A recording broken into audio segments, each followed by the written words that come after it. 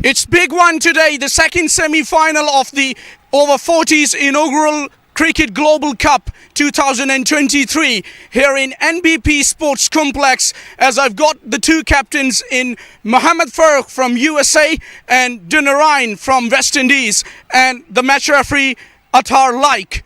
Farooq has got the coin and he's ready to give it a flick. Tails is the call and it has come down as... Wait. It's tail. So tails it is. Dinarain, you won the toss. What are you going to decide? Yeah, we're going to have a ball first. The pitch seems like you have a bit moisture in it, so we want to just make use of the first 20 overs. Well, they've surprised quite a few teams. Have USA, they've beaten you actually in the first round as well. What about the plan for today? I mean, we have a look back on our performance against these guys, so we know what we have to do. So all these guys capable of doing the job, so we want to come out and perform to our best. What should be the total looking at the surface? Ideal, I mean, it looks like 220, but if we could get them under 200, it would be fine. Have a good one. Thank you. Good luck, both of you.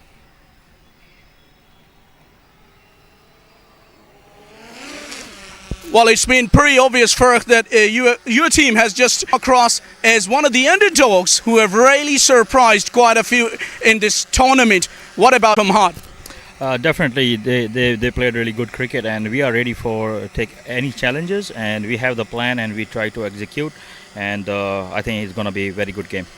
What's the news from your side? Are you going with the same side which played against Canada? There's one change, Shane Raina resting and Asif Ali Zubair back into the side, and the rest of them are the same. Go well, have a good one. Thank you so much. So that's the news from the centre. Dinarain, the captain of West Indies, has won the toss and he has decided to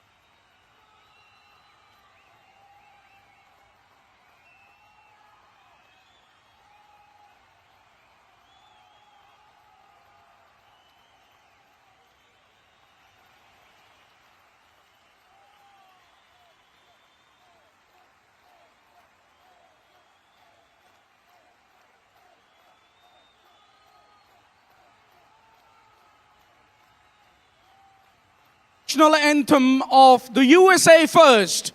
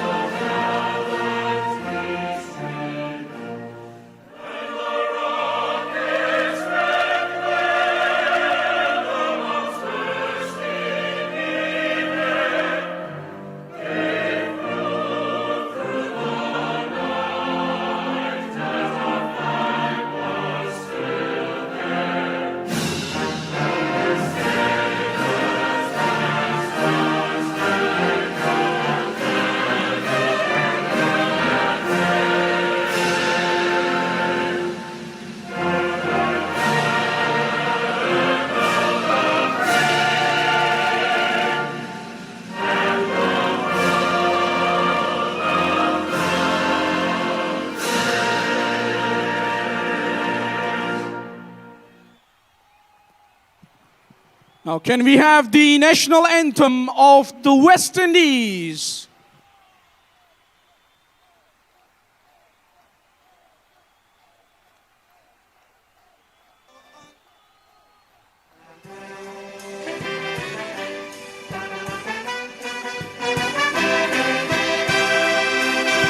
No noble thoughts brought us here to this region, but through it all, we have risen above.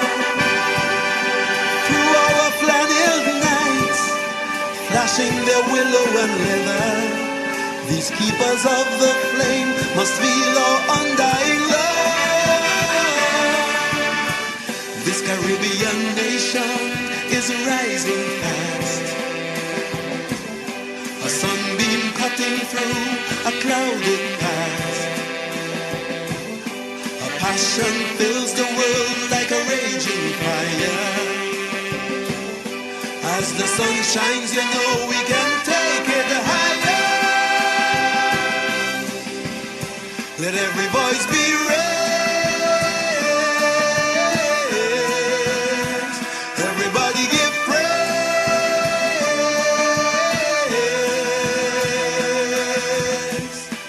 Rally,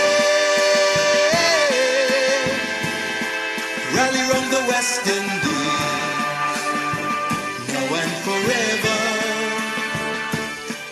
Rally, rally round the West Indies, now and forevermore.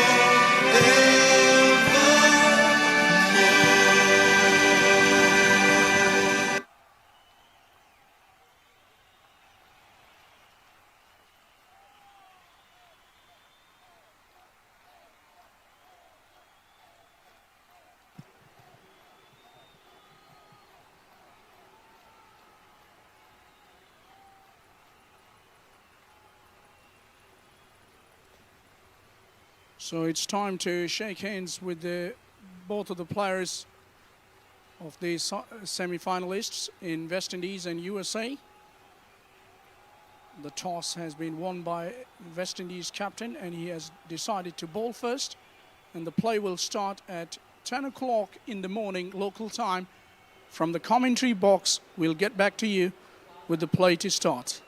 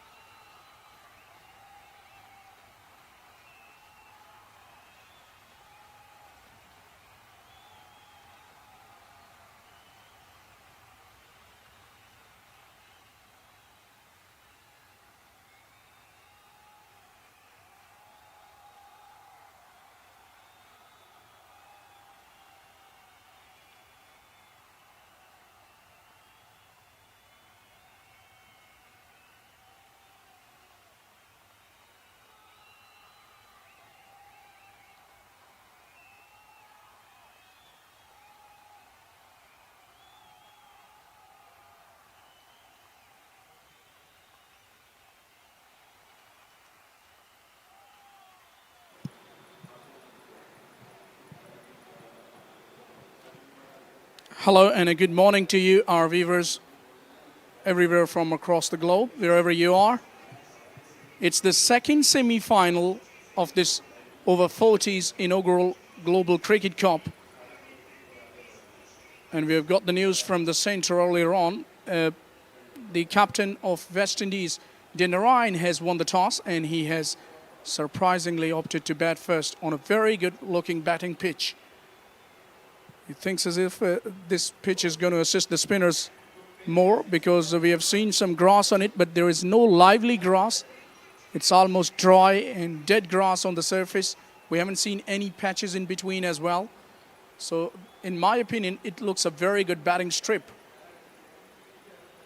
In the first round, both of these sides met each other. And in that game, USA beaten and surprised West Indies. Here we go. It's the off-spinner Babwa who is starting the proceedings from the pavilion end.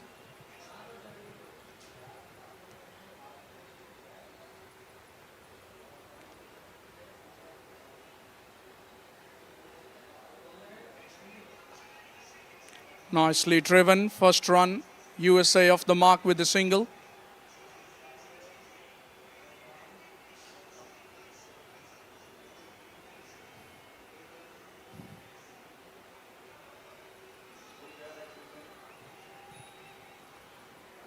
As we see, left-hander will be taking strike. There will be change in the angle from Babwa.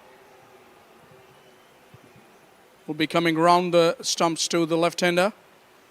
Anwar, who looked pretty promising in the match against Canada.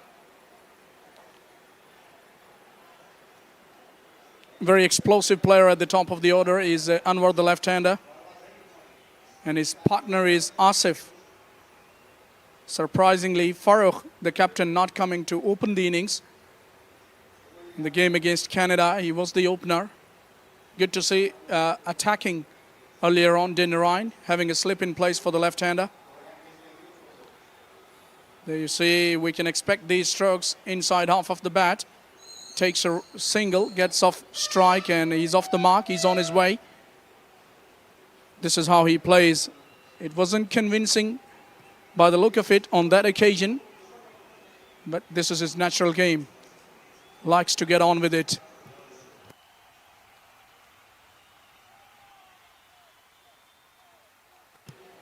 This time through the offside. A good delivery to get a dot. That was a dot delivery because it was a hit straight to the fielder by Asif, the batter.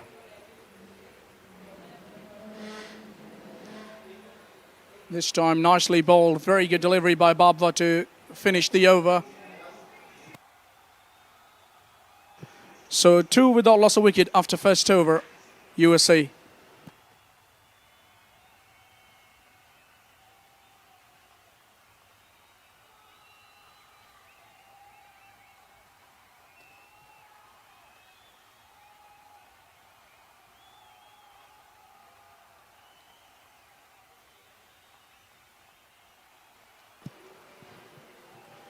We're expecting a very good game of cricket here as both of these sides are very balanced. Talk about the experience. The West Indians are more experienced than the USA, but USA players are very talented. And they've come with all guns blazing. Mind you, they've started the tournament as one of the underdogs, but now they're in the semi-final. And they're ready for today's challenge.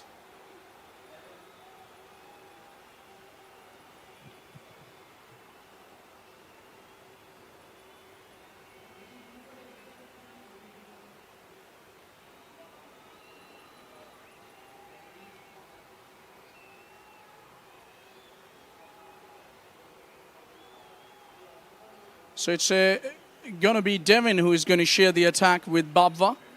From the far end, he'll be coming. Left-hander goes big, and the catch has been put down. That was an opportunity at mid-on. Earlier on, a layoff. We'll wait and see how costly it could prove for the West Indies.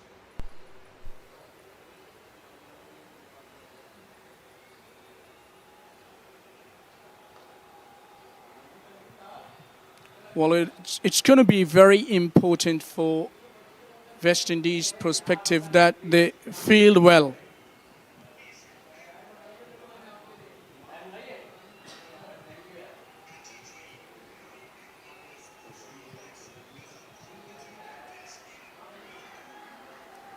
So this time a boundary, nicely played in the slot, intelligently played, I would say, and intentionally played as well, opening the face of the blade to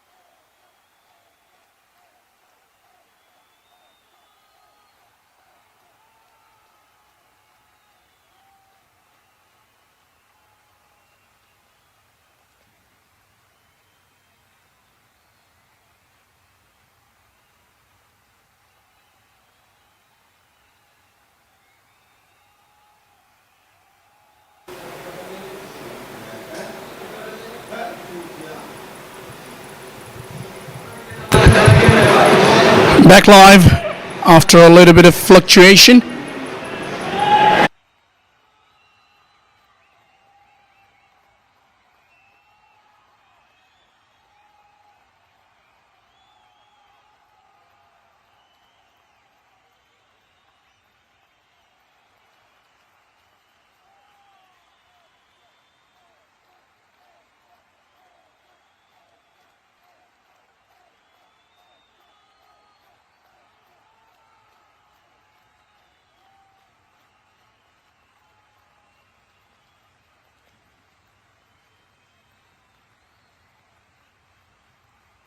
For 2 done, it's 10 without loss of wicket.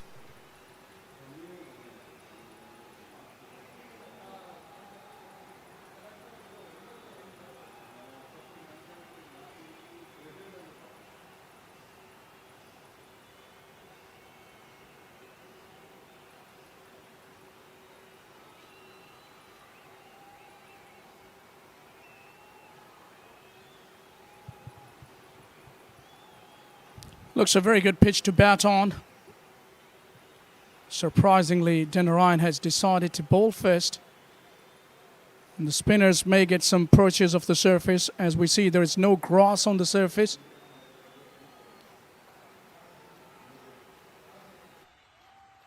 That is not lively, so it's not going to have much influence as the game progresses. I saw some sort of dampness in the ground on the surface as well, as they've been due overnight. So in the first half an hour, we can expect things to do a little bit. The ball may have some sideways movements earlier on, but the spinners are in operation by the West Indian captain. Nicely bowled up there, almost in the block hole. Babwa is a wicket taker. Shazan Babwa. He's one of the very dangerous cricketers from the West Indies. He's their match winner. He has been in very good form in this competition, in this cup. Off spinner, at times he bowls a doosra as well, the one which goes the other way. And he bowls a very good length. He's not afraid to toss the ball up to the batter to invite them for the drives, because if you're able to do that, you can definitely get some purchase of the surface. Have a look at that again. Nearly got it nick to that one inside edge. You have to be careful as a batter. It'll be better playing off the front foot. You got to step down to the pitch of the ball as a batter to negate any sort of turn which Babwa is trying to achieve or he's getting off the surface at the moment. That was nicely driven, and a little bit of sloppy work in the field by the captain. Denarayan, straight away apologies to Babwa when he misses that ball.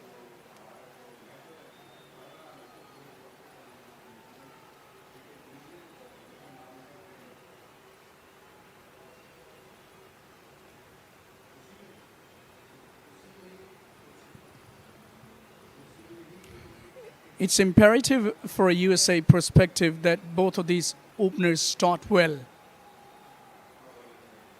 Need a solid platform and then just try and capitalize onto that one. Throw the offside, diving stop, prevents the run. Good effort. 3 done. It's 11 without loss of wicket.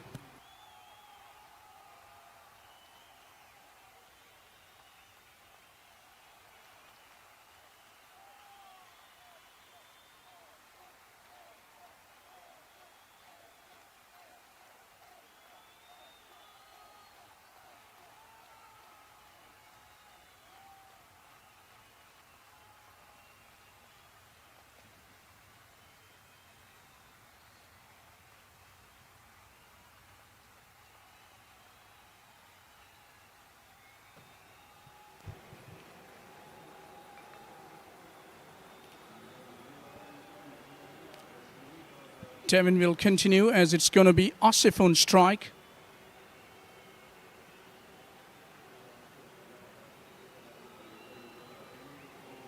Flighted delivery this time, driven handsomely through the covers. They have a protection in the deep. Should only be a single.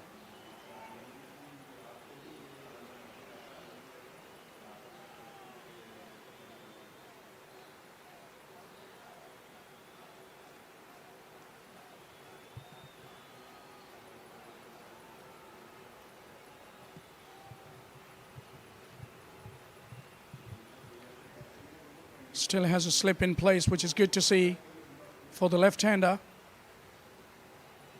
Leaves that at the last minute. I wonder if he was lining for something very big. Always get the feeling something happening. The way he goes about things, does Anwar. Very explosive at the top of the order.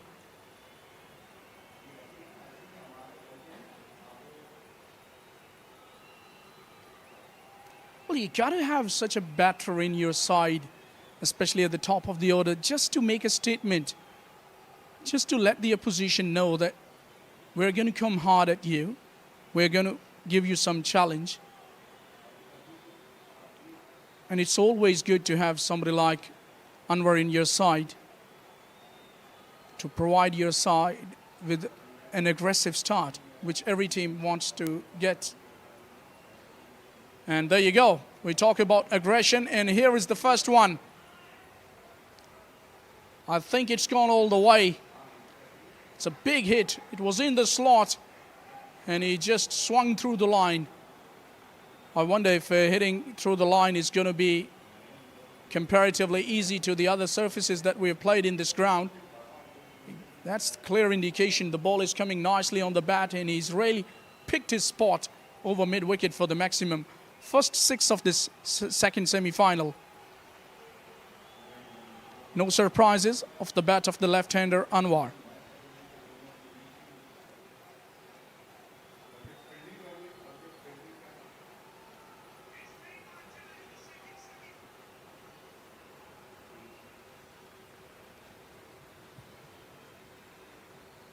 So over was concluded with that 6.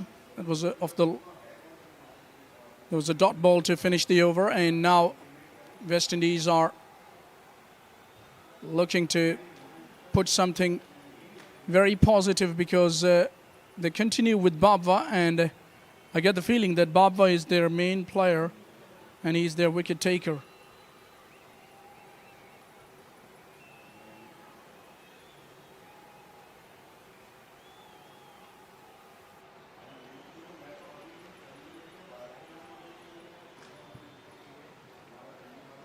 Will be bowling to Asif.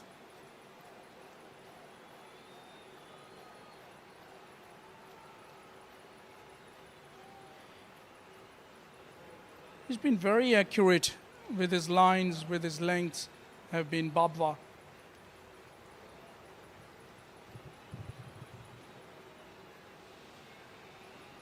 A little bit of width was there, but he's played to third, show third. No run there.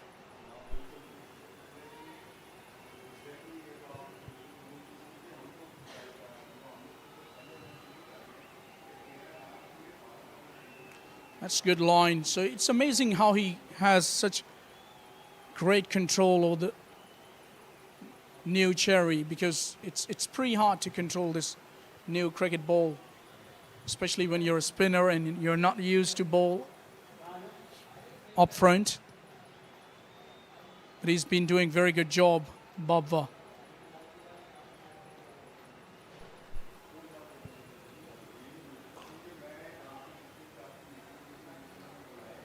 Driven to Dinarayan on that occasion. The captain is at extra cover.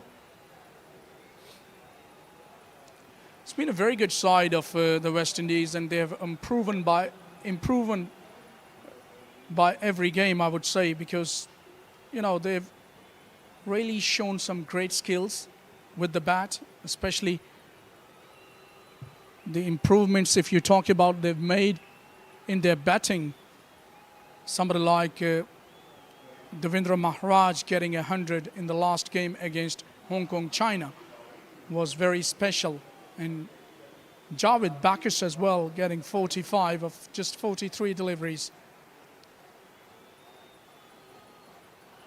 And we saw Babwa with his heroics with the bat. In the last match they played in this ground, end of over 5, they're 18 with a loss of wickets. So maiden over by Babwa, well bowled.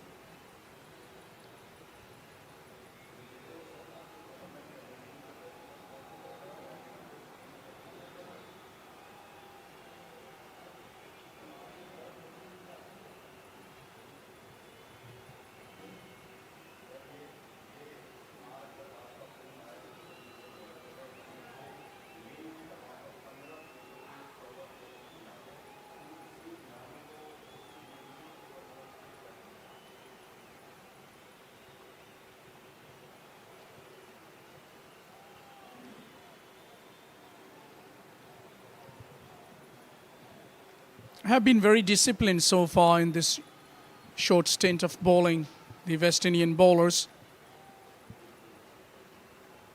The captain wants them to break through this partnership. Still pretty early days, but definitely they would like to enjoy the early success, which every team in the world tries to do, especially when you have won the toss and opted to bowl first. Earlier at the toss, I was talking to Captain Dinarayan. He was saying that somewhere around 220 or 200 is going to be a competitive total on the surface. I'm sure it will get slower by the passage of time, this surface. At the moment, it's a hard new cherry. It's coming nicely on the bat. And hitting through the line is not that difficult. That wasn't timed entirely out of the middle of the bat on that occasion. But if you can middle the ball nicely by getting closer to the pitch of the ball as a batter, you have every chance to clear the fence. Not this time, though. It was a miscued one and easily taken by Zamin Amin. He's the most experienced campaigner in this side, 58, closer to the pitch of the ball as a batter.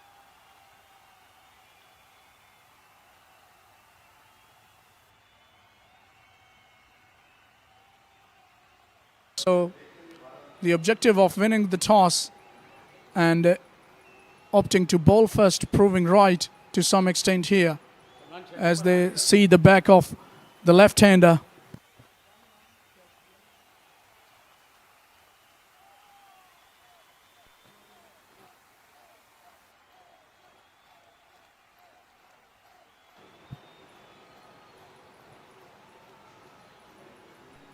Well, he was always living dangerously, was the left-hander, and it was on the cards.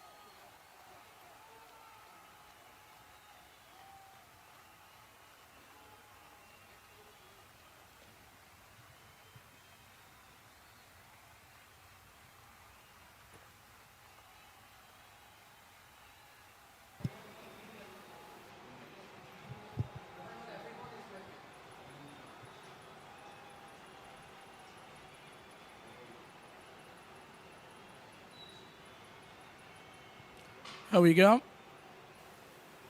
Oh, look at that. It was a little bit of it. And he's really played it off the back foot. Looks as if he was ready for that cut shot. Have to be very careful. Slip is waiting. Babwa down there. If he gets an outside edge. John Nisar is the new coming batter for USA. It's been very good display of bowling, I would say, so far by the West Indian bowlers. A wicket in that over. 6 done. It's 18 for 1.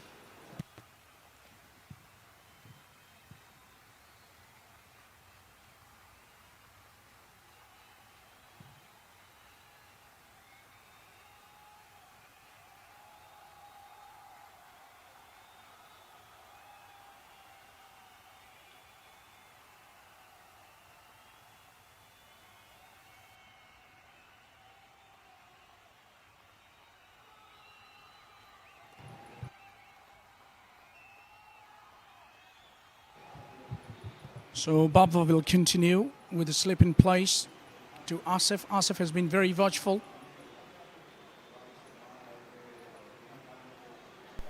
And on the other hand, Babwa has been very accurate. He knows exactly what he's trying to achieve.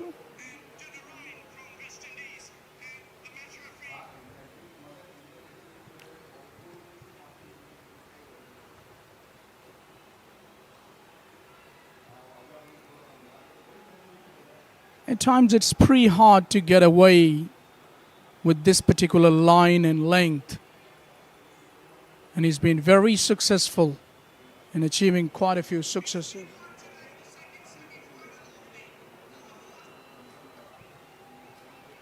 Look at that. Hasn't changed his line a bit, which has been very impressive indeed.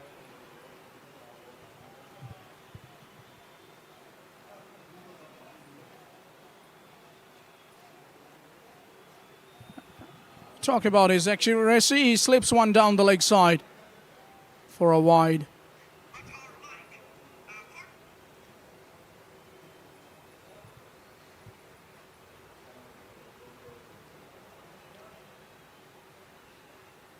Obviously pretty hard in this heat. The weather is pretty hot. Sun is out and we can have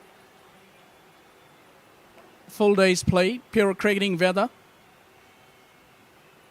But for quite a few players, especially coming all the way from USA, it's going to be a touch harder to survive, in my opinion, in these weather conditions. Because they're not accustomed to it, not used to it, most of the players. And having said all of that, they're over 40s.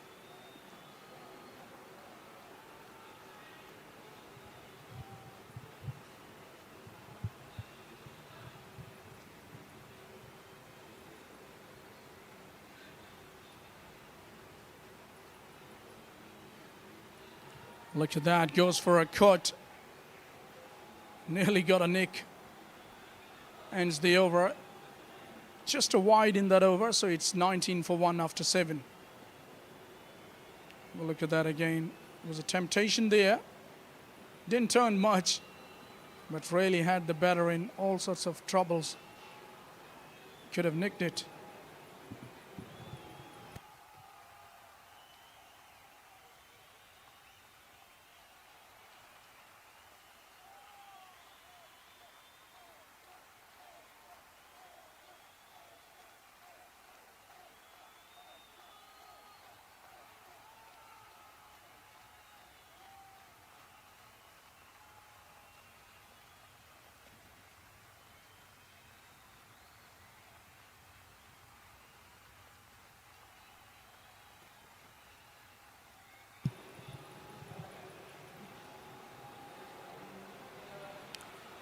It's going to be Devin to continue to Johnny Sarkhan, who's yet to get off the mark.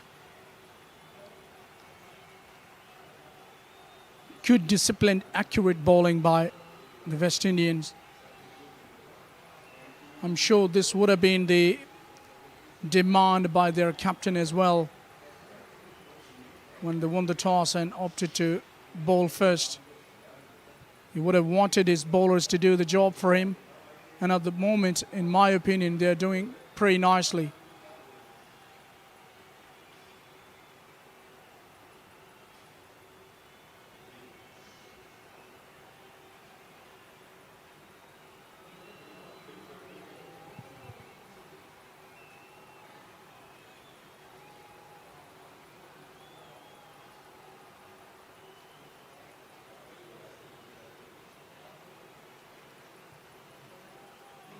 Tries a little bit of lap sweep there, a little bit of lap.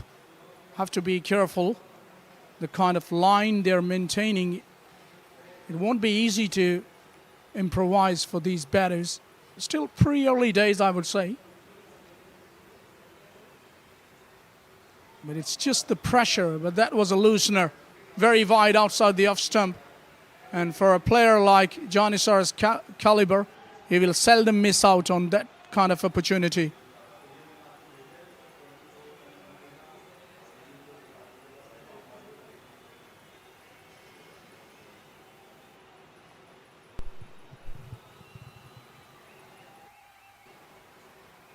But it's just the pressure. And for a player like, you're doing okay. And this time again, width was on offer. The fielder will come across and cut it off, but 2 runs taken. So a couple of looseners by Devin, and he's been taken off for 6 runs of the last 2 deliveries. That ends the over. 8 done. It's 25 for 1.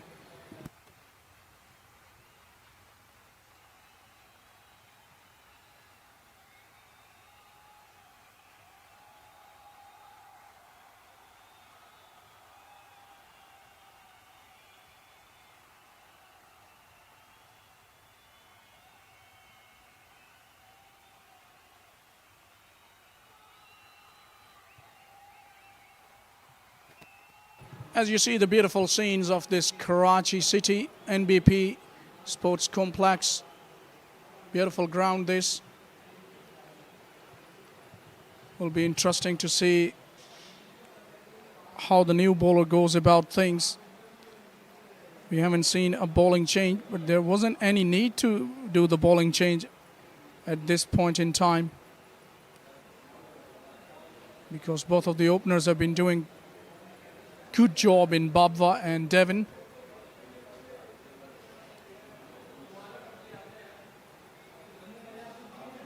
Taking a wicket and kept the USA batters quiet to great extent. Look at that, he went for that big slog. That's not the line to choose your shot. You have to be pretty sure in your mind that what kind of stroke you're going to attempt on what type of length and line. So it's going to be very important that your shot selection as a batter, as a top order batter, is got to be on the money. Asif, I get the feeling that he's bobbed down, he's been watchful, and that was a shot of, I would say, desperation, nothing else.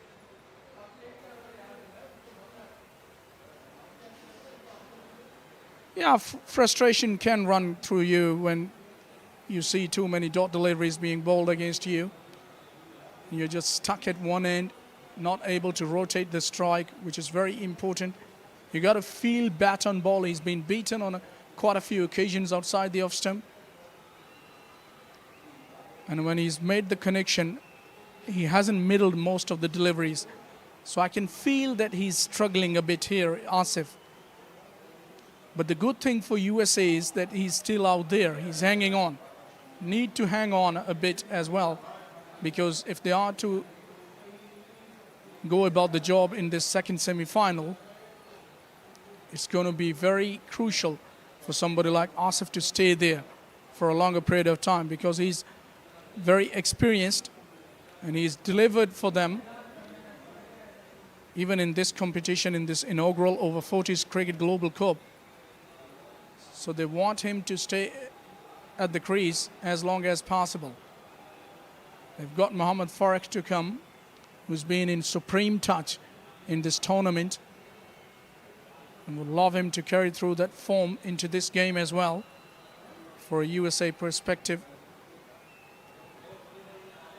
As we see another lap sweep attempted here, or a paddle sweep, whatever you call it. We'll have to be watchful against somebody like Babva, who is very experienced, very dangerous with his lines and lengths.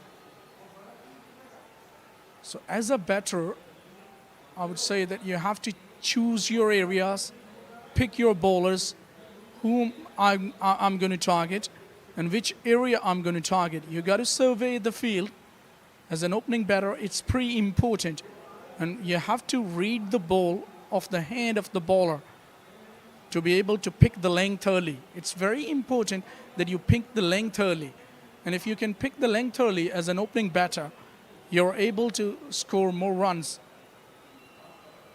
as compared to reading of the pitch against the spin bowlers especially. After 9 overs, USA are 28 for 1. And mind you, for those who have just joined us now, earlier on, USA have been asked to bat first as the West Indian captain, Dinarayan, has won the toss. And he thinks that this pitch is going to provide some assistance to the bowlers. It's been a good display with the ball by West Indian bowlers. I'm not taking anything away from them. But still, I get the feeling that this pitch is not that bad to bat either. As we see, it's going to be Nagamoto who's been introduced into the attack. Another player who has represented West Indies at the international circuit. Very experienced campaigner, has some great bondings with this. Somebody like Shivnarayan Chandrapal has Nagamoto. Nagamoto also comes from Guyana. Chandrapal obviously was from Guyana. Guyana has very rich history when it comes to producing great cricketers.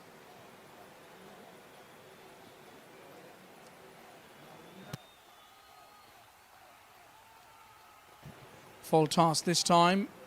Worked away, but straight to the fielder for no run.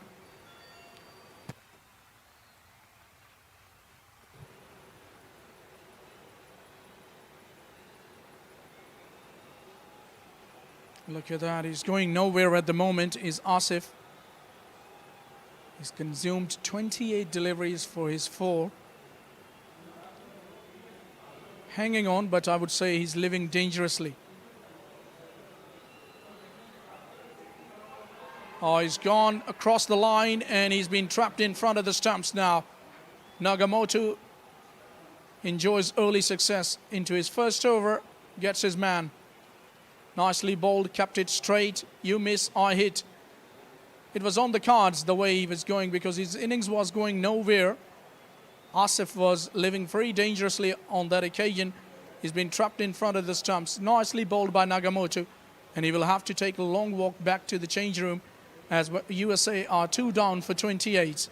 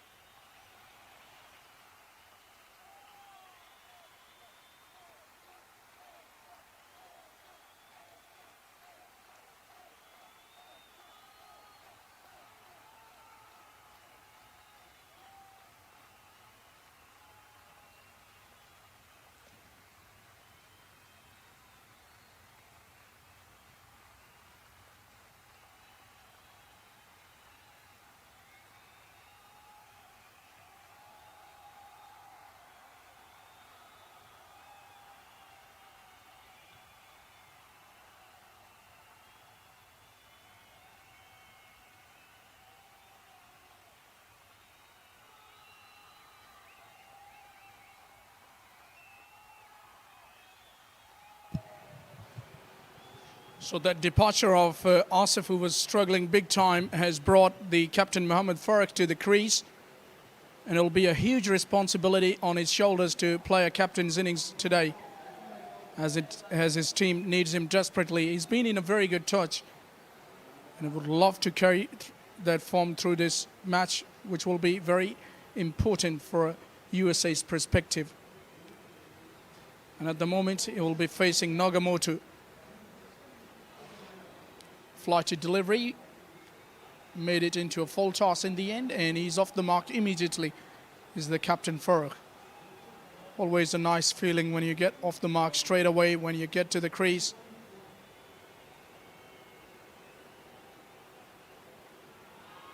A stifled appeal, bit of bat involved. So it's been eventful first over by Nagamoto, gets wicket, and it's 29 for 2 after 10.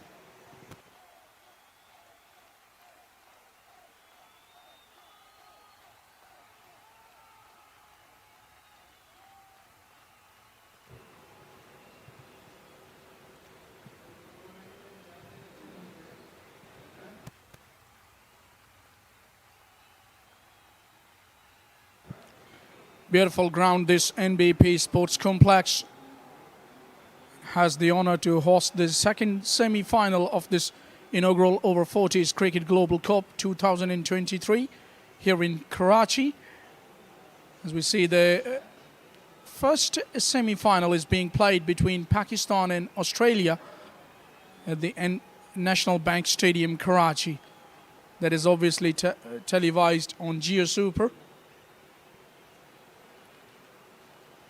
As we see another bowling change, this time made by captain of the West Indies, as Sanjeev has been brought into the attack.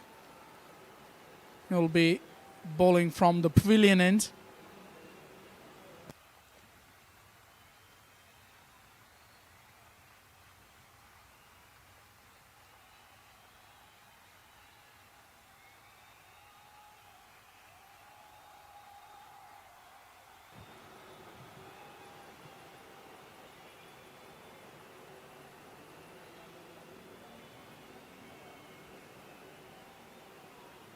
Looked pretty fresh, up for the challenge earlier on before the start of the play.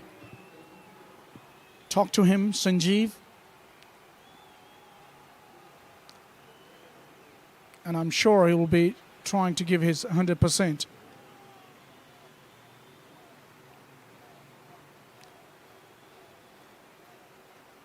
And if you have the experience, you have the luxury of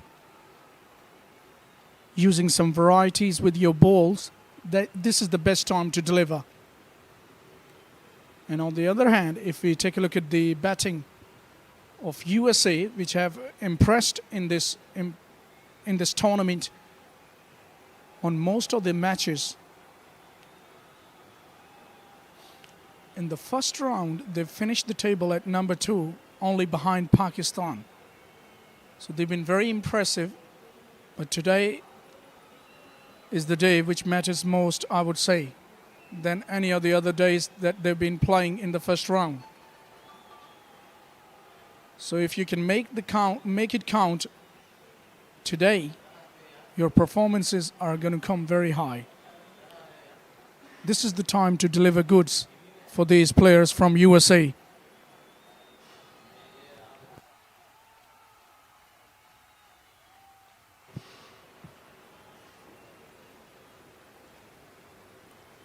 But it's been very good bowling by the West Indians so far.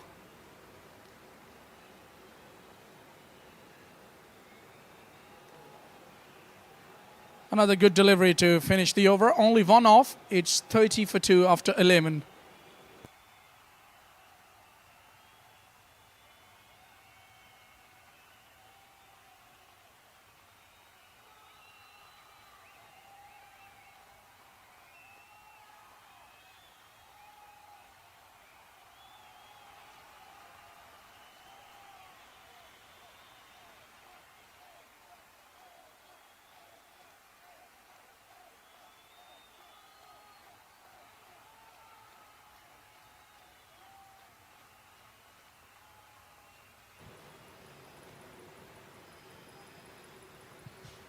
It's been a very good toss to win for the West Indies skipper.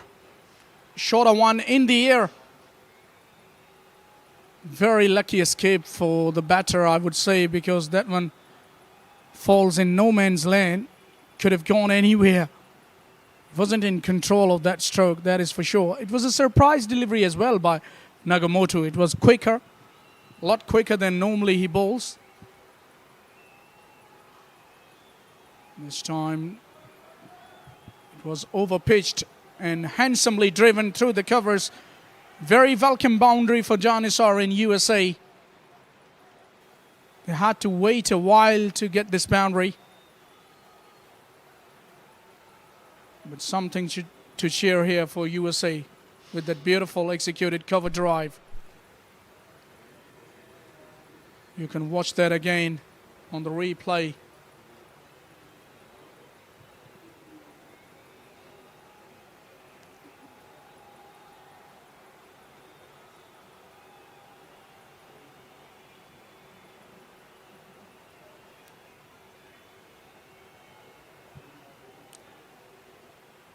Nagamoto has been very experienced. He's represented the West Indies, I believe, in 2004, 2003. Played a test match as well.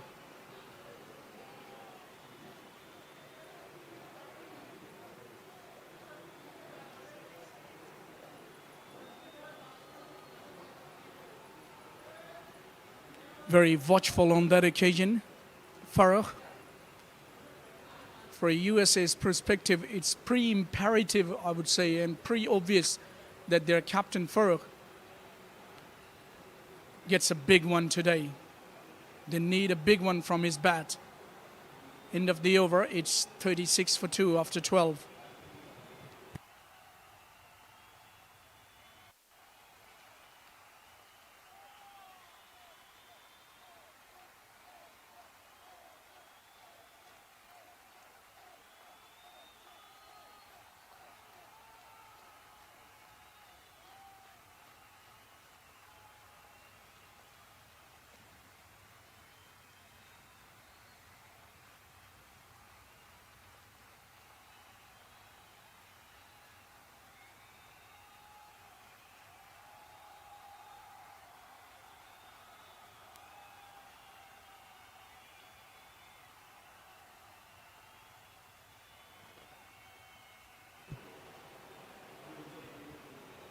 Sanjeev into his second over.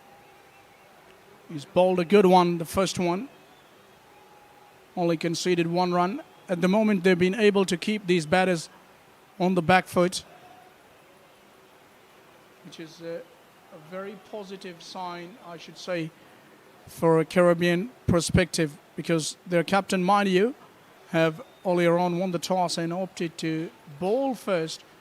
And this is what he thinks about this wicket, that it's going to provide a lot of assistance to the spin bowlers in particular. And at the moment, they haven't disappointed him one bit, the spinners. They've been very impressive. They've taken wickets and kept the batters quiet, which is obviously the job to do, I would say, for these bowlers.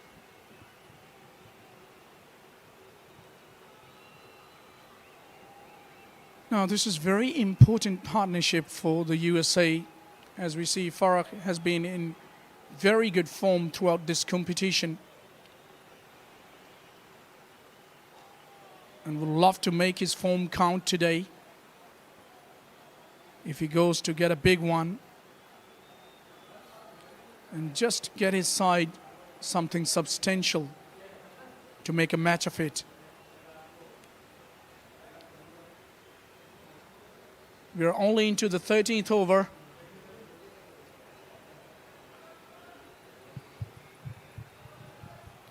And the things are looking okay, in my opinion, for both sides' perspective.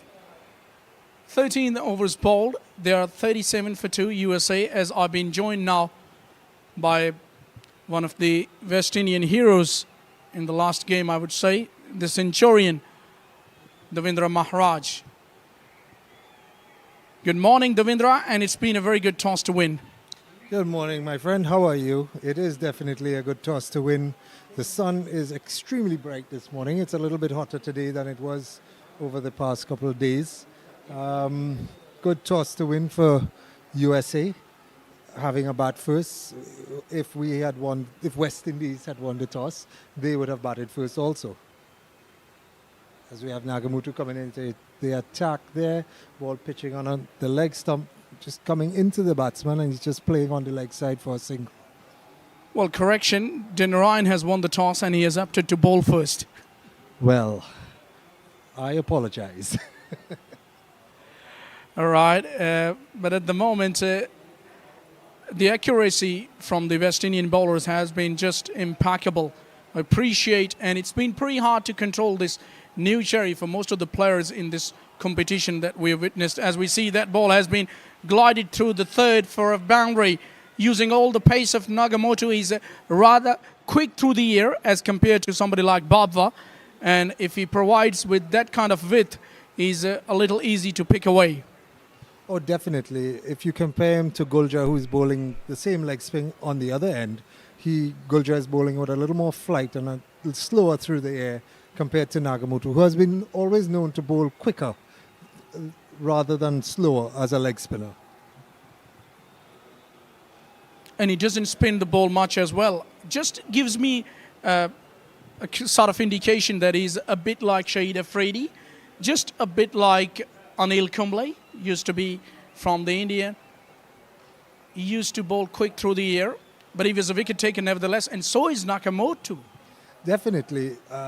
Nagamoto is pretty quick through the air, and it is his trait as a leg spinner. He can turn the ball. We played in a game day before, and he was turning the ball quite big.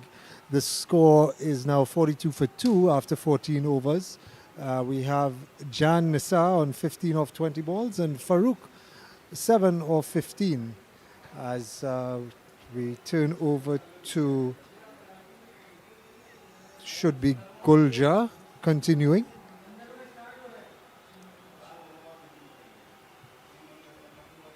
It's a bright day here in Karachi, Pakistan. The weather is hot. It's a little humid today. The umpire is signaling for water after the over, which is customary, 15 overs regularly for a water break. As we have Sanjeev Guljar coming in to bowl. Same leg spin as Mahindra Nagamutu, however, a completely different bowler, where he relies on a lot of flight and a lot of spin rather than pace. Well, before the toss, earlier on, taking a look at the surface, we saw some sort of grass on this surface, but it's not that lively. It's a typical subcontinental track. It's a very good strip to bat on by the look of it, but still, I would say that if the spinners are able to extract some sort of movement, which they've been, and if they are able to bowl accurately with kind of a length which is hard to get away for the batters, they're going to be very dangerous. And if some sort of width is on offer, the batters are also prepared to hit that away as well, as we saw that good part of fielding by one of the West Indian fielder at Gully. Yeah, definitely. I think Guljar has the experience of utilizing the pitches, as these pitches are quite similar in the West Indies. You would expect that if there's grass on the surface, that there should be a lot of movement. But what I've realized here is that the grass here doesn't mean too much. It does not offer much to the pacers or seamers in any way whatsoever. But it all depends on the bowler of how he can utilize the surface, especially with Guljar, who utilizes a lot of flight and a lot of wrist spin in his deliveries. You are rightly described. And Sanjeev has been one of the bowlers who's been very successful. Actually, most of the spinners have been very successful on this tour.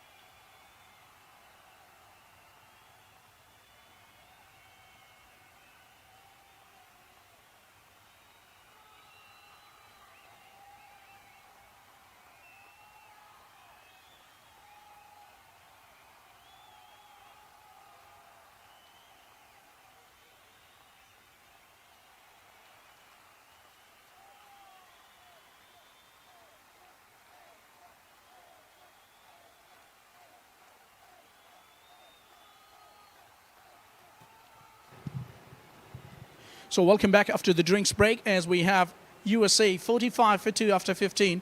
In Janisar batting on 17 of 24, and Farooq, the captain himself, is at the crease batting on 8 of 17 deliveries. The things are looking good for the West Indies in my opinion, and I would love to know from my fellow Maharaj that what should be the strategy from now on for the West Indies. Talking to the captain at the toss, he was saying that anything less than 200 is going to be very good for us. Well, I think what they're going to try to do is attack the stumps and force the batsmen to play off the stumps, giving them the opportunity to possibly try to get some wickets. I don't think they want to give anything with too much width, as we say that. This one is a bit wide outside or some. But that is Bisham's first ball, so we'll give him some leeway there to get his line and get everything in order. But I think ideally, as we were discussing, attacking the stumps, forcing the batsman to play off the wicket would create more chances and help the West Indies in their, as that one is played down to long on there for a single, give the West Indies the opportunity to grab a wicket or two and further put a dent into USA's scoring. You're right, Davey, but the kind of a start that they've got, I would say USA batters, on the other hand, will be definitely trying to do something very special. As we saw, the captain who is at the crease, Farooq, has been in a very good touch. He's got 3 half centuries to his name in this tournament, which shows that he's been enjoying the form of his life, I would say. In this year in particular, he's enjoyed himself in Pakistan, and it's been a kind of a team which has been the underdog with the start of the play in this inaugural Global Cup of over 40s, but they've really come with all guns blazing. They've really surprised quite a few bigger nations, and they've beaten actually your side, the West Indies, as well in the first group.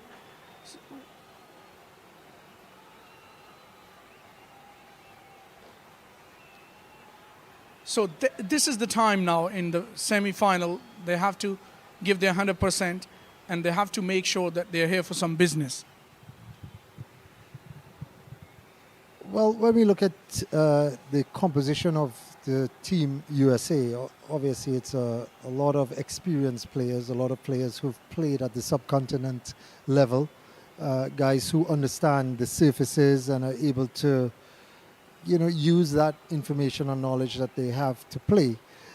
But when we look at the composition of a team, there are maybe about, I would say, 3 or 4 batsmen in the USA setup who has been carrying the team throughout the entire tournament. As you rightly said, the captain, Farooq, has had about 3 half centuries. So there's a lot riding on his back and the other 2 or 3 guys who have been batting throughout the tournament. However, if West Indies can get a breakthrough and get a couple of these wickets up front, then we would have to see what the USA backbone is made of. Yeah, definitely their lower middle order in this tournament has not been tested at all, I would say. So it'll be interesting to see how they go about the job if West Indian bowlers are able to pick a couple of wickets from now on, which is mostly looking like, because they've been able to put the brakes on and they've been able to bowl at a very good channel.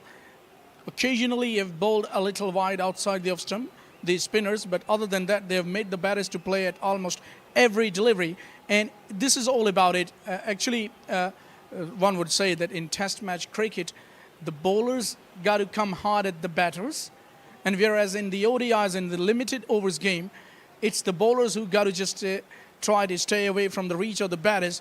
But it's not all that case, in my opinion, because you have enough time in a 45 over match to reassess the conditions and just come back when the things are not going in your favor. Still, you have enough time to get back. So in this ODI or a 45 over match, there is a lot to offer for the bowling's perspective. Well, when you compare the T20 format to the ODI format, obviously the batters have a lot more time to settle, a lot more time to play the ball, a lot more time to look at the conditions and assess. in T20 cricket, obviously, you have a shorter format, 20 overs. They have to go, they have to get on it right away. Also, one of the factors, is the ball. The ball gets older, the ball would spin a bit more, the ball might grip a bit more compared to the T20 format where, yes, it still gets a bit older, but not as old. So it's all about the bowlers utilizing their abilities to the best of their potential in order to get what they can get off the surface and get what they can get utilizing the ball. As we see a very good sweep shot by the skipper, and that will go across the fence for 4. Nicely executed that stroke. Good shot selection.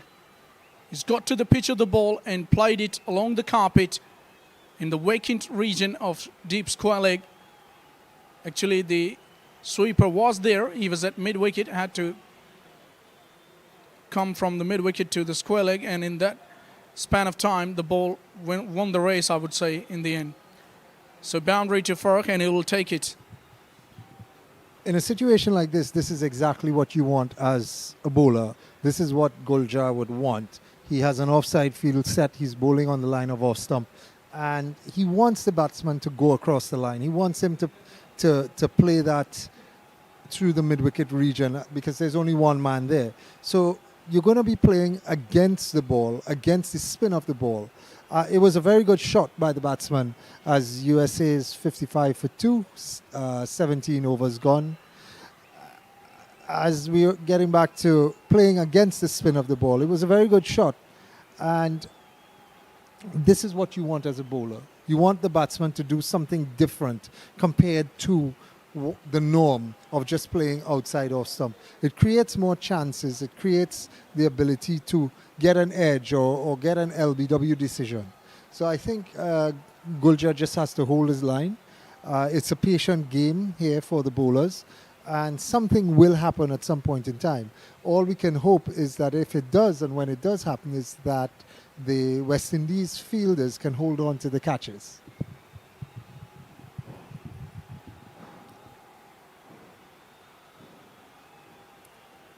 Well, I agree with all of your conversation, and the last part was pretty interesting, as the West Indian fielders have got to be absolutely at the top level of their game to hold on the catches, because it's pretty imperative for any game's perspective that if you are to get the upper hand over the opposition, you have to be very good in the field. Take a look at the sides across the world who are good in fielding have been more successful. Yes, one would say that fielding does not play as much a part as batting or bowling does, but still it's part of the game, I would say, and it has a role to play. So some percentage does come in the fielding, and if we take a look at somebody like Ravindra Jadeja, one of the best fielders in India nowadays, has such influence to the game, and they've got quite a few good fielders have India, and so have the Australians and the New Zealanders nowadays. South African don't have that kind of quality which they used to have a couple of decades before, when they had people like John T. Rhodes and Herschel Gibbs.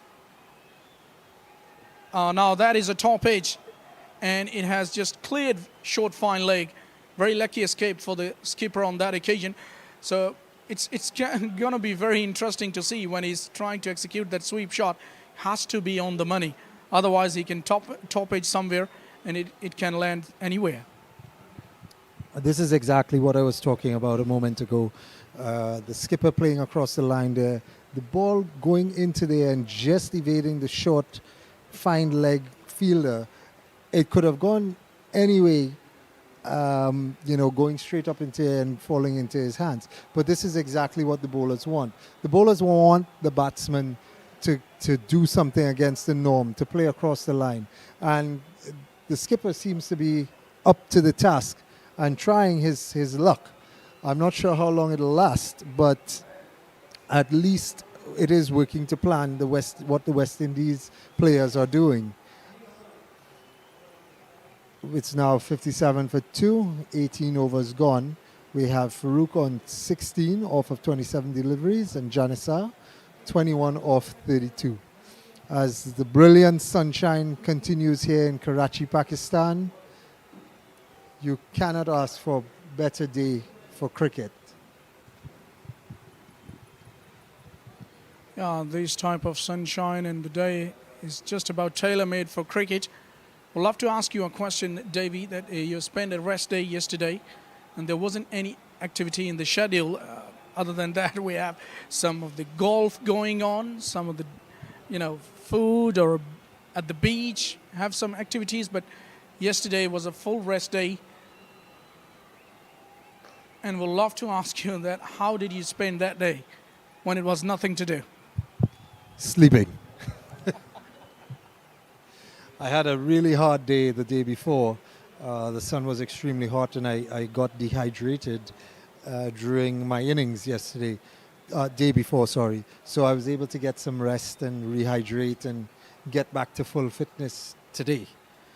So it's a good time to be out of the sun a little bit in Pakistan.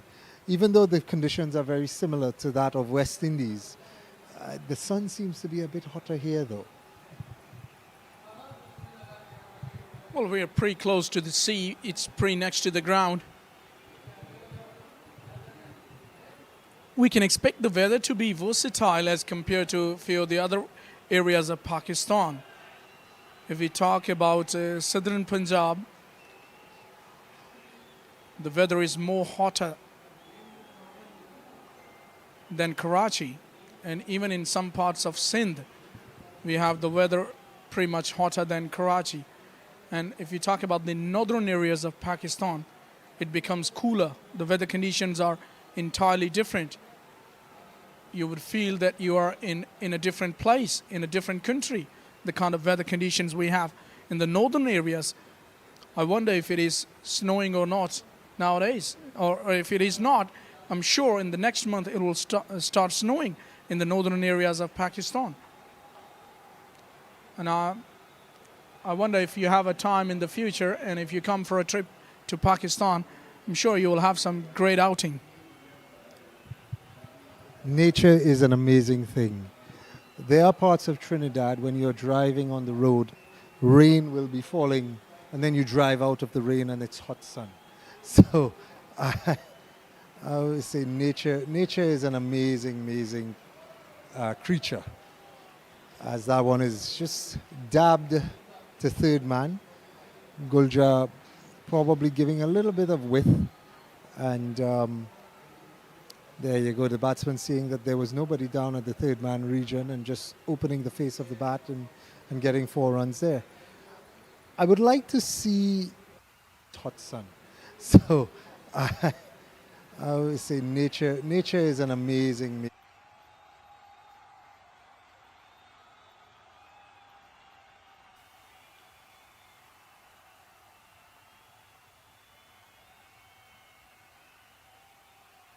line of it.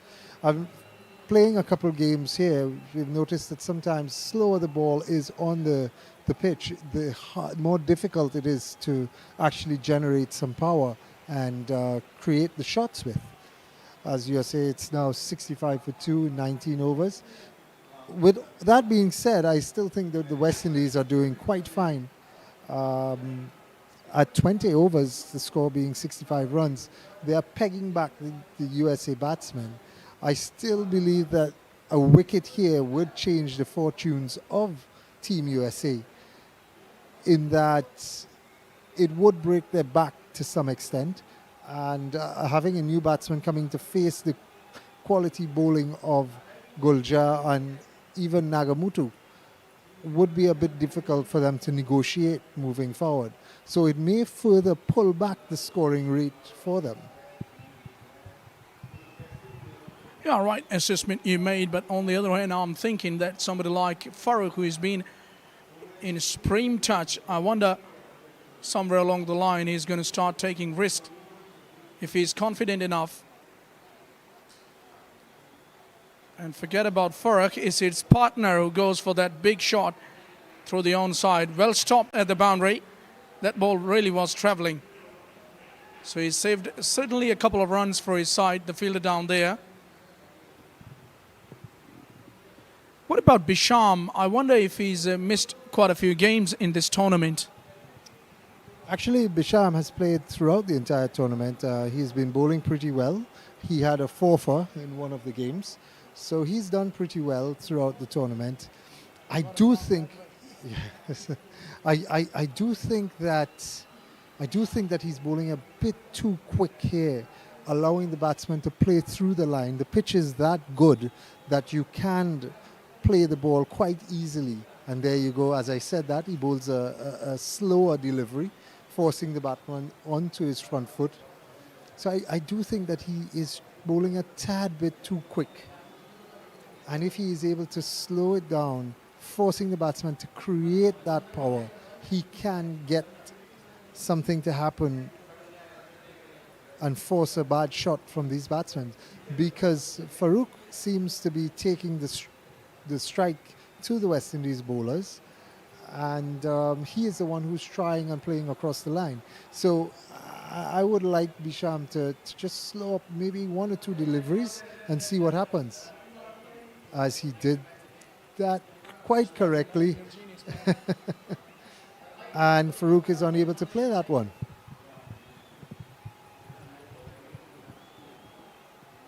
As we have the luxury of having the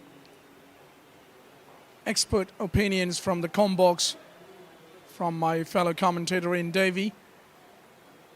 It's been good going for the West Indies, I would say, mixing it up quite nicely. Farouk will keep strike for the next over as we see USA are 69 for 2 after 20. So once again, talking about that at the toss, the captains were saying that anything around 200 is gonna be a match. And especially add to that, you know, the pressure of the semi-final of the big game also will be added, as there will be some nerves as well. I can suspect you don't expect to be the nerves when all of the players are over 40. But still, I would say that every game is a new game. So the things do change with every game. And this is how cricket goes about. And this is what it's all about, this game. Such an amazing game. There definitely is a difference between a preliminary game compared to a semi-final. There's always going to be nerves. There's always going to be what if. There's always going to be if we lose, that's it. Preliminary games, you have the luxury of, okay, we lose, we have a next game. So these guys would be coming in here with some level of nervousness, knowing for a fact that this could be their last game. As we see some beautiful views of Karachi here. Karachi seems to be a well-developed area. I'm seeing a lot of buildings. Whenever we're driving around, getting to the different locations, I see a lot of buildings that are in the process of being completed, in the process of starting. And it's never a small building. It's always something high-rise, always something that has multiple stories, so it shows a lot for the community itself. It shows a lot for the country that construction is happening. So there has to be some level of development happening here in Karachi.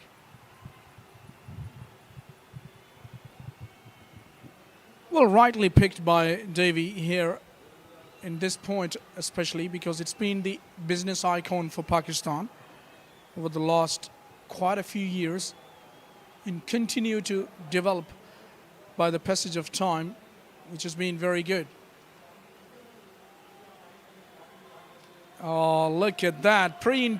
Intentional, and hardly you can set a field for that. At the last minute, just that little tickle, avoiding the keeper and then going away to the boundary with the pace of the bowler. So some sort of pace is also on offer, which is allowing these batters to make use of to their good effect, which is sort of good for, I would say, USA. Oh, look at that.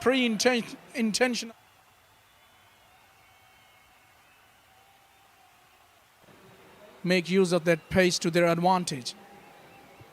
We have seen a couple of strokes like this going all the way to the boundary, have been cheeky but very effective.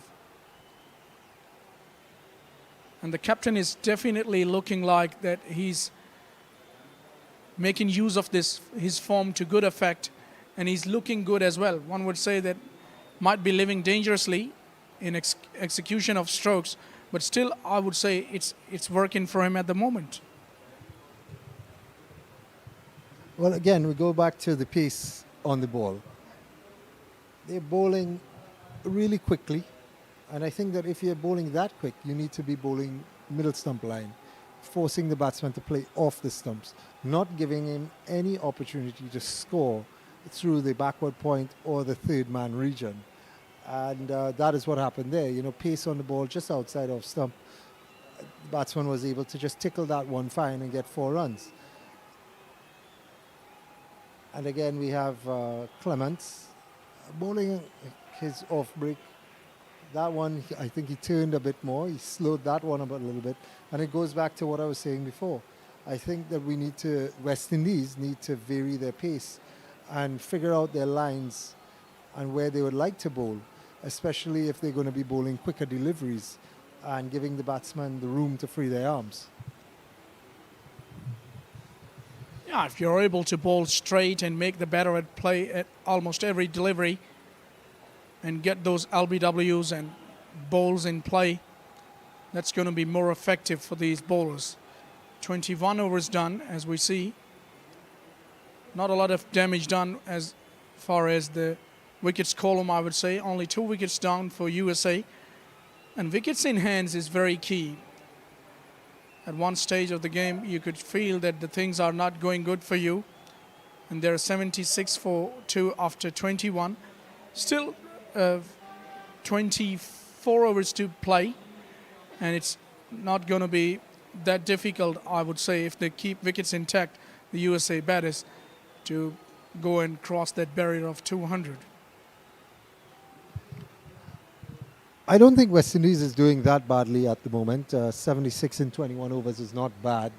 It's way under a par score at the moment.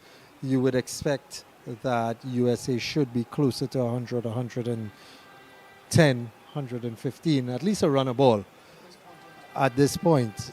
So even though that the West Indies are giving away some boundaries, they're still doing well by restricting the USA to the score that they're at now. But imagine if they were bowling a little bit tighter, the score might have been maybe around 50, 60 instead of the 76 mark at which it is right now.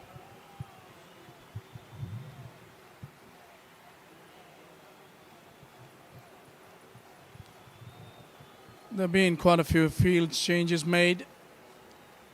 As we see, Babwa is going to be set in the field. I wonder if he's the vice captain of the side, correct me? Yes, he is the vice captain. And he's doing a good job in the field. He's been a very experienced campaigner for the West Indies.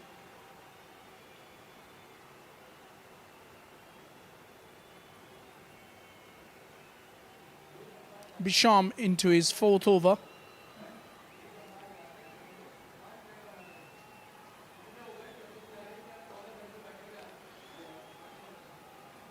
Well, once again, I would say it's been a good bit of partnership building up for USA as they've lost 2 quick wickets, and afterwards both of these batters have made sure that they don't lose any other wicket. Though the scoring rate hasn't been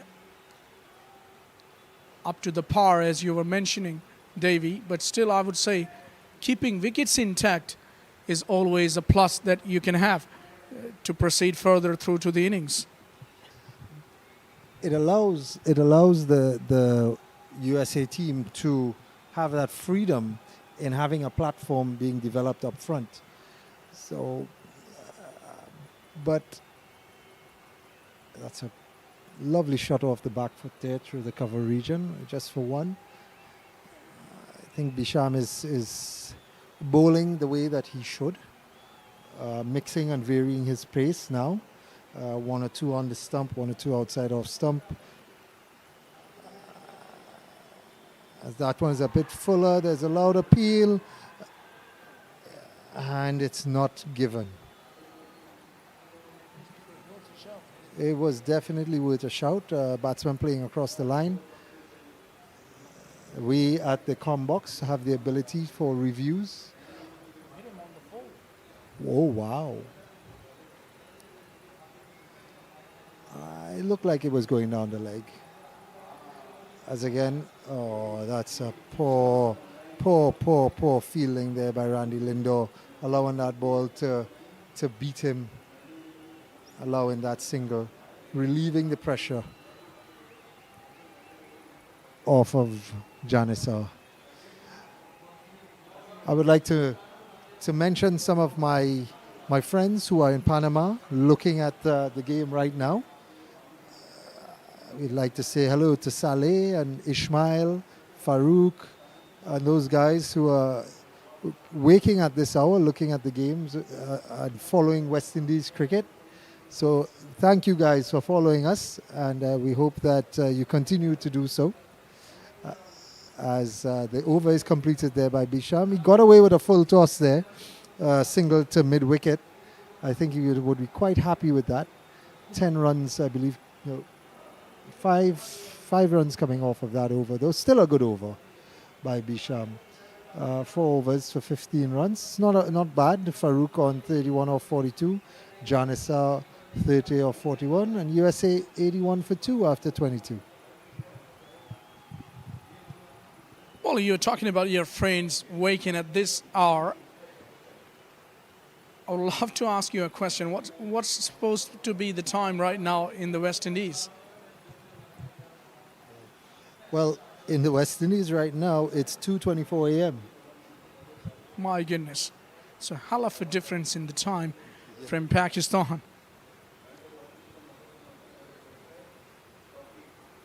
And how much time does a flight take to approach Pakistan from the West Indies? Well, we had to take 2 flights. I had to take one from Trinidad to New York, which took 6.5 hours. Then we had to take one from New York to Dubai, which took 12.5 hours. And then from Dubai to Pakistan, which took 2.5 hours. So it takes quite a while to get here. Also, I was told that I'm not saying hello to my friends who are in Trinidad at the moment, and I'm saying hello to my friends in Panama. But I must say hello to Richard Ramrika and to Raj, who is looking on also too. Both Richard has played for the West Indies over 50 this year in South Africa. So I'm following in his footsteps actually, playing for the over 40 here now. Well, that's good. Good to see the interest level of the people back in the West Indies. Still waking at this hour and watching this action live all the way from Pakistan.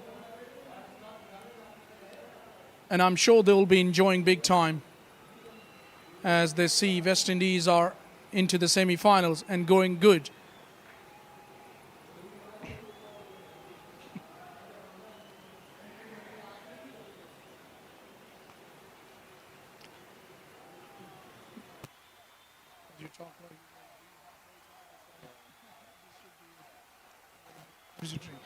This time played away nicely and a good bit of fielding.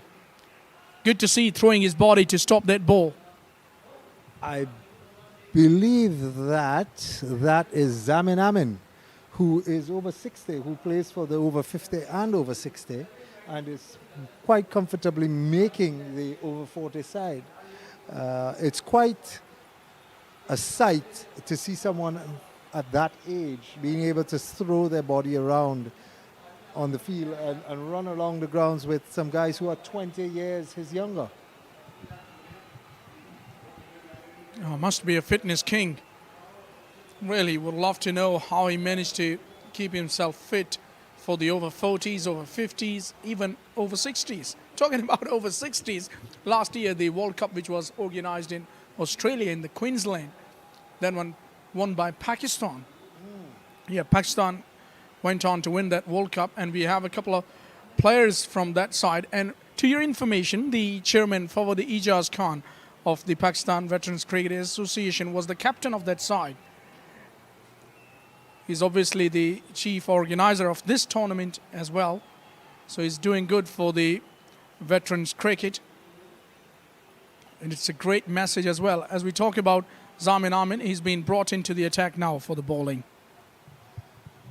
Well, definitely he's a campaigner, somebody who has been in the game for a while. So he bowls his left arm orthodox, as we call it. And I think that he would have some experience in what he would like to do on this type of surface against these type of batsmen. They both up pretty well. Janissar on 31, Farooq on 32. As I said before, the slower the bowling here, it seems to be able to generate some wickets in terms of the batsman having to force their shot, as that one came out extremely slowly from Zamin Amin's hand. Let's see what his plans are. Again, he's just looping it up outside the line of the off stump. Batsman just working the ball down to long on. And this is not bad type of bowling here. I think that if he wants to try to, as we say, purchase a wicket, he needs to have a little more flight on the ball.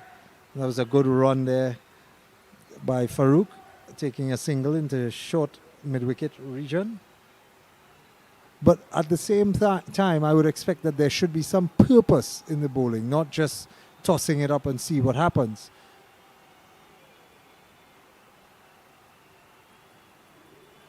As a misfeel, allowing the batsman to come through for a single again. I think the West Indians are becoming a bit sloppy on the field now. It was a good... I think it could have gone straight to hand, though. 87 for 2. There we go. As he... Oh. That's a little slow. You can expect yeah. We are now making him out to be so good. And then you're making an excuse for him that he's over 60 now. Oh my word. He gets the benefit of the doubt if he does something wrong of his age. But at the same time, when he does, everything seems to be coming accurately. It's just phenomenal. End of the over. All singles in that over. 6 off the first over from Zamin Amin. It's 89 for 2 after 24. Well, he's been representing America as well, Zamin Amin. Tell me just a little bit about his background. Zamin Amin actually captained USA already a couple of years ago, and he's a campaign player who has been playing throughout ever since. In this format of the game, he's doing well, and he continues to do well. And being able to warrant a place on an over 40 setup when you're over 60, it says a lot about the individual himself. So I think West Indies at this point in time, 89 for 2 after 24 overs. They are in a decent position. I think that if some more pressure can be applied and they can turn the screws a little more, they can add some more pressure, causing the batsman to take some more unnecessary chances, creating possibly a wicket. And there we go, as Clements is bowling a bit quicker on the stumps, which is what I've been talking about. If you're going to be bowling that pace, let them work it off the stumps. Let them work it to mid-wicket or short cover to get a single. And if you're going to give width outside off stump, you need to be a little bit slower. So the batsman has to create that momentum to be able to play his shots. Very watchful on that occasion is the captain, Farooq. Literally, I would say it's Janissar who's on strike. Both of the batters from USA are playing with the same sort of strike rate. Nicely worked away on the onside. We'll look for a couple here. We'll have to hurry. And they make it easily in the end. So it's good running, I would say, at this point in time. Just adding couple to their score. As we saw, Devin was going with the dot balls, keeping the pressure on the batters. Another good delivery to finish the over. Pretty straight. 25 done. It's 91 for 2.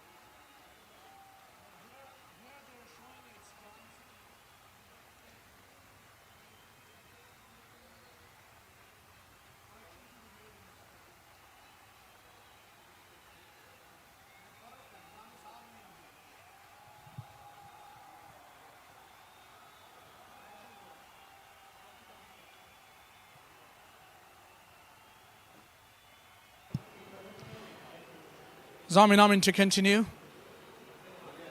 Oh, look at that. Has to be very careful in attempting sweep against somebody like Zamin Amin, who bowls pretty straight and gives the ball too much air.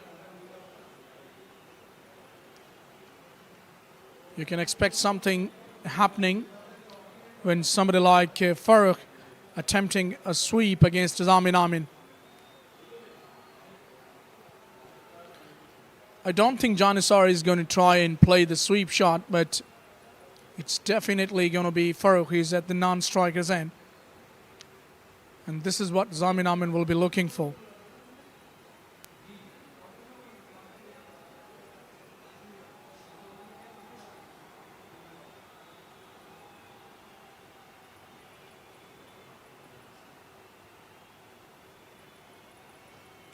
Down the track he comes, makes it into a full toss, but can't get it past Babwa at short cover.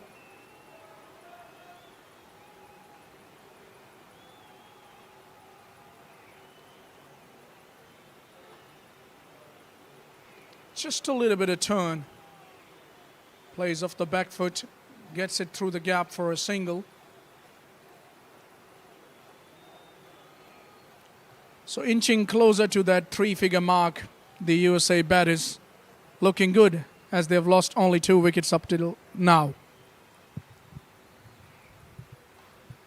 As was discussing earlier, utilizing the pace of the bowling, Zamin seems to be well adverse to figuring out when to bowl a bit slower, when to bowl a bit quicker, and his lines. As he's bowling some of the slow ones outside of stump, making the batsman play and forcing the shots through the cover and the long off regions, but only getting one. Any more pace on those balls, these batsmen might be able to play through the line a bit quicker and, you know, generate some more pace on the ball, getting the balls to the boundary. As USA is now on 94 for 2 after 26 overs. Still, West Indies are not doing too bad. I think, again, pulling back in, the screws here some more, tightening the screws a bit more, can and will create that chance for a wicket.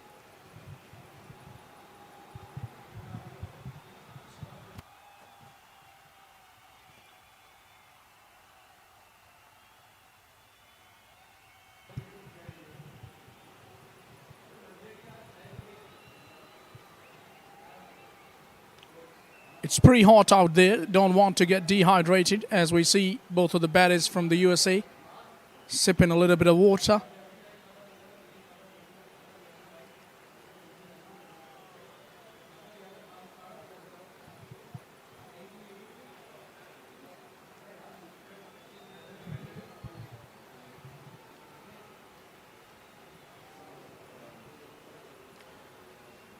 Well, I get the feeling, Davey, that you must have been in contact with your family back in home and your friends, as quite a few been watching all the way from West Indies.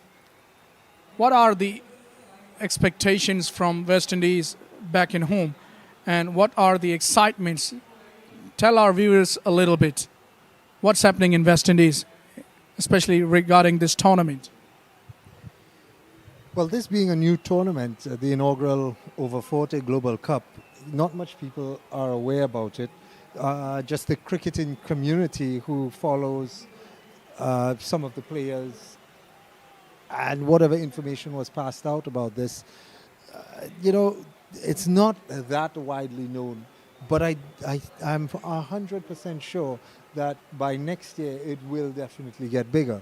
But the expectations are obviously that a West Indies team is in the tournament. They would hope that we can reach to the final and possibly win the final. It's a big ask when you are coming up against players like Afridi, Razak, Misbah, and these kinds of guys who have played Test cricket and playing in this format of cricket. But cricket is played on the day and it's not played by name. So anything can happen. Yeah, you're right. And the other thing that I would love to add to that is that the West Indies would love to make something very special of this tournament, as we all know that they have not been able to qualify for the ICC World Cup, which is just off and running, as we had quite a few practice matches or warm-up matches, whatever you call them, happening yesterday. It's not a good-looking, I would say, sort of start for Pakistan yesterday. They lost to New Zealand, scored 345, and then New Zealand went on to chase that in about 42 overs with a loss of only 5 wickets. It wasn't a good start for them, though it was not an official match, but still, cricket is cricket, just to give you the taste of the conditions and just to let you know how you have to go about the job. Well, what I can say about the West Indies younger senior team, not making that historic World Cup again. I mean, we've always been in the World Cups. Not being in this one is very, it hurts a bit. So maybe and hopefully the senior guys here can show these youngsters a thing or two by getting to a final and possibly taking it all the way. So it's something that we did speak about. It's something that the team would like to do, and the first step is to win this game against USA today and then move forward to the final, and whatever can happen there will happen. Well, we all know West Indies does have the ability to surprise the teams across the globe. They have a very rich history when it comes to the World Cups even. The ODI World Cups, the first World Cups won by West Indies in the captaincy of Sir Clive Lloyd, I believe. And they were even in the final. And that was a kind of a final which no one would have thought that India would have gone on to win in 1983. But actually it's cricket and it does happen. India lifted the trophy in the captaincy of Kapil Dev, one of the very good all-rounders, the great all-rounders in the history of the game. Nowadays does commentary. He's a good commentator too. And a few of the players of that era doing commentary nowadays, and Sunil Gavaskar as well.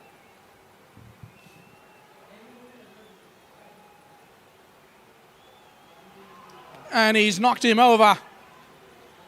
You miss, I hit. That's the benefit of straight bowling.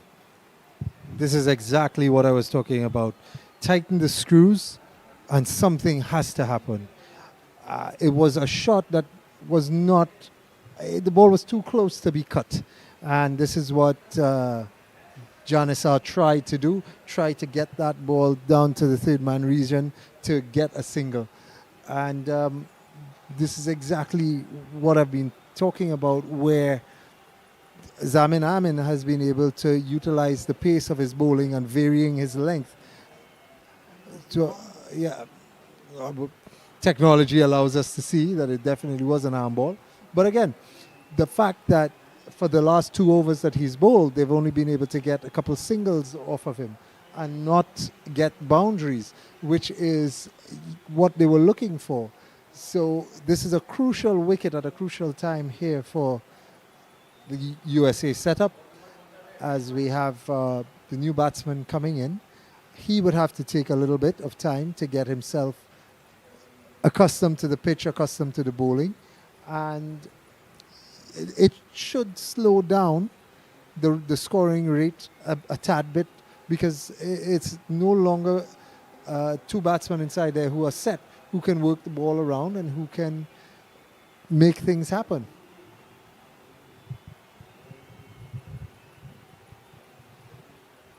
Well, there have been a couple of surprises in this tournament for the West Indies, as they lost to the same opponents in the first group, but in the first round, I should say. And now it's looking pretty good. They're in a very good position at this point in time in this second semi-final. First semi-final, obviously, being played between Pakistan and Australia in the National Bank Stadium.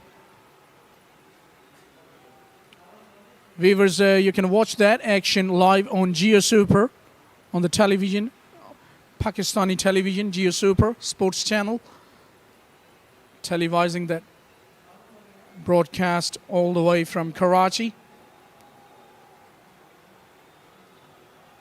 And you're watching this action on SportsEye live on YouTube, streaming live all the way from NBP Sports Complex, Karachi.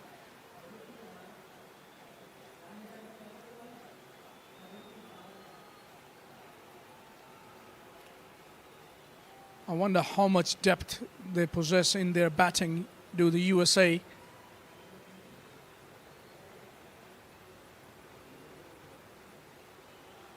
As we've been talking through this point, that one kept pretty low. Did well to get bat onto that one.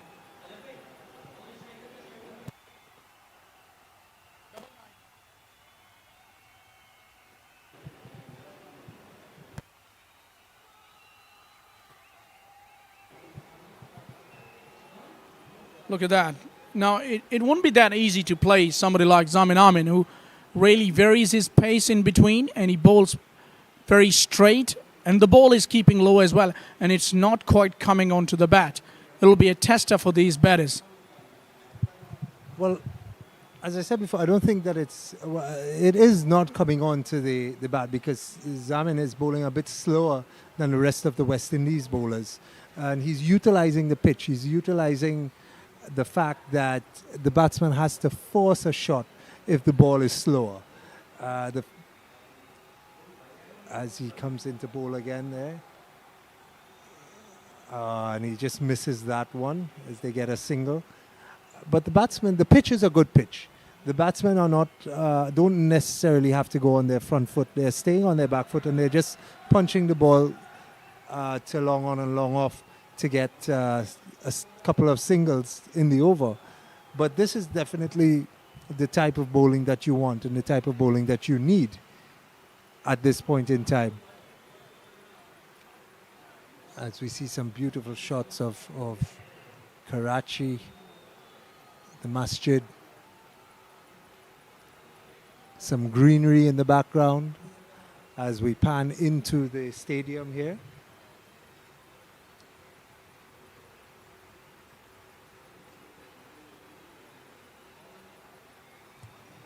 USA 100 for 3 in 28 overs.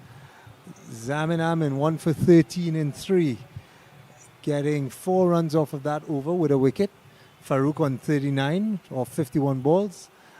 Amik 2 of 3 balls. As we have Randy Lindor coming into bowl as Amik faces up. Lindor a bit quicker than Zamin Amin, which is not a problem, but I would want to make sure that he does not stray outside the line of the off stump too much, because it would allow an easy boundary to the third man region. So he has to be quite tight with his lines and quite, as there he bowled a slightly slower delivery up to the bat. Amik opening the face of the bat to short third man.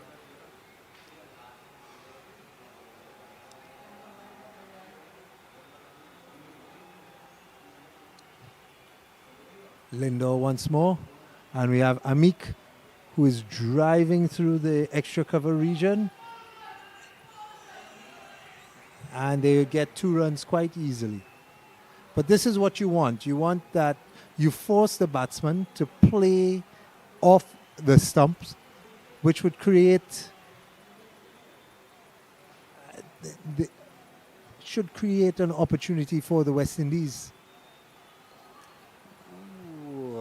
That's very well played off the middle stump there to backward square. This is the risky shots that I'm talking about when bowling on the stump. You're forcing the batsman to play where you have I hit or you miss. Yeah, as you were talking through that particular thing, we see Randy into his second over. He's another bowler. He's been very impressive, I would say. Most of the West Indian bowlers have been impressive. Actually, they've performed well. That's why they're in the semis.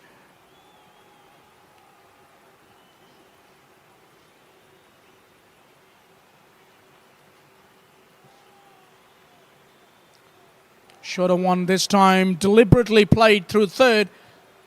The fielders, couple of fielders giving chase, managed to stop it just inside the boundary, and a couple more added to the total.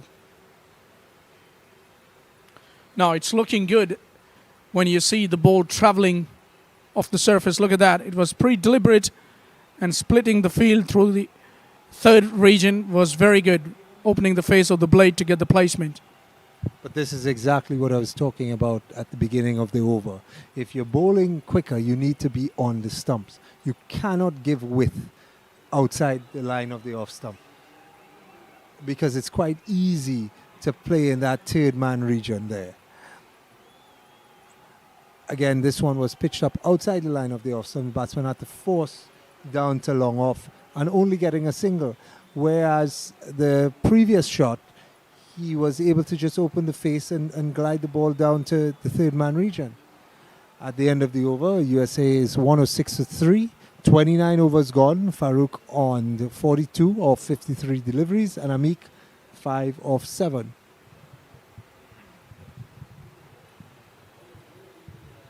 Yeah, they need Farooq to stay there till the very last end, I would say, of this innings, because he's their player who's been in a great touch throughout this competition.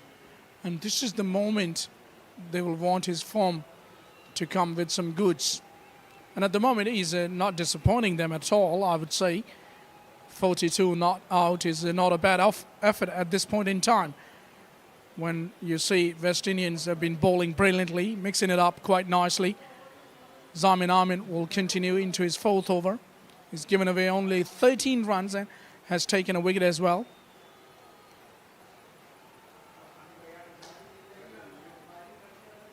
He's taken a wicket of Jan Isar, did Zamin Amin. Again, this time it was width on offer, and Farooq is equal to the task.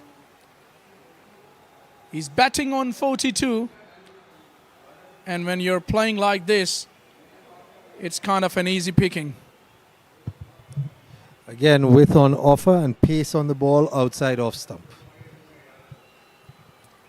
I would like to see Guljar back into the attack against the new batsman. Creating some doubt in his mind as Farooq sweeps. And they get a single, one behind in the 45 region there. Zamin slowing up the ball now. Yes, as I was saying, I would like to see Guljar back into the attack. bowling definitely against Amik.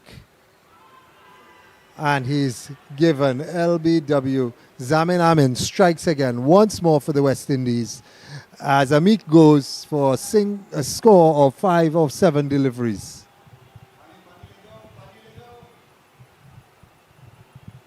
Well, I wonder if that was again a repeat of the previous dismissal that he got against Janissar. He bowled pretty straight, bowled pretty quick as compared to quite a few deliveries that he's given flight, given more air. It was full, straight, a little quicker, and the batter just choosing a wrong shot, I would say.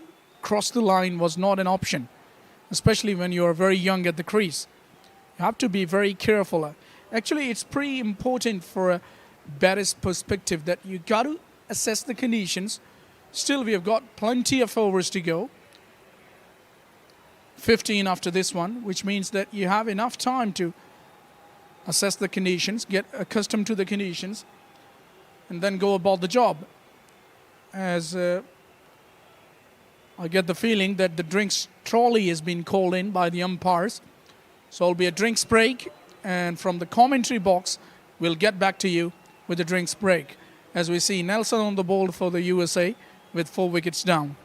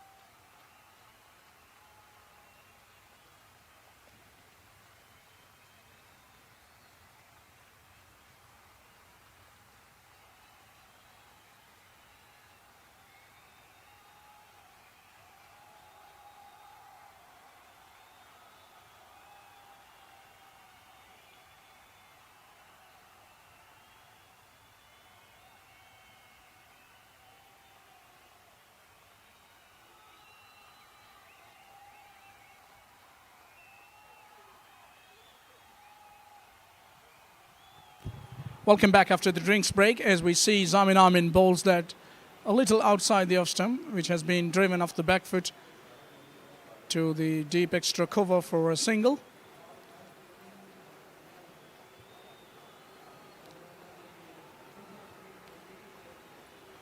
They'll be relieved, USA, to see the Nelson off. Often we see in cricket a wicket falling at the Nelson. There are quite a few certain things which really happen on certain times in cricket. So there shouldn't be any myths or sort of, things which should be followed most.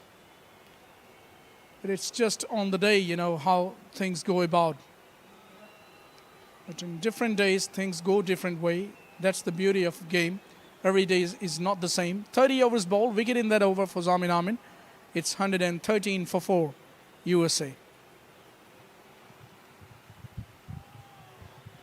I think the USA at this point in time would have to be looking at the score that they're at and trying to figure out how do they go forward from here. 15 overs remaining, what kind of score they would be trying to get. How much is enough? Do they have the firepower in the end to make it happen? Do they try to go from now? Do they try to wait till 5 overs in where they have 10 overs remaining? What do they do? What is the think tank thinking in the USA setup? Or is it that we just bat straight through and try to get a score? Maybe we can get somebody up from USA to tell us what they're thinking and what should be the plan moving forward.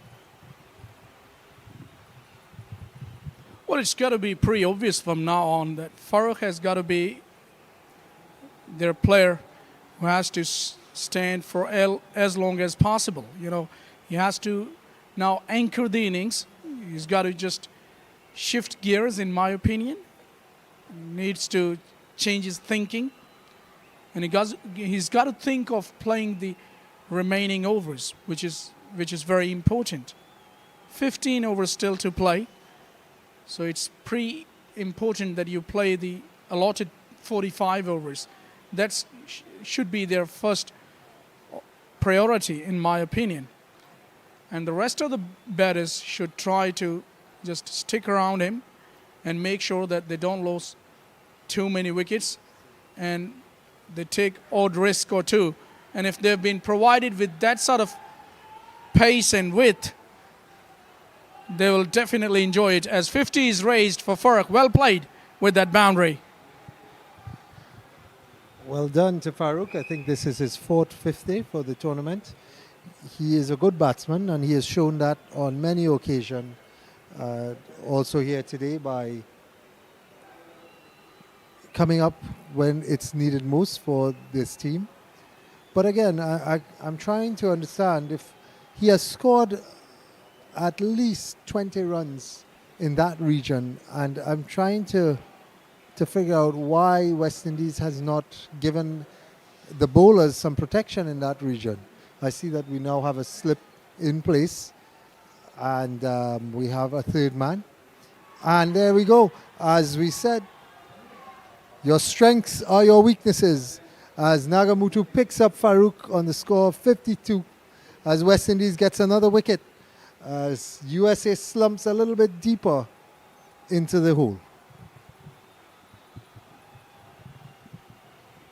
I would say they've been forced into the hole now with the departure of their captain. It's not looking good for the USA now as they lose their captain just after scoring a very good half-century. He takes a long walk back to the dressing room, which is not a good-looking scene for the USA fans. Their captain's gone after making 52 of just 60 deliveries, and the West Indies are looking very dangerous now. They're in a very good position. 5 wickets down of 117, and we are only into the 31st over. Now it's going to be very tough to play rest of the overs. Still 14 overs to go after this one, and they will have to bat out of their skills, as we've been talking through this thing that their lower middle order haven't been tested up to this match, up till this point. And today they've been tested big time, and they have to answer some serious questions which being asked by the West Indian bowlers at the moment.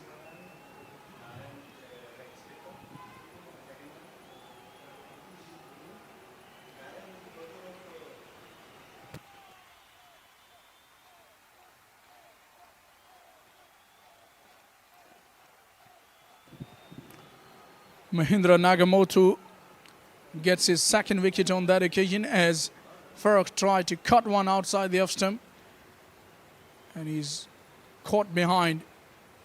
Easiest of the catches for Thomas behind the stumps.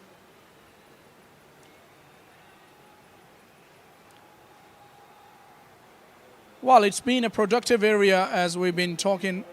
Now Thomas is down. I hope he's okay. Good to see a smile on his face.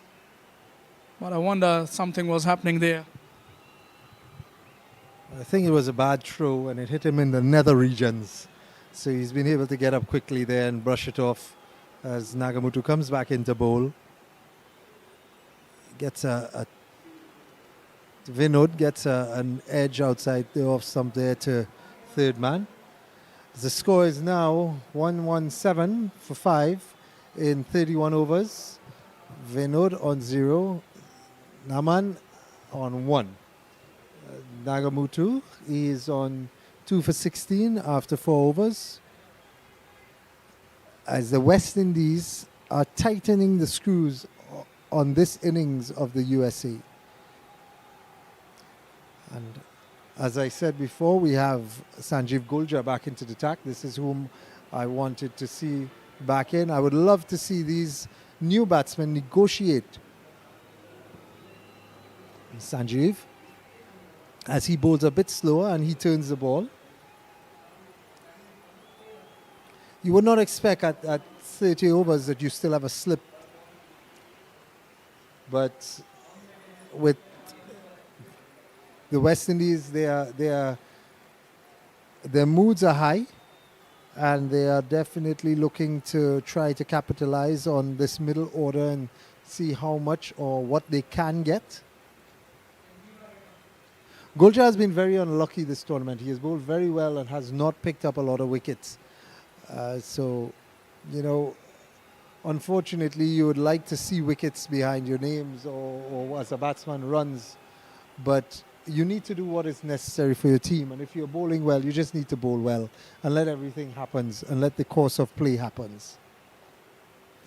Oh, that one is... Numan is playing forward and getting one down to long on. I think Guljar is a little too straight there. I think he needs to be a bit more on off stump and outside off stump ball, turning away from the batsman so he can induce an edge and hopefully can be taken by the keeper or the slip, rather than attacking the stump and giving the batsman the ability to play along the line.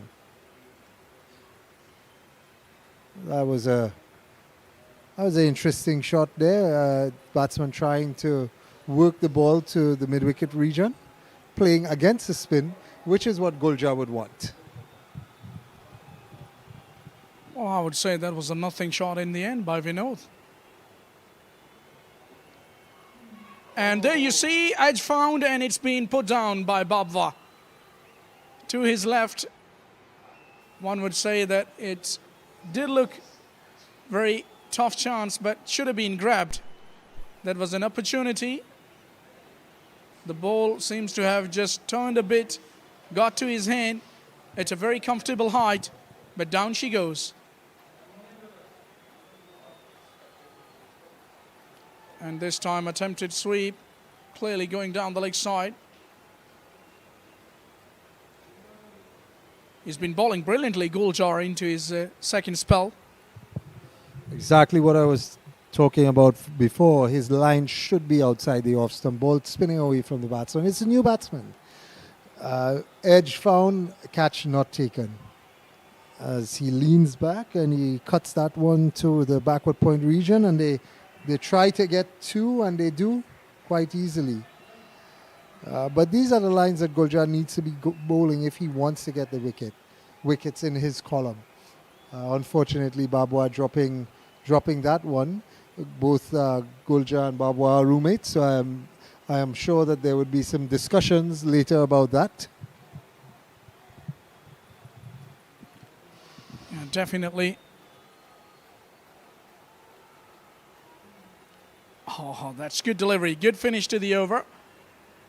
32 done. It's 120 for 5. Yeah, as we've been talking about Sanjeev Guljar being so unfortunate not to pick up too many wickets, that edge was found on that occasion and the catch was put down. And actually, that's the most important column in your bowling figures, the wickets column. Every bowler in the world would love to have something in that column. But on the other hand, if we can take a look at his figures, they won't justify the way he's bowled in this tournament, but still he's been very deserving bowler from the West Indies to have more wickets. As we see, Nagamoto will be continuing from the pavilion end. Talking about slip in the 33rd over in place. Actually, oh, that's a good delivery. He's knocked him over. He's bowled him. He's really mixing it up, throwing one wide, finding the edge, and at times bowling full, bowling straight. And these USA batters have really no answer to this type of bowling. That was a beautiful googly there by Nagamutu. Ball coming back into the batsman. Batsman not having a clue as to what is going on there. As USA now slumps even more deeper into a bit of peril, as the score is 120 for 6 in 32.1 overs. West Indies need to continue to tighten the screws. They have 4 more wickets to get. They have, as he's commonly known as Beige, originally from Barbados. Rudy coming out to bat now. He's known as a slugger. He's known to hit the ball a far ways. So I would love to see how he's going to play up to Nagamutu and Guljar. I expect there are going to be a lot of balls that are going to be going to the mid-wicket region, being the type of player that he is. But let's see if he can survive. If he can survive this spell from Nagamutu. It'll be interesting to see what kind of strategy he'll be having in the back of his mind to carry through this innings. Rudy. Actually, he's been given a new name here in Pakistan, Rudy Patan. And he likes that nickname as well. Assessing the field, eyeing that mid-wickets region. They have a couple of sweepers in that region, a deep square leg and a deep mid-wicket in place.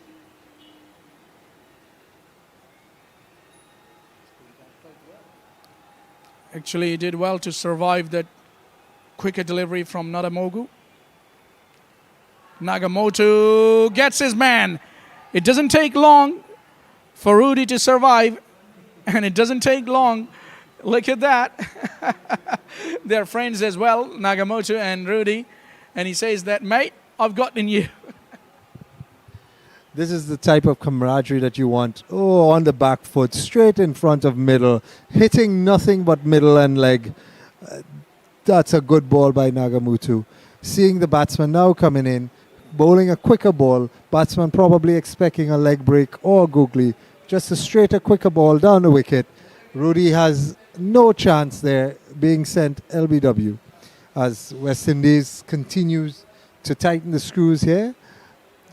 Rudy Patan doesn't score on this occasion, as the USA middle order seems to be crumbling to some extent, as they are 120 for 7 in 32.3 overs. Nagamutu 4 for 16 in 4.3.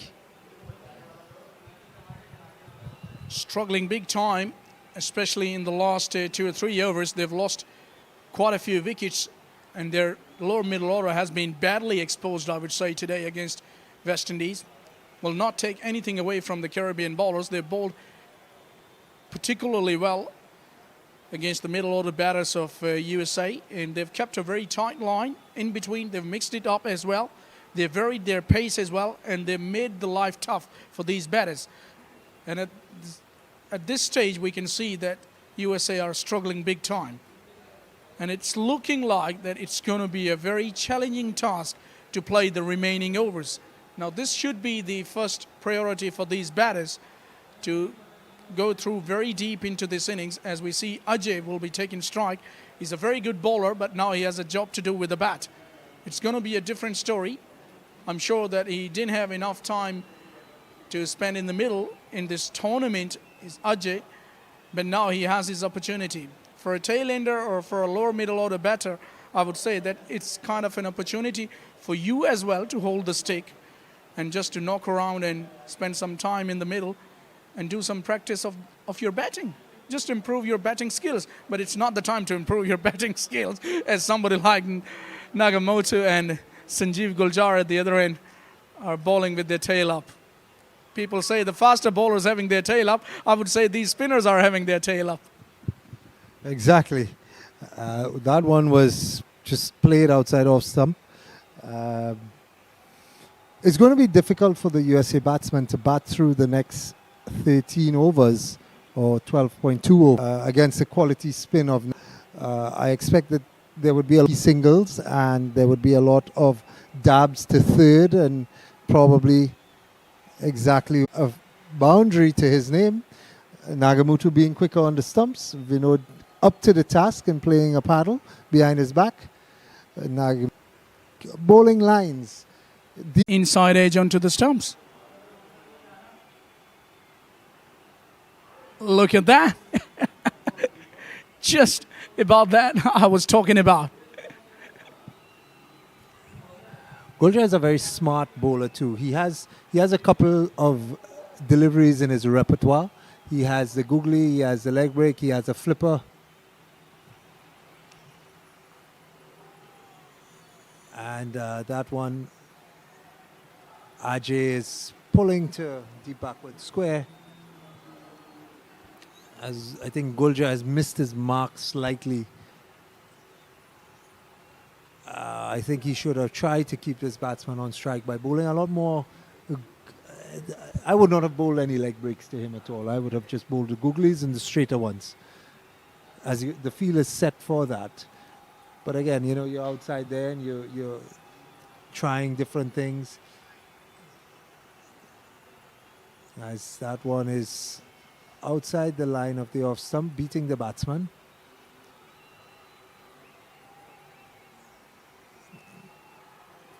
"34 overs being bowled and we have 2 slips in place. What do you think the West Indies are trying to do?" Well, it's good captaincy in my opinion, because they want to apply the pressure and they want to keep that pressure on these batters, as they can afford to have these 2 slips in play. The kind of bowling these bowlers are bowling at the moment, Sanjeev and Nagamoto on the other end. If we go 2 or 3 overs back, another googly, I thought he's bowled him for a split second, but how did that miss the stumps? That must be a whisker. Missing the stumps by some margin. 34 overs done. They are 126 for 7.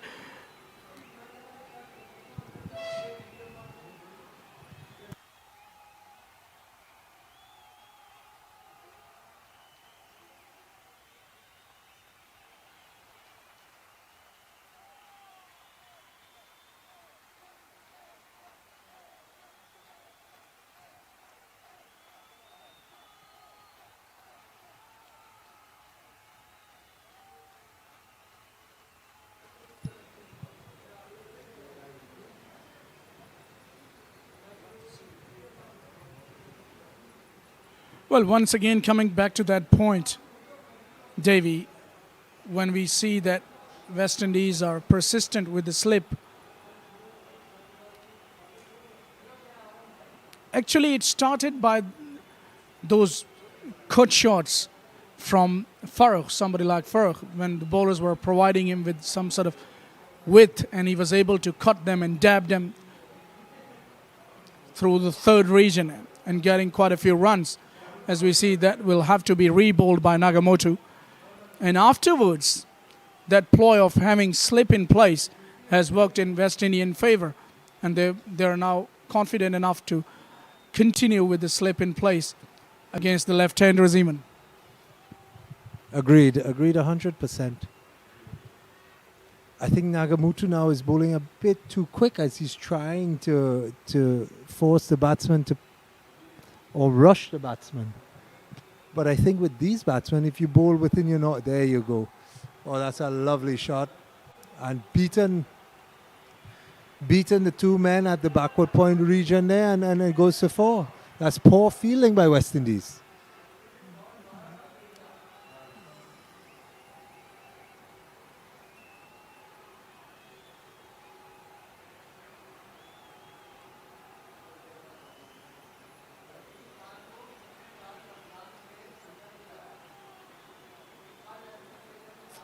Score is 131 for 7. As Nagamoto is continuing to bowl. There seems to be some hold up there.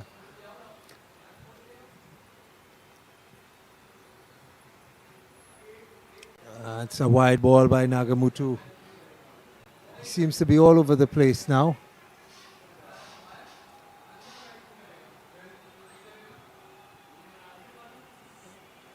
As Nagamoto has changed, he's coming around the wicket. It's a beautiful delivery there, beating the batsman outside off stump there. Ajay on the front foot, not being able to play that ball at all, as Nagamoto is using the angle of coming around the wicket to the left-handed batsman, going across him even more. As Ajay comes back and he plays that quite comfortably through the cover point region there for a single.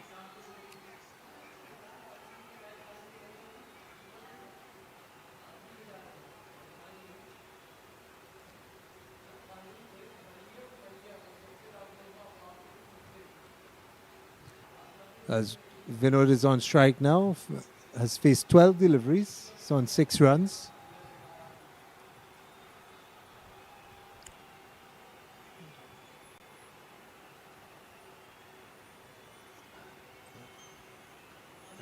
As he gets a dot ball there, Nagamoto ends that over. 6 overs bowled, 4 for 28. USA now 133 for 7. 35 overs gone. Ajay on 7, Vinod on 6. 10 overs to be completed. Yeah, it's going to be very important how they play these remaining 10 overs. First job will be to play through those 10 overs as deep as possible, and then try to get somewhere around closer to that 200 mark to give their bowlers something to bowl at.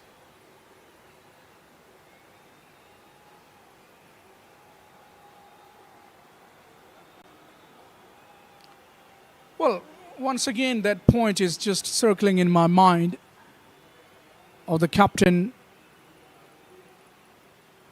of the West Indies winning the toss and opting to bowl first.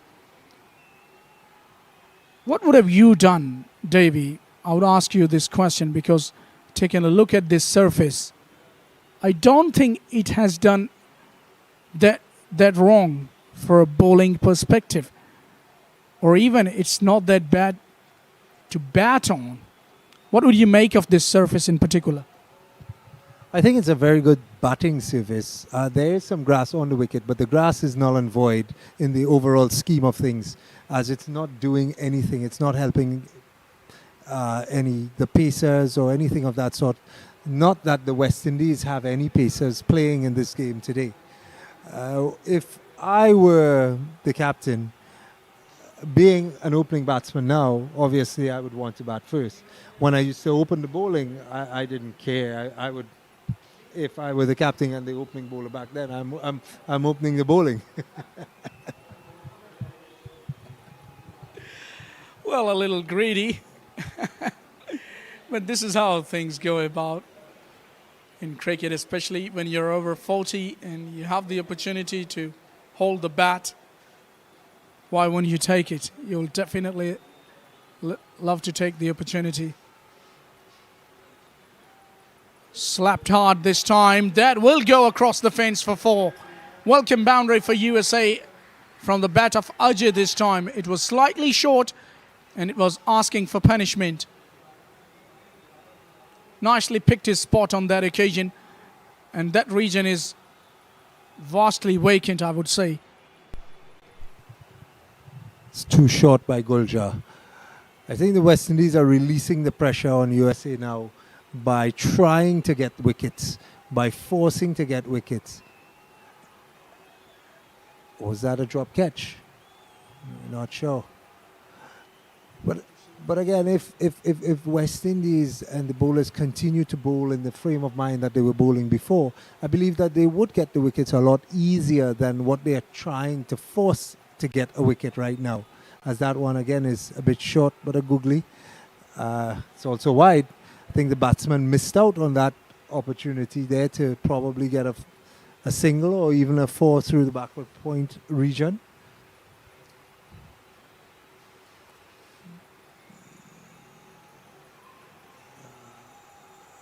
That one is played. The ball comes off the pad and caught in slip. Guljar, 8 overs, 30 runs. He has 1 more over. Still wicketless in this game. USA moves up to 140 for 7, 36 overs. I would hope that West Indies are able to peg back the USA to nothing more than 160. So they'll have a fairly reasonably easy target to chase. But we have a saying in the Caribbean, runs are runs, and that's runs on the board. So any runs on the board is runs that you have to get. Nagamutu now into the attack, 6 overs, 4 for 28, searching for his fifer. Let's see what he comes with this over. And there's his 5th wicket. As I said before, searching for his fifer.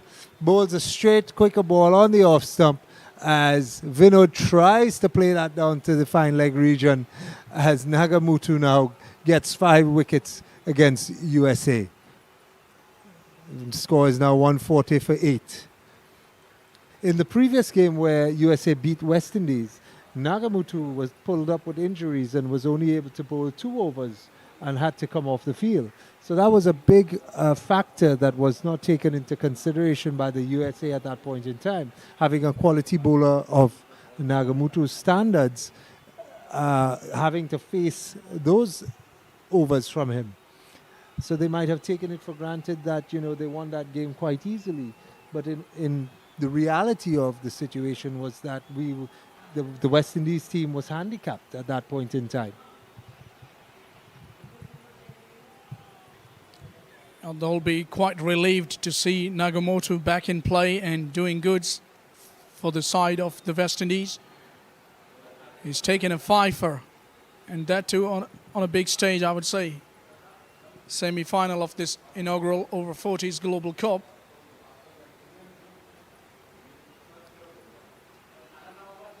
Nagamoto has been very hard to get away.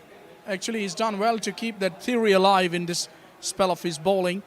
You miss, I hit. He's been bowling pretty straight, and he's been rewarded with the breakthroughs, and he's got a fifer, and now 8 wickets down for USA.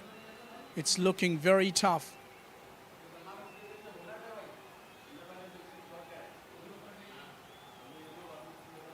It's up to the tail, and the kind of bowling Nagamoto is bowling at the moment, it's going to be very hard for these tailenders to survive. What should be the plan from Nagamoto? Full in straight, the way he's been bowling, with pace, mixing his pace, varying it. Yeah, I think that is what has been working for him. So he's going to continue. I can put a bet on this one that this one might be a straighter one, full and quick. And then he still has 4 more balls after that. So I believe that he would be looking at maybe a leg break or a googly. He has it in his repertoire to make it happen. Yes, as we called it, full and straight. That one a little bit shorter than normal. The batsman being able to quite comfortably go on his back foot and play it. Yeah. So let's see what he comes with now. Is it going to be the googly or the leg break? I think it might be the googly. It was a full toss. This batsman being able to play that through cover and getting a single quite easily. No half measures. Nothing. Nagamutu might be saying to himself, I gave that one away. Having Hemant being the new batsman on strike. Let's see what he does to Ajay. Ajay has been playing quite brilliantly to anything outside off stump. And that one is driven through the backward point region for 4. This is not the first time that Ajay has played that shot towards Nagamutu. I think Nagamutu needs to bowl straighter to him. Don't allow him to free his arms. He's quite strong in that area there. Well, that's the square drive, and surprisingly, it's coming from a tail-ender's bat. Because I get the feeling that it was the first square drive of the innings that we have seen. Or we have seen a couple before as well. Shorter one this time, pulled away nicely. He seems to be enjoying his batting, is Ajay at the moment. He's batting on 17, better than run a ball, and he's playing square of the wicket quite brilliantly off the front foot and also off the back foot. Seems to be a good player. Should have been coming before he's been actually asked to bat. Maybe he was left a little too late for the batting. What do you make of it? But at the moment, a finger will go up as Nagamutu has been just unplayable for these USA batters. And he has 6. It's a quicker delivery there. Hit the batsman on the full. It would have hit leg stump, the batsman indicating that he might have played the ball. Unfortunately, we don't have the technology here to show otherwise, so we have to go with the umpire's decision. But 6 wickets to Nagamutu, as USA is definitely in the hole as we speak now. Hemant Patel out for 1. As West Indies have completely tightened the screws on the USA setup. As we said earlier, Falak, that the middle order has not been tested before, and it's been tested now, and it's shown that it has some cracks and divots in it, as West Indies are now 146 for 8. Sorry, USA 146 for 8. Well, today was a test which was not in their subject, I would say. And they've just failed, to say the least. They've failed big time. But anyways, I would say that you never know in cricket, these in-between totals, whatever they're going to achieve from now on, USA, it's not going to be that bad, I would say. One would say on the base of the competition, might be 150 or somewhere around 150. It's going to be very easy peasy for West Indies. But I don't think so, because it's cricket. There always is a stigma around catcher, and he's gone. Finally, Guljar has gotten his wicket for his brilliant bowling spell in this innings, as USA is now bowled out for 146. As we were saying, I don't believe that that smaller targets are easier. They always tend to have an issue with smaller scores. So USA all out for 146 in 37 overs. Mahindra Nagamutu, the pick of the bowlers, 6 for 34 in 7 overs. I think we had a half century by the captain Farouk. And West Indies, this is ideally what West Indies wanted, where they wanted to hammer USA, where they wanted to bowl first, which worked to their plan.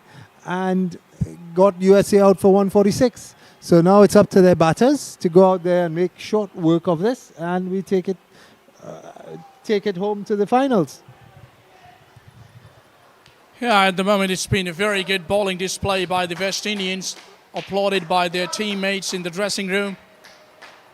Quite happy faces, bowling out USA inside 45 overs for just 146. As you take a look at the scorecard, Janisar Khan made 39, played well I thought, and their captain was the standout performer with 52 of just 61 deliveries and nothing much to describe. Just a little bit of cameo at the end of the innings by Ajay, made 17 of 16 deliveries, and here is the bowling card for the West Indies. Mahendra Nagamotu, pick of the bowlers, 6 wickets, 34 runs, and that's the target for the West Indies. 147 in 45 overs, and I'm sure it's going to be lunch now, and we'll join you from the commentary box with the run chase. Keep watching SportsEye.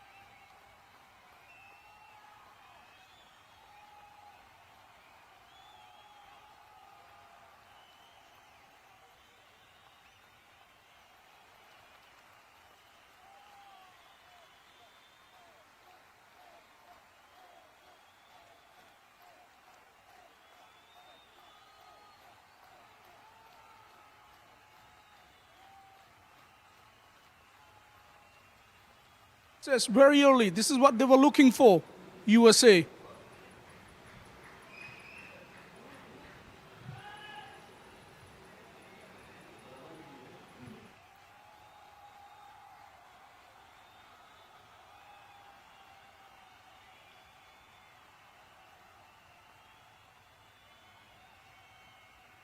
Success early in the piece as we see Babwa goes. It's the top edge and he's gone. So Babwa goes without scoring. West Indies are one down very early.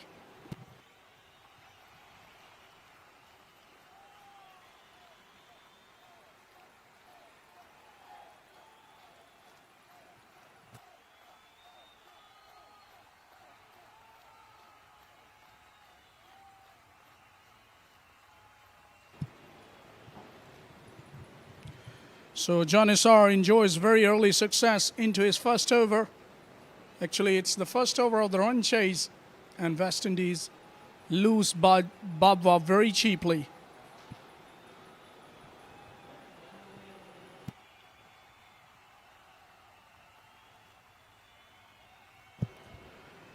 Actually, he was the player who played brilliantly against the match against Canada in the same ground was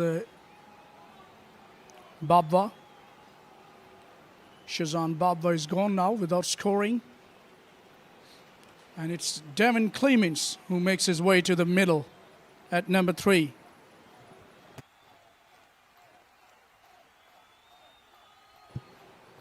Will be facing to Janissar. With on offer, nicely played, but they have a protection. Rudy is the fielder down there at the cover boundary, does the tidying up.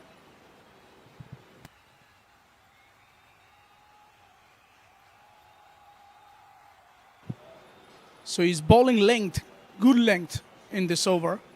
He's got the success, taking a wicket off Babwa.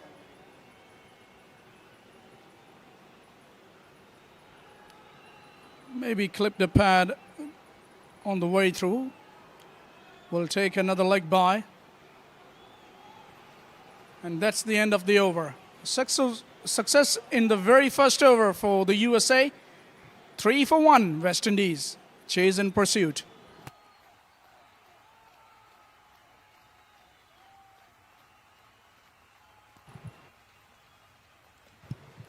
I wonder if we got a game in our hands as we see West Indies losing wicket in the very first over.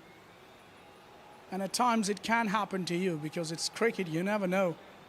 These small totals can become very tough at times because these are the totals which one would say just not acquire that much attention as some of the big totals can have.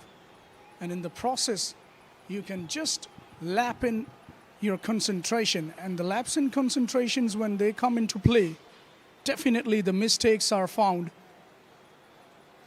And you have every chance to collapse or sort of panic. Actually, there shouldn't be anything to press the panic button for the West Indian perspective. Only 147 to get in 45. But the conditions are definitely favorable for the spinners. There is no question about that.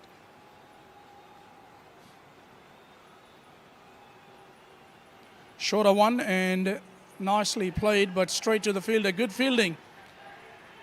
Cheers from the dressing room as well. This is what we can expect from the USA perspective.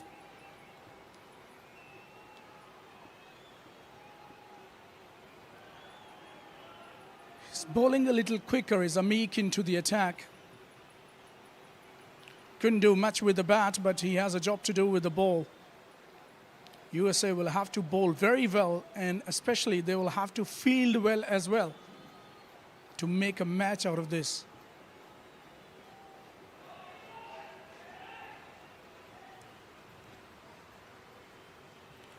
Thomas, who came in as an opener today, surprisingly for me, he's off the mark, yet to get off the mark rather.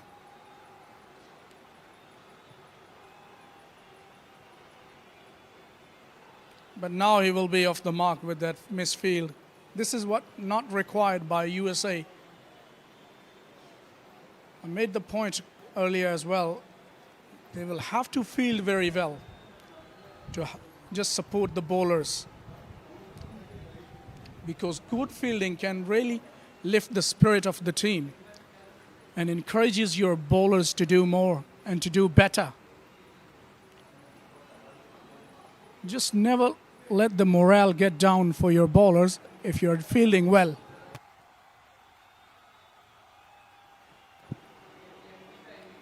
A dot delivery to finish the over, or a ball to go rather.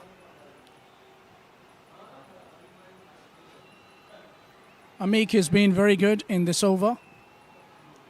Hasn't given anything away. And there will be a dot to complete the over. 2 done, it's 4 for 1.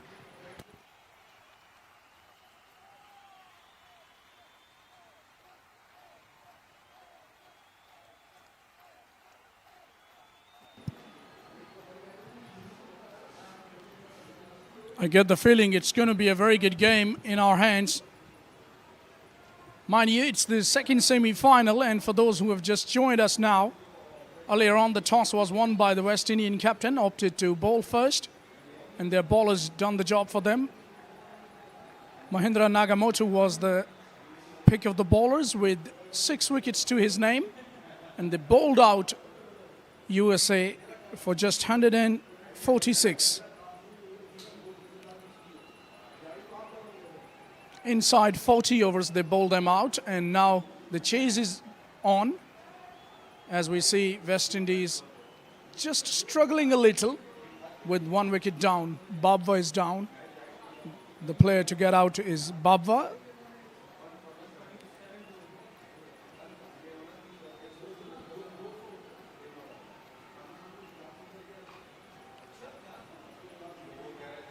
The lines have been very good by Janissar. Just outside that off-stump channel.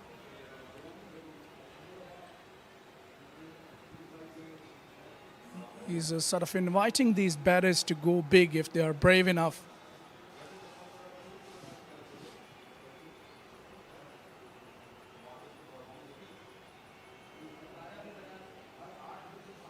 Down the leg side, there will be wide, few wides, because they will run a single as well. So a couple of wides add to the total.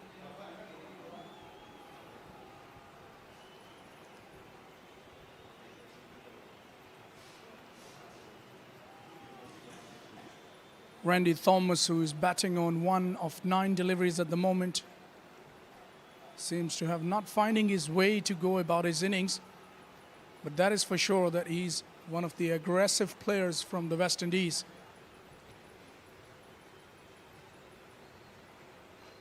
He's that sort of bloke which likes to get on with it, likes to attack the bowling. I haven't seen him opening the innings before, but still there is an indication that he's by nature an aggressive player, enterprising player, and if opportunity will come in his way, he will definitely try and cash on that, onto that one.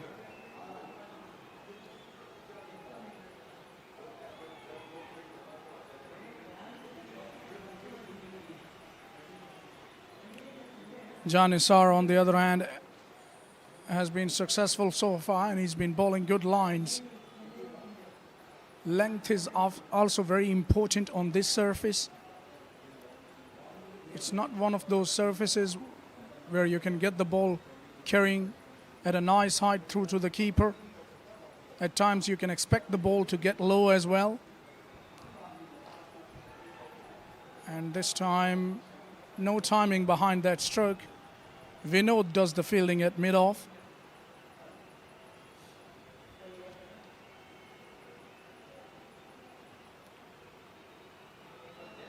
At times we see the ball holding up into the surface as well, especially when the spinners were operating.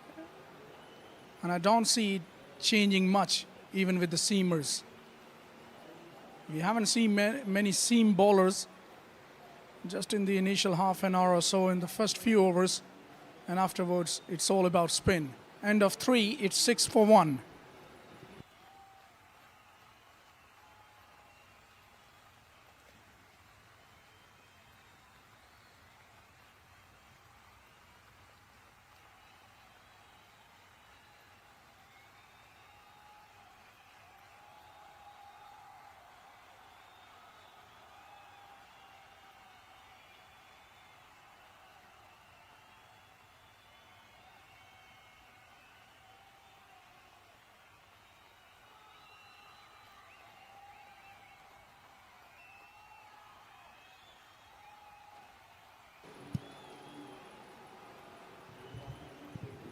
Amik will continue.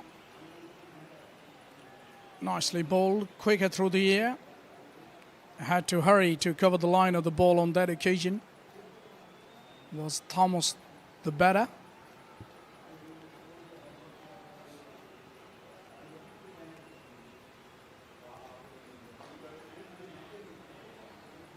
Look at that. Even when he's trying to push the ball or block the ball, it makes a very cracking sound when the ball hits his bat. One indication that he's holding the bat very strong.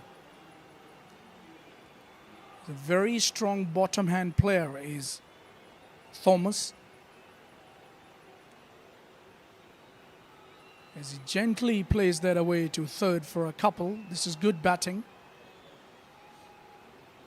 Normally you don't associate this type of batting with somebody like Thomas, who is holding the bat very strong, especially the bottom hand.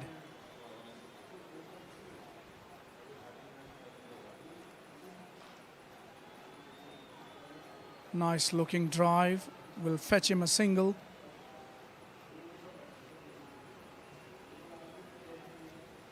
There's a slightly misfield in the covers. Allows the batters to cross over for that single.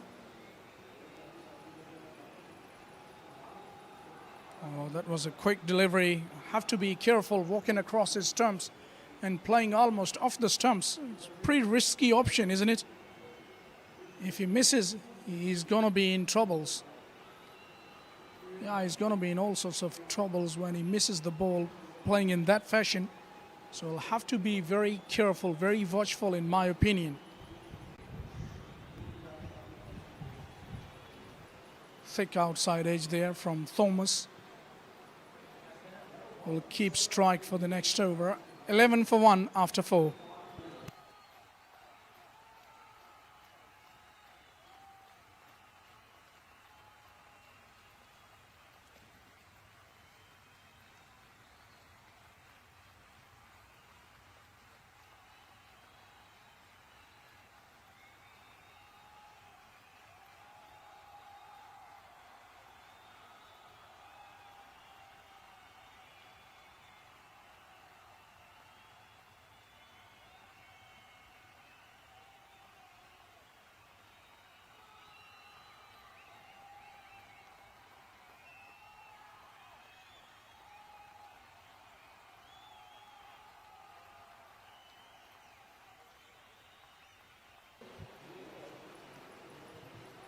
Janisar Khan will be continuing from the far end.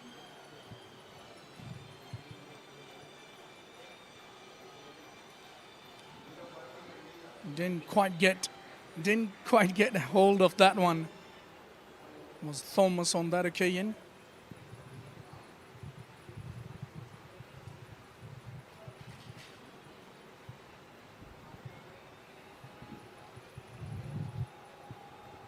We've seen some typical West Indian batting in the last match that they played in this ground.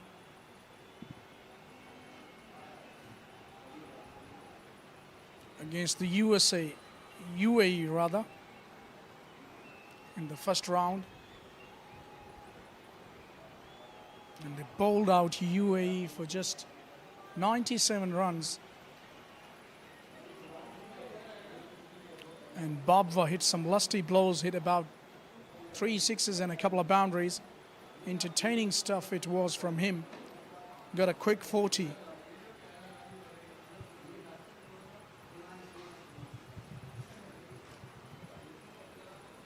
That's more like it. That's more Devon. And that's gone for 4. Effort from Rudy at the boundary in vain because that ball was struck pretty nicely. Beautiful drive through the covers. First boundary for Devon. Maybe a dive would have been better to stop that ball, but you cannot expect these fellows to put their body behind the ball. It's not easy to throw your body when you're over 40.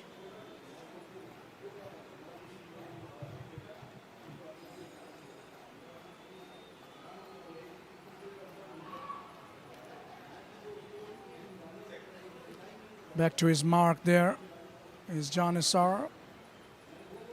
At times he's been just a little too wide for my liking. He doesn't swing the ball much, but he has some good lines and length. And he gets the ball to swing a little, not a great deal, but that is enough to induce the false stroke from the batters.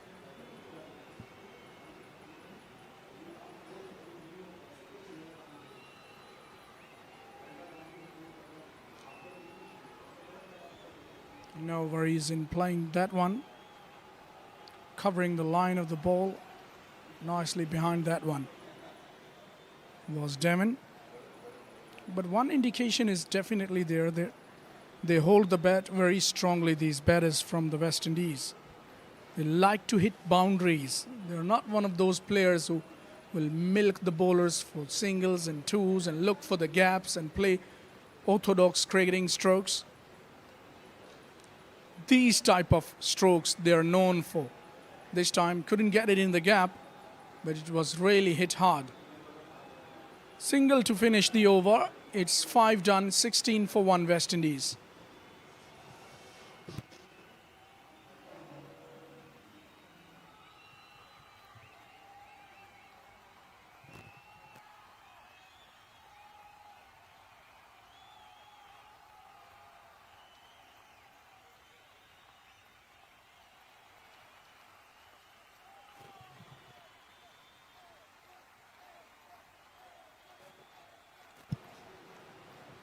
So 6 runs off that last Janis are over. As we can see now, it's going to be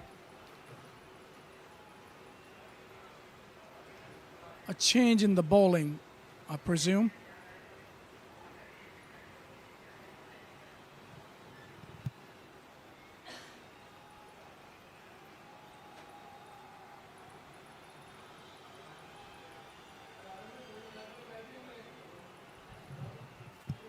Or is it going to be a Meek? I get the feeling it's going to be a Meek to continue. No changes in the bowling rather.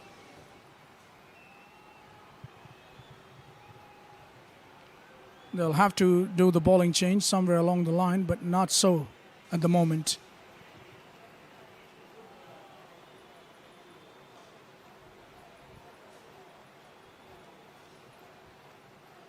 So Randy Thomas will be on strike now. Let's see how he goes against the spinner.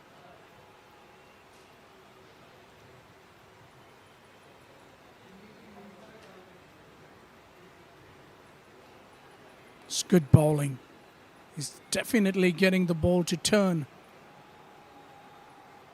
Coming into the right-hander there. Didn't look pretty convincing in executing that stroke was Thomas. But still he gets a run, gets to the other end.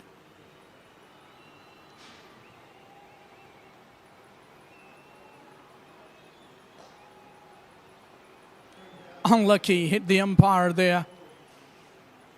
That could have gone even into the boundary, or at least for a couple of runs, because that was struck pretty nicely, pretty firmly. But he hits the umpire.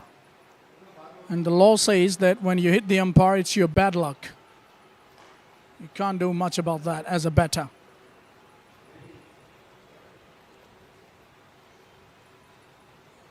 Beautiful scenes of Karachi city. Great buildings. High buildings. And there are quite a few. Down the lakeside, we'll have to re-bowl that.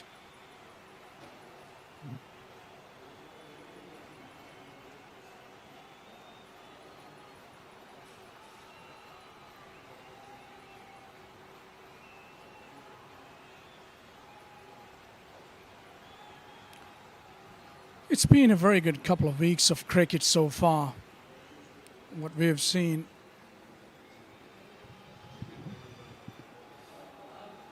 It's the second semi-final, which is being played between USA and West Indies.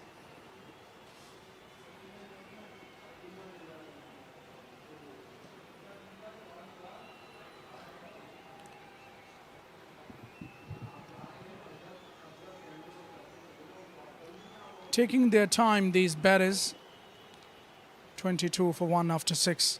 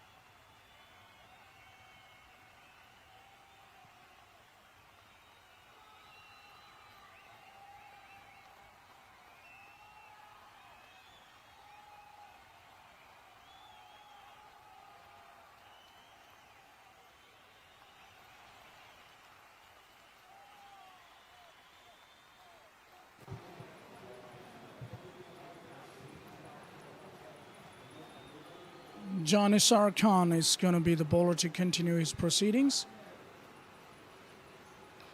Amik is bowling from the other end, and we have a bowling change here. It's not going to be Janisar Khan. It's the first bowling change made by the Captain Farooq from the USA.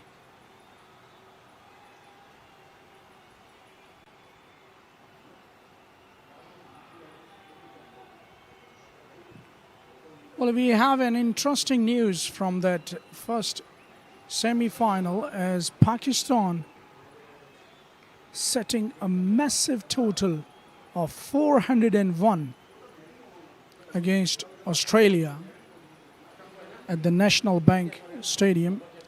Now there is an appeal for the stumping. We'll have to watch and see in the replay, and they have called in the TV umpire.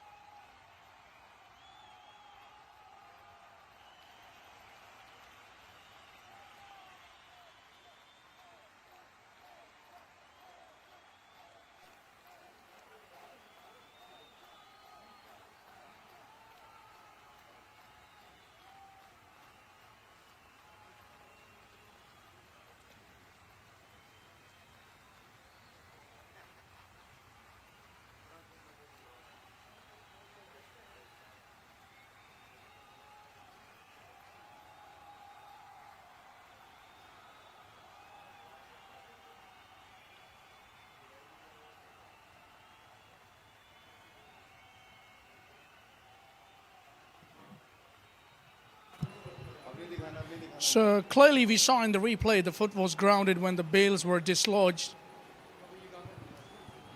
So the batter survives on that occasion.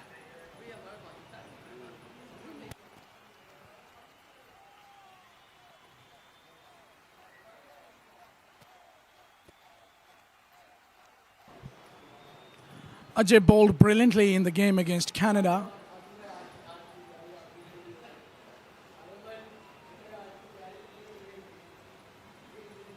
He replaced Janisar Khan from that end, from the far end. And now they have encouraged to take the second slip as well, which is good to see. But when you bowl full toss to somebody like Thomas, he will hit you away for a massive boundary. That's gone for 4.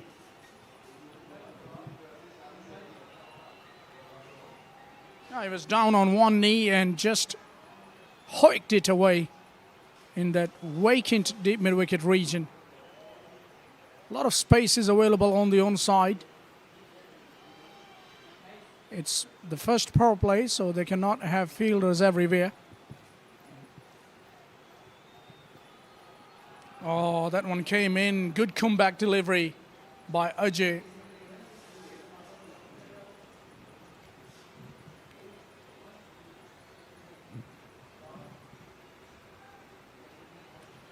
Nicely bowled. Good line, good length on that occasion.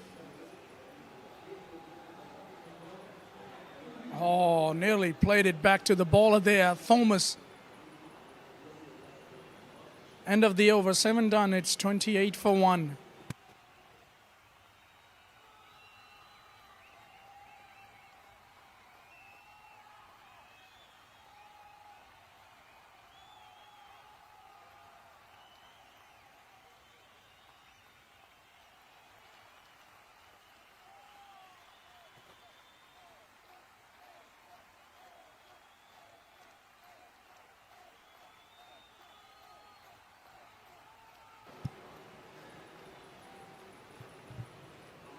And we see another bowling change here as Amik has been replaced by the skipper himself, Mohammad Farooq.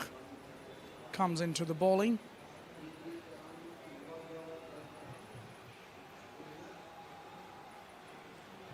It's in the air and in the gap as well. That will run all the way to the boundary. Once that ball passes that fine leg region or 45 region, there is no chance for the fielder to cut that off, because ball does travel with the pace of the bowler in that direction. Wrong line to start the proceedings for the skipper.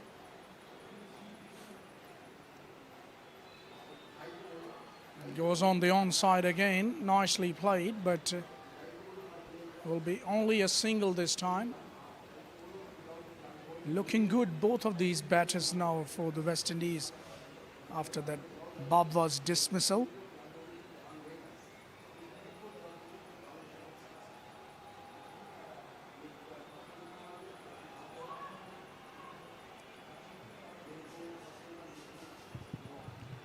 It'll take some time for somebody like Farooq to get into his groove. But they don't have much time, that is for sure. Only 146 runs to defend.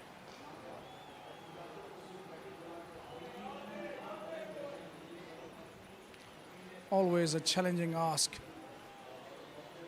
But in a game like semi-final, like this one is,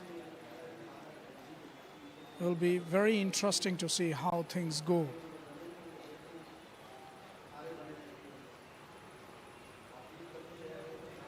I was talking about that game, the other semi-final, which is being played between Pakistan and Australia. It's been just incredible how things are going for Pakistan.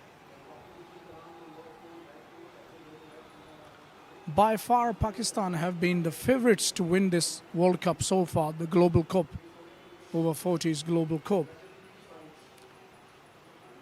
401 runs is the target for Australia. Unbelievable performance with the bat by Pakistan. 8 overs done. Here, it's 34 for 1, West Indies. Abdul Razak scoring massive 195. And Amjad Ali also scored a century. And quick-fire cameo for Tasawwur Abbas of 67 of just 23 deliveries. Incredible batting by Pakistan. 400.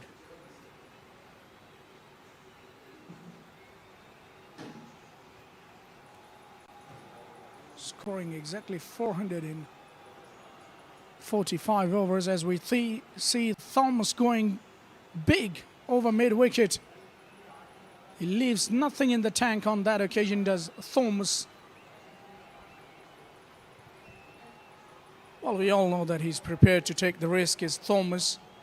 And when the ball is in his slot, this is his way of going about the job. He likes to hit sixes, likes to hit boundaries.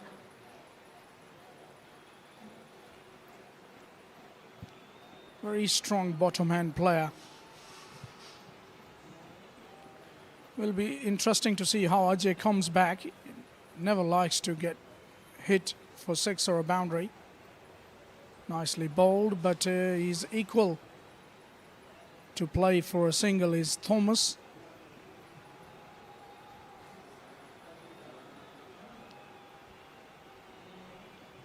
Good batting by Thomas, getting a single after that six. There is no reissue of the required run rate for the West Indian batters.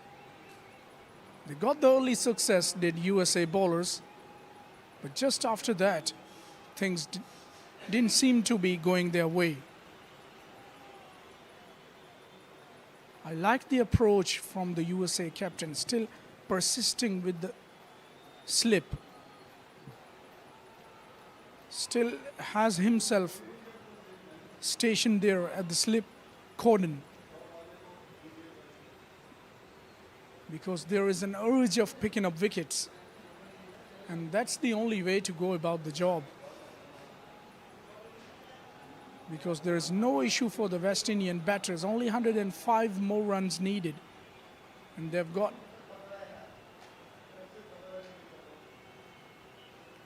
36.1 over to go.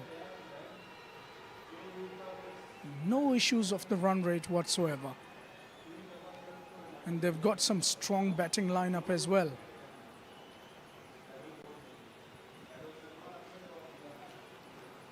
Goes through the offside. This time will be another boundary. I get the feeling that somewhere near the middle of bat of Thomas, the ball is going to just travel the distance. It's such a clean striker of the cricket ball.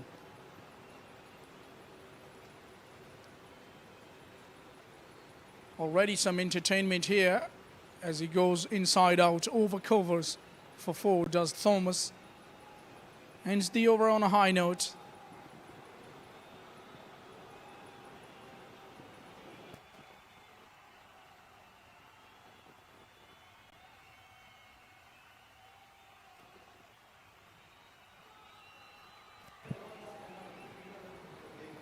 Well, he's watched few deliveries and now coming into his own is Thomas. Literally going to be at the non-striker's end.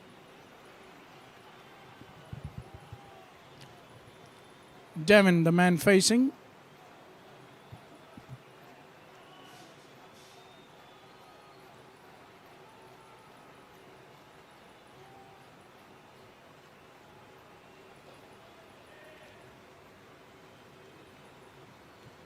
It's pretty easy at the moment. No issues whatsoever.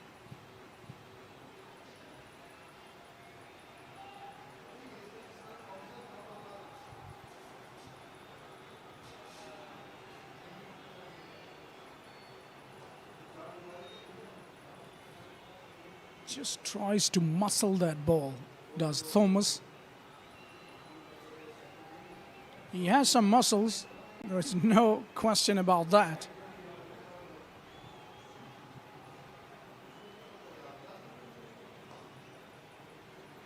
Down the ground goes Devin. And we'll look for 2. We'll get it easily in the end. Good running. Putting pressure. And now they will get an overthrow as well. It's sloppy cricket by USA. Allowing the extra runs. Couple of runs, I would say. There should have been a single. Instead, they have given away 3 runs. And 50 is raised for the West Indies as well with that 3 runs, with those 3 runs.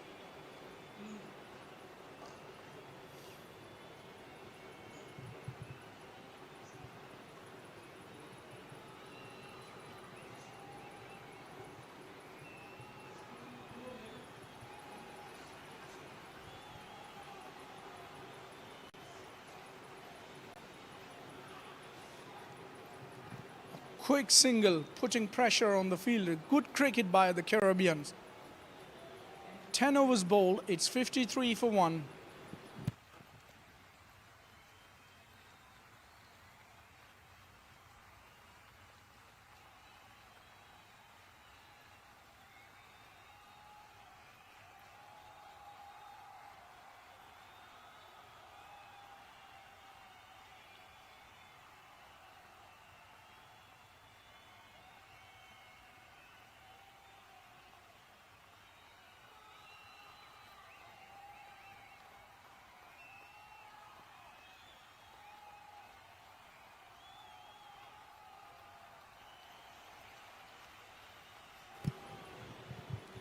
You're talking about West Indian cricket, it's tailor-made for hitting, I would say.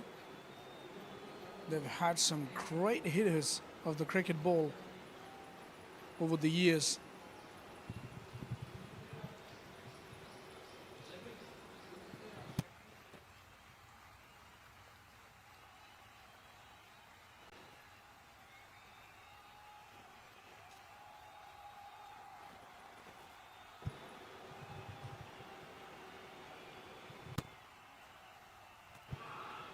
Oh, another bowling change has been made. Now, I wonder if that was a chance.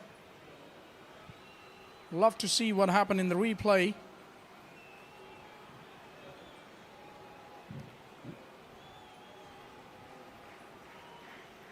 Oh, that was a play and a miss. Stumping opportunity goes bagging. can't afford this miss, really, USA.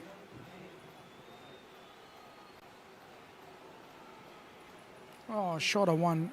Apologies, it was a big wide. Might have just slipped out of his hands. Arfan is the new bowler. It's not going to be that easy.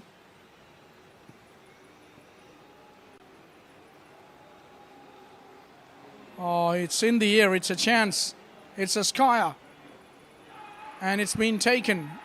And I think it's Thomas who perishes after looking good. He just selects a wrong delivery to hit on the onside. Probably would have been better going through mid-off, because that was a leg break, a genuine leg break. He went across the line against the turn, never easy, skied it up, and an easy catch take.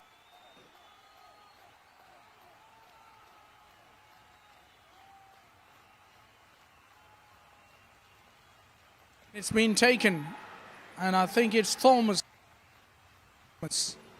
Made 27. Looked good for his 27, but he's gone now.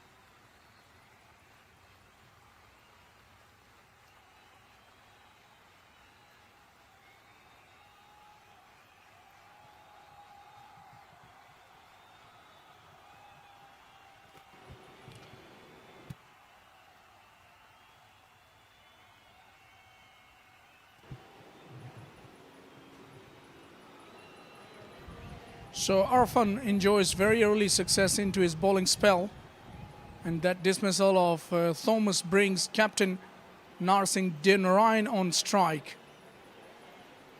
He comes to the middle, the left-hander. Very experienced campaigner, played for the West Indies as well in a couple of ODI. National cricketer, recognized cricketer. Narsingh Dinarayan, very talented cricketer.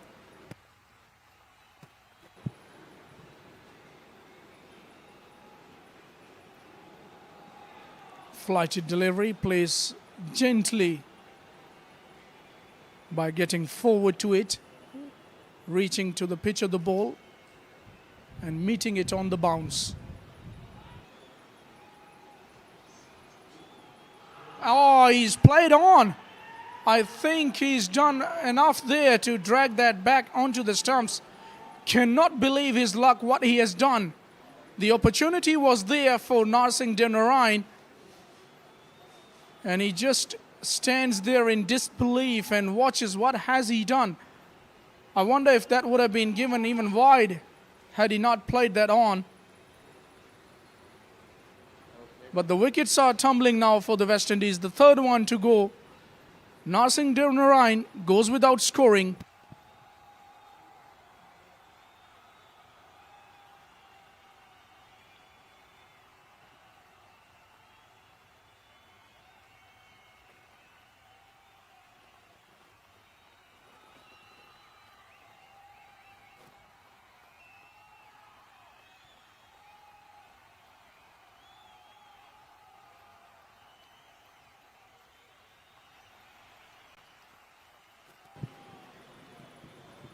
Well, one of the unfortunate ways to get out, that was Thomas. First, went across the line,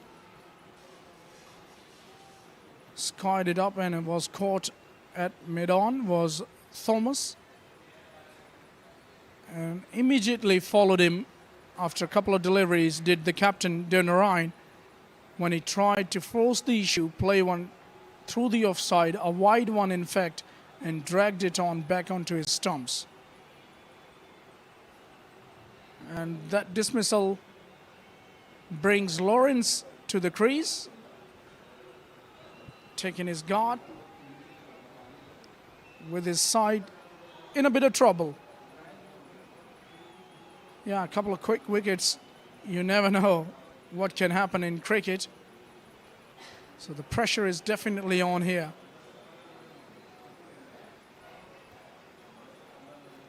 Off the back foot this time, down to back foot a point, plays the ball nicely.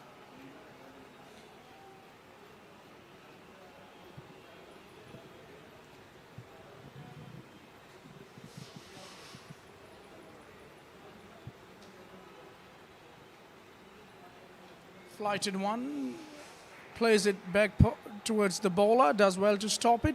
So double blow in that over, double wicket. He enjoyed double success, and that's the end of that over. It's 11 overs done, 55 for 3 now.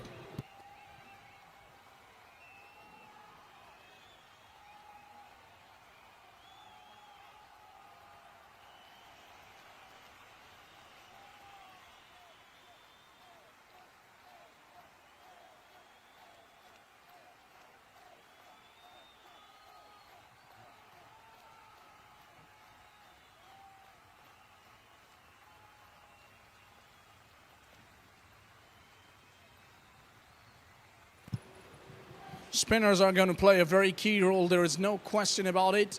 As we saw in the first innings, Mahindra Nagamoto picking 6 wickets for the West Indies.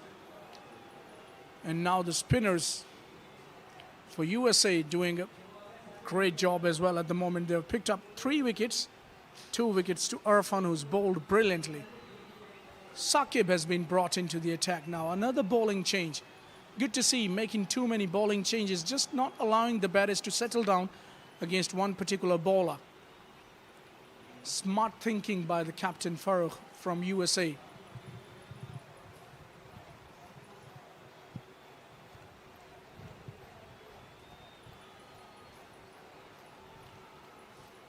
bowls his leg spinners, does Saqib.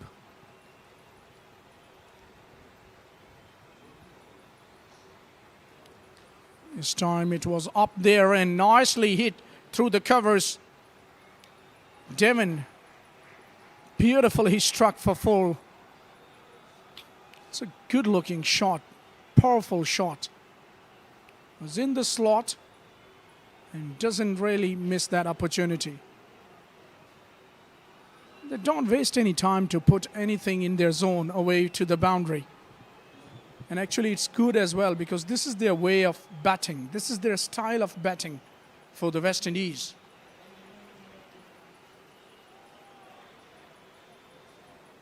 A little too wide for the temptation on that occasion. But certainly we have seen these batters are always ready to take the charge to the bowling whenever they see the opportunity.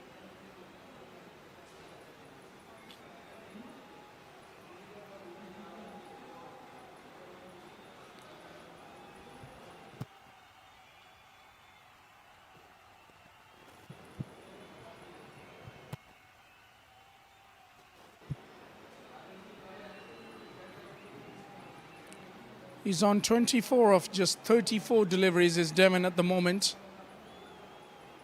Lawrence has just joined him, yet to get off the mark.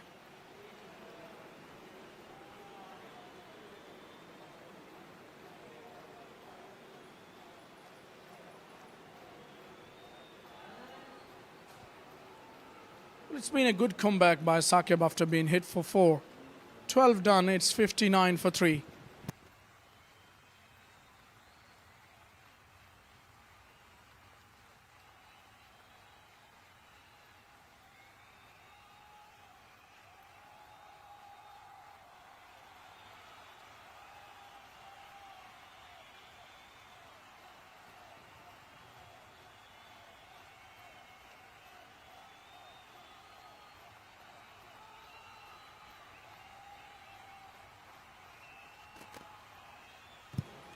It's good to see that they didn't have enough runs on the board, have USA, but still they're making a match of it. Flighty delivery, made it into a full toss and threaded through the covers. That will go across the fence for 4. It's nicely executed drive by Lawrence. A little too full, made it into a full toss by getting to the pitch of the ball and nicely picked his spot there, left-hander. Look at that again. Nicely in the gap.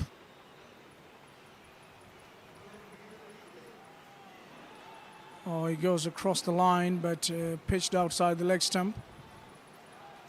Well, they're not afraid to take their chances. This is what I've seen from the West Indian batting display so far. And it's been good in a way as well, because they don't have to chase that many runs. And in between, if they keep on getting these boundaries, the pressure is definitely released.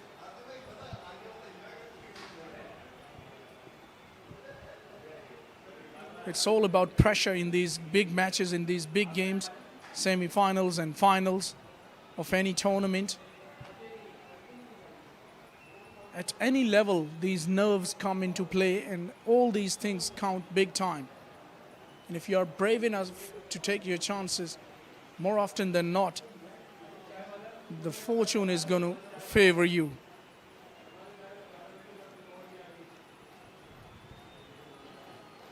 Flighted one, chipped in the air, just manages to clear that fielder at mid-wicket and gets it into the boundary. So a couple of boundaries in this over. It seems to be very productive for the West Indies.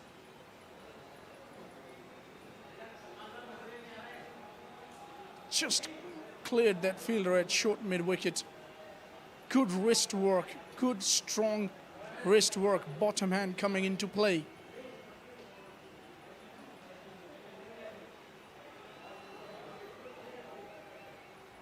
Takes the run of the offside on that occasion.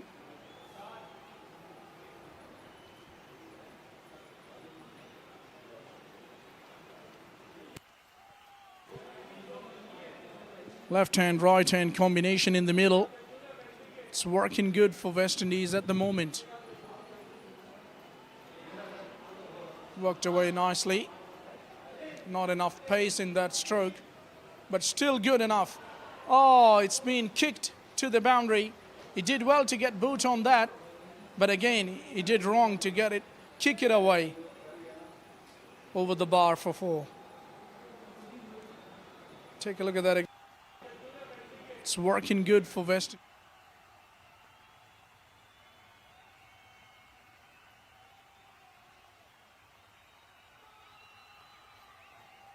Enough. Oh, it's been playing a bit of football there. Using the pace of the bowler on that occasion was the batter Lawrence. And the football skills going against the favour.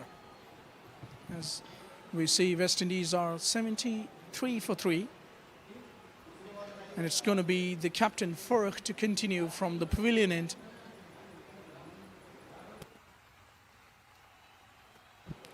Now this partnership is looking very dangerous if you are a USA fan.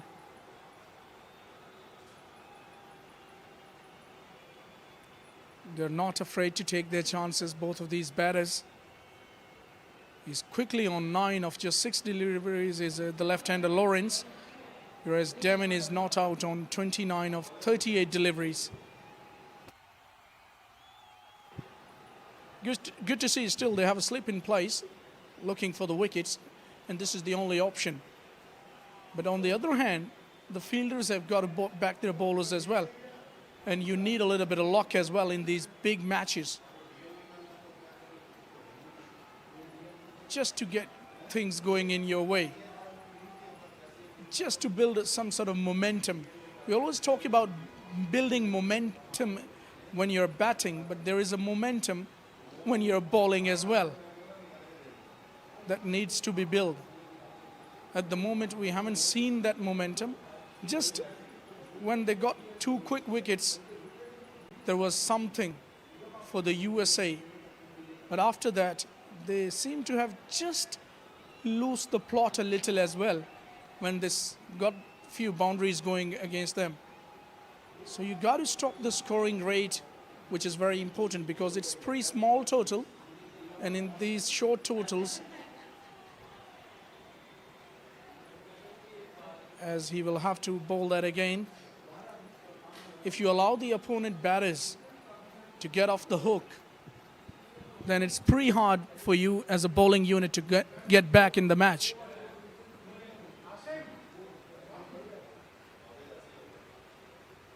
So there will be a dot only wide of that over. Nicely bowled, Farooq. 74 for 3 after 14.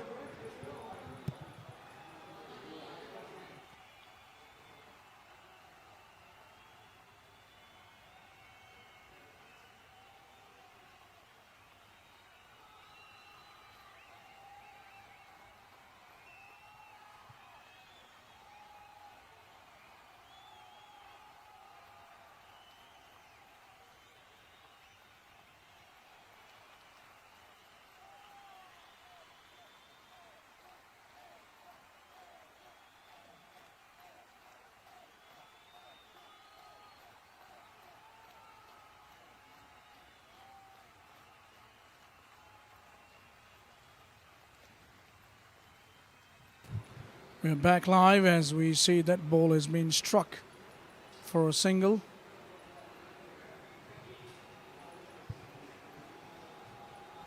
Saqib is continuing his bowling. It's going to be Devin on strike. He's played well throughout this tournament, has Devin. He's got a couple of good starts.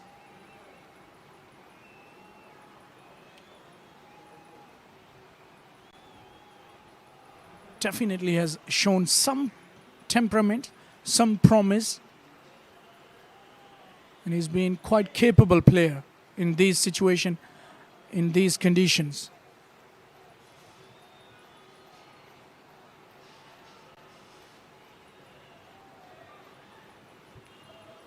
Knocking around in the gap, looking for single. Always, you have to be busy when you're playing against the spinners.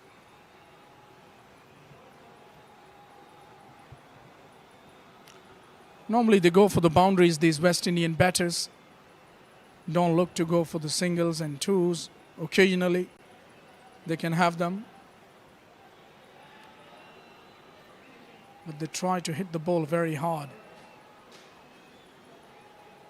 And when they succeed in that, they get in few boundaries and release all the pressure which is exerted by the opposition. That is one plus point in their batting. No matter at which level of cricket they're playing, these West Indians, they have this natural instinct of going after the bowling. By nature, very aggressive, very attacking batters.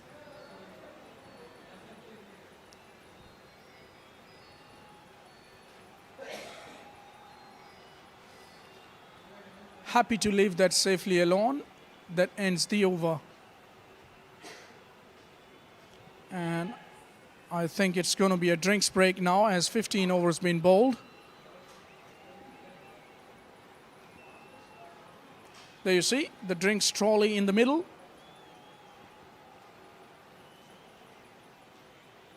NBP drinks trolley is being called in. So we'll come back to you after the drinks break from the commentary box.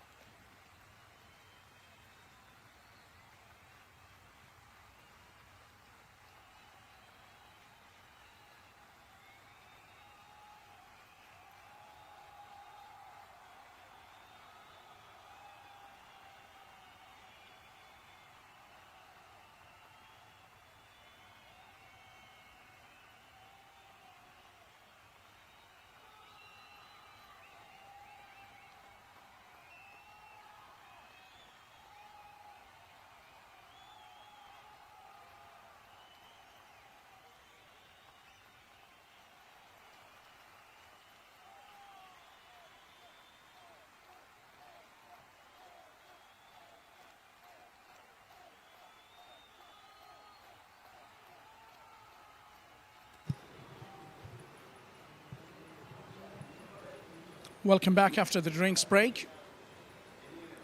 As we see, it's going to be Lawrence ready to face against Farouk.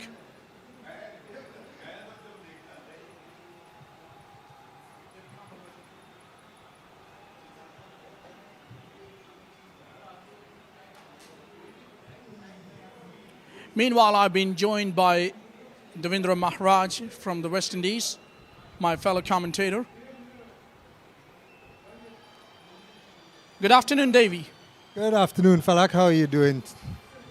I'm doing great. Things seems to be going rather easy, I would say, at the moment. Well, I wouldn't say easy. West Indies 77 for 3, losing 3 quick wickets there unnecessarily. This was an easy single also there on the call, but not sure why the batsmen are hesitating. Yeah, you're right, because we haven't seen any extravagant sort of purchase from the surface. It's been pretty normal. It's playing with its nature, according to its nature, I should say. But the unforced errors made by the West Indian batters have got themselves into a position where they are 3 down and just making a target which was supposed to be not that tough, just a little bit of more tough than it should have been. I agree. We have a saying in the Caribbean, rush of blood to the head. And I think that is what has caused the 2 batsmen, both Clements being misstumped and Thomas getting caught as he chipped to play that ball. It was a bit slower as we talked about in the innings of USA. When you bowl slow on this wicket, the batsmen have to create power behind the shot to get it over the infield and so on. And that's easily played there by Farnham for a single to mid-on. And it's quite easy. I mean, the target is a small one, 146, 147. All they need to do is work the ball around, 6 runs and over. They get an odd boundary, and within 25 overs, the game should be finished. Well, one thing which really has surprised me, Davey, is that the captain's wicket, you can associate those sort of strokes with people like Babwa and Thomas, who like to get on with it, a bit of bashers. But he was a different sort of character. And to execute that sort of stroke and the ball, I wonder if that would have been called wide had he not got back to that one. He did well to drag that onto the stumps. I don't know what was going through his mind. Well, I wish we could ask him up here to find out. But I'm sure he would look at me in dismay and be like, don't ask him to say anything. So, West Indies are 80 for 3. Farouk has just bowled, has completed his 4th over, 0 for 17. We have Lawrence, who's on 13, facing 12 balls, and Devon, who is on 31 of 49 deliveries.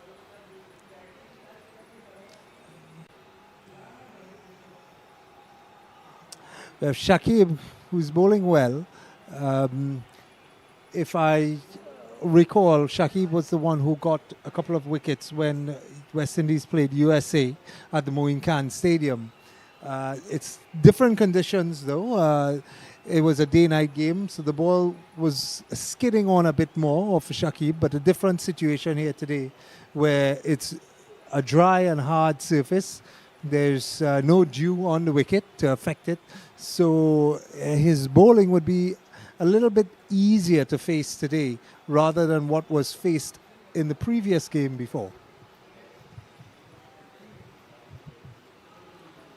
Well, I get the feeling the style of play that somebody like Lawrence has, he seems to be a bit of basher. Now, there was a little bit of hesitation, but they complete 2 runs quite easily in the end. There shouldn't be any problem in taking those 2 runs. So I was talking about Lawrence. Our viewers would love to know that what kind of player he has been in the past. By the look of him, seems to be a bit of basher.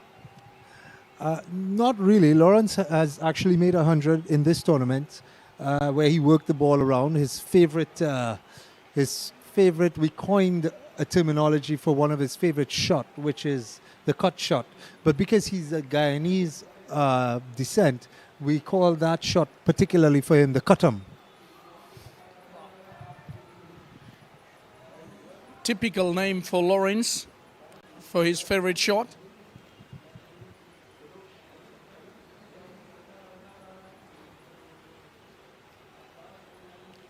Well, now I presume that spending that amount of time, almost a couple of weeks, as he goes past the outside edge there, or was there a nick? That's the end of the over. It's 82 done, 82 made of 17 overs with the loss of 3 wickets, West Indies. So, I was asking you, Davey, that spending that much time now, a couple of weeks, there shouldn't be a problem when it comes to the getting accustomed to the conditions and the injury problems and the climatizing. What's about that? What's the news from the dressing room? Well, at some point in time during the tournament, everybody had a niggle. Everybody had some issues getting accustomed with the heat, exhaustion, and so on. But coming to the back end of the tournament, as you said, most of the guys, or if not all of the guys, are climatized already to the conditions that are here. So, that's a lovely shot played by Devon. So it should be fairly easy for these guys to be out there in these conditions now. Yeah, of course, spending a couple of weeks here in Pakistan should be rather comfortable now as compared to the first few days. It's a good diving stop. Now they're putting their 100%, giving their 100%, because it's a big game, it's a semi-final, and you can only do one thing, you can give your 100% to make a match of it. It hasn't been a bad performance by USA at all, I would say. It's been a good performance, regardless of the result. Well, again, they're bowling within their strengths, and that is all you can do at this point in time. I don't think that USA has a great set of backup bowlers to come in after Farouk and Shakib. I think these two would bowl a fair amount of overs in the next, I would say, 10 overs. So let's see what happens. And once we can go through this period, rotating the strike, as we see Farnham playing his traditional cut-arm shot as he gets a boundary for it. This is where he's made majority of his runs in Pakistan. Let's see what happens. And once these guys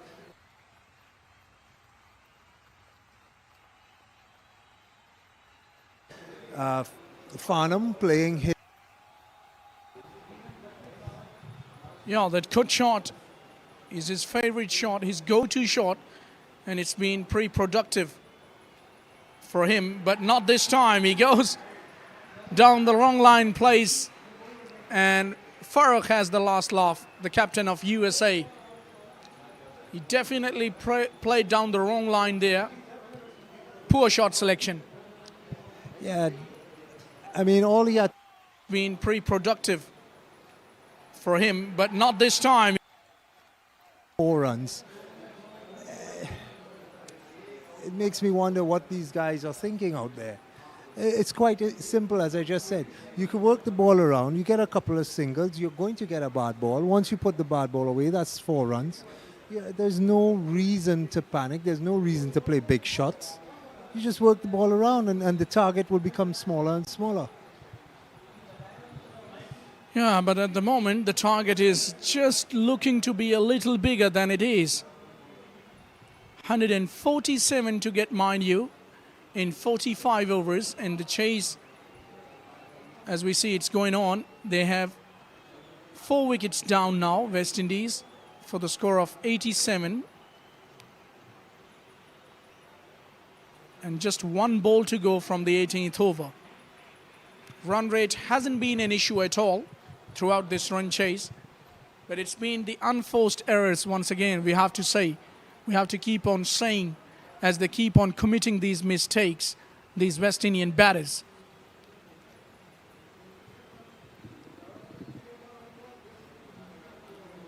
So that brings Sanjeev Guljar to the crease.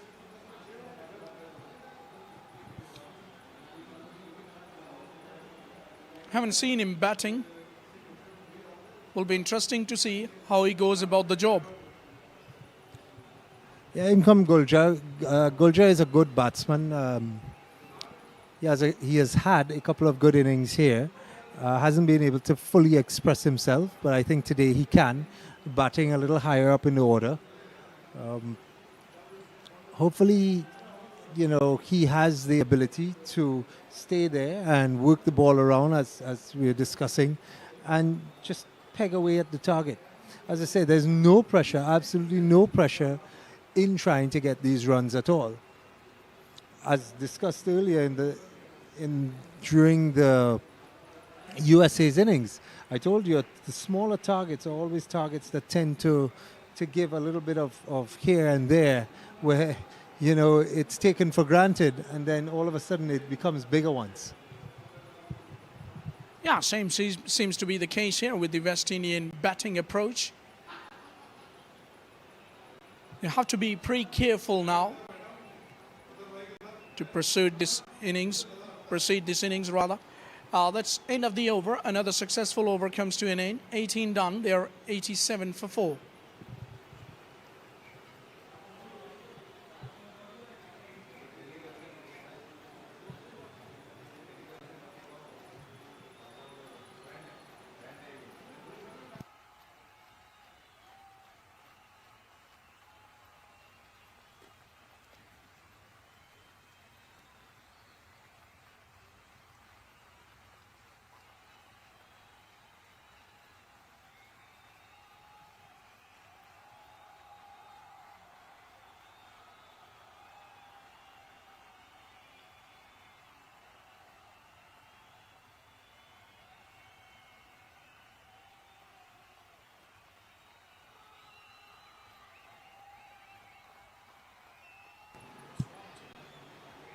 Side on angle there.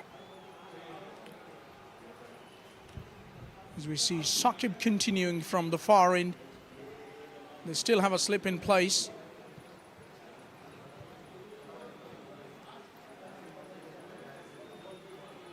Off the back foot this time, down to back with a point. And that ball is racing to the boundary. It's gone all the way. Welcome boundary for West Indies. Still the boundaries are coming. It was a tricky shot though. That ball, it could have gone two ways there. The ball was in the air, or it dropped in front of the fielder though. But, it's not shots like these that you would want these guys to play. Play the ball on the ground, and you cannot get out like that. There he goes again, trying to flick through mid-wicket, getting a leading edge to short cover. And they're playing with some fire here, Falak. Well, I wonder, in the air, it was a sort of a leading edge. Pretty lucky to survive onto that one. So much unforced errors. And the other thing here, Davey, is that they're not playing the ball late. I presume if you play the ball late on these surfaces, especially here in Pakistan, they should be familiar with the conditions now, spending that amount of time here in Pakistan. They should be able to allow the ball to come to them and then just try to play it at the last minute. Not like that. It is missing leg stump. Umpire doesn't agree with the bowler. But you have to be very careful as a batter. You got to give yourself more time, because it's not that tougher total. It's not that sort of target which is going to test your skills, and you have to play out of your skills or do something out of the box to reach this total. You got to just deal in simple manner, I would say. Agreed, 100%. The wickets in Pakistan have been excellent for batting. They're flat. They do offer some level of purchase for the bowlers if you have bowlers who can turn the ball. But it's not necessary to push on the front foot. You can wait on the deliveries, half-cocked, as they say, and wait for the ball, and you can play the ball late. You can play the ball after the ball has turned and a straight bat through covers to long off and those areas. It's not necessary that the lengths that these bowlers are bowling need you be as a batsman to come on your front foot all the time. Yeah, I agree with you, but still I would say even if they play with the angular bat and play it late and the timing has got to be exquisite, I think they have got chance to score their runs wherever they want, because there are quite a few gaps available to knock the ball around, look for the singles and twos, the odd boundaries will definitely come. No need to force the issue. They've been trying to force the issue. That's why they find themselves 4 down before reaching the 3-figure mark. Well, again, not even. I mean, once you start playing with angular bats, you're opening yourself to get edges to the slips and to possibly any short feelers that are inside. And it's not, it's not necessary to play in a situation like this, because the target is not a huge target that you need to get 6, 7, 8 runs and over. It's less than 4 runs and over that is required. So just playing with a straight bat can get you the shots that are required and the runs that are required off of deliveries that are regular, everyday deliveries. Yeah, you're right. Just maneuver the ball in the gaps and don't try to unnecessarily try to hit the ball hard, you know. Just wait for the loose ball, because somewhere along the line they're going to give you boundary balls. They're not going to put every delivery in a sort of area where it's impossible to hit. So there will be some balls which you will be able to hit away. But the patience has got to be the key, which seemed to be lacking in this innings. But at the moment, this is a good little partnership developing for the West Indian. Again, you've hit the nail on the head. It's just a matter of waiting on the bad balls, rotating the strike, and making sure that the runs keep ticking over. As I said, it's not a mammoth total that needs to be scored quite heavily per over. It's a smaller total, so you can take your time. You can allow yourself to use a couple of balls and get yourself in and be able to work the balls around accordingly.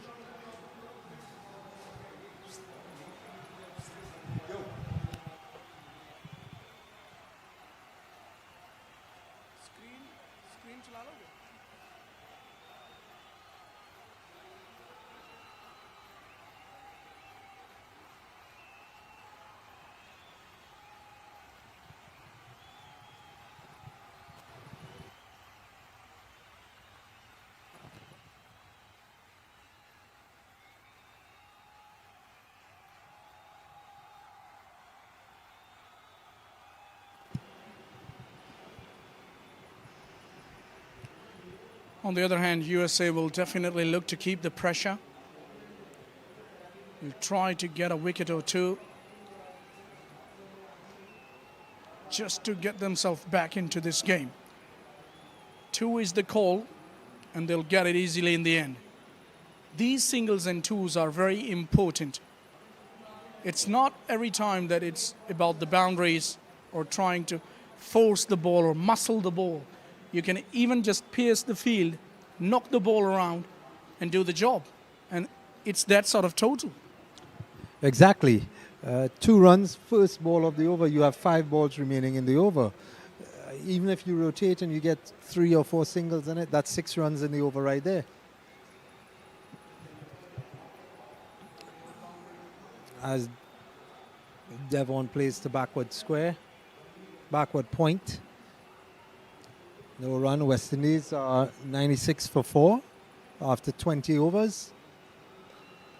And again, just simply driving along the ground to long off, easy single.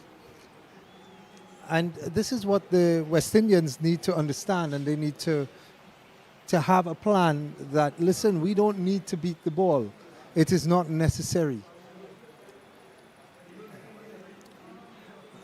As we have 2 slips now, left by Sanjeev Guljar.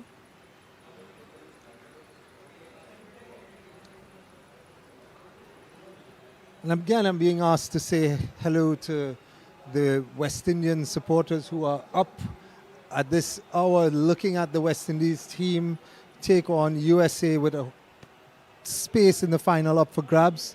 I must say hello to Anil Manik, who is, I call him my son.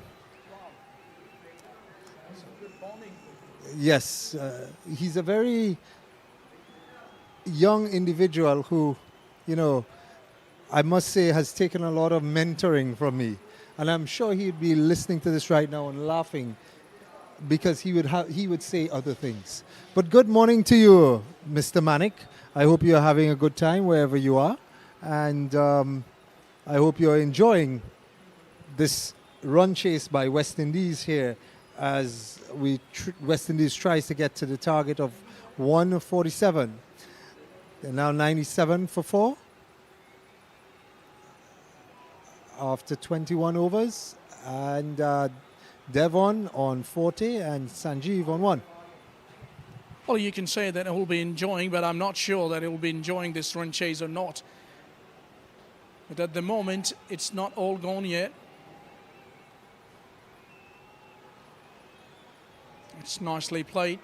You have to be patient to go about the job. It's been good bowling by USA bowlers. Must not take anything away from them. Yes, they've been provided with some easy wickets, some soft dismissals in my opinion. But still, I would say that we should give credit to them because they've kept their cool and stick to the basics and bowl to their strength. And they've fielded well as well. That's why now they're in a position, in a low-scoring game, they're up for the challenge.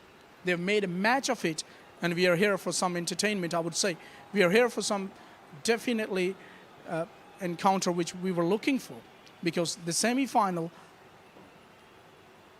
between USA and West Indies before the start of the play was expected to be a close game, because both of the sides have kept on improving by the passage of time, and USA especially, I would say, that has been the team which has surprised many. And we see another one falling here. That was a googly, that was a good delivery, and Sanjeev is the goner.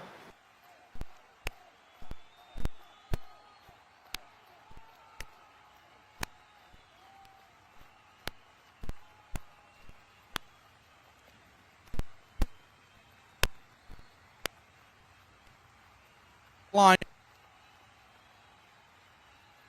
Been very by the skipper. 5th wicket down, half of the side back in the hut. And again, pushing forward to the googly, not keeping his eye on the ball or not keeping his eye on the ball out of the bowler's hand so that he is able to pick the different deliveries to him. West Indies putting themselves under pressure at 98 for 5. As we welcome in Dari Balgobin, who has scored pretty heavily. I believe he has 3 40s in the tournament so far, unable to convert to the 50s. He is a batsman that can rotate the strike, touch and play, and also be aggressive when need be.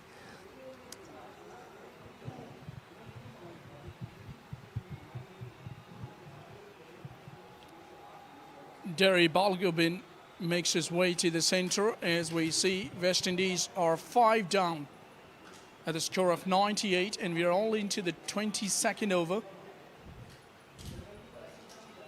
It's been a very good display of bowling by USA.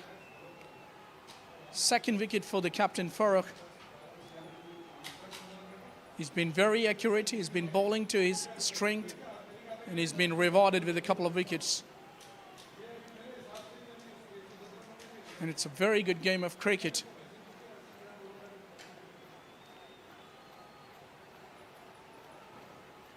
Well, looking at the stats, I get the feeling this is anybody's game from now on.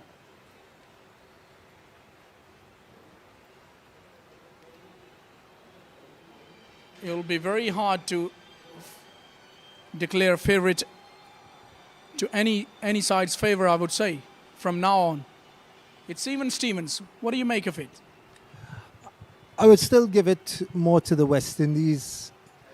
As the score, it's 98 for 5, chasing 147. So, 49 runs, 5 wickets in hand.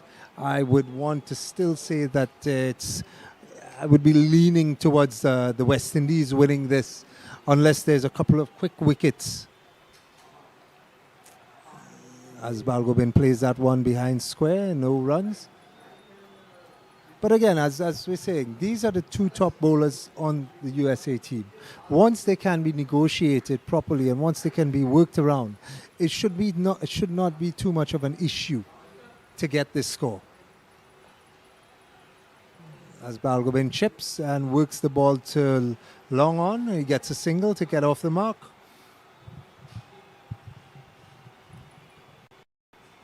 That ends the over as well. 22 done, 99 for 5.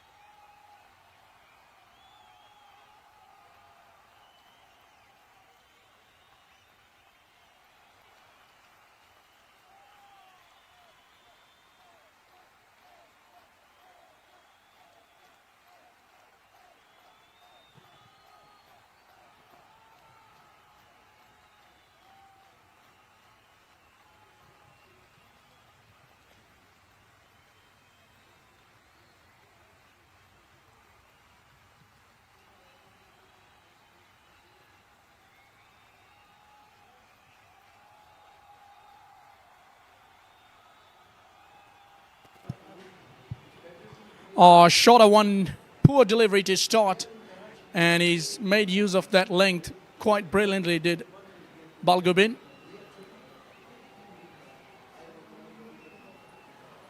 Yeah, that was a long hop and put away in style, did Balgobin.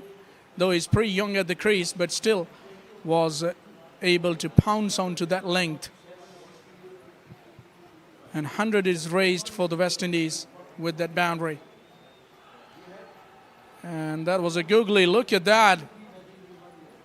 He's not happy. He thinks it was pretty close. Looked worth a shout. Maybe just have touched outside the off stump. And they're asking to the umpire, I think, if they have a benefit of a review or not. I don't think they have reviews, but they look pretty confident with that shout, the USA. Oh, look at that. That one beats everyone, may just go all the way. It does eventually. So welcome boundaries coming in this over for the West Indies. Some sort of relief.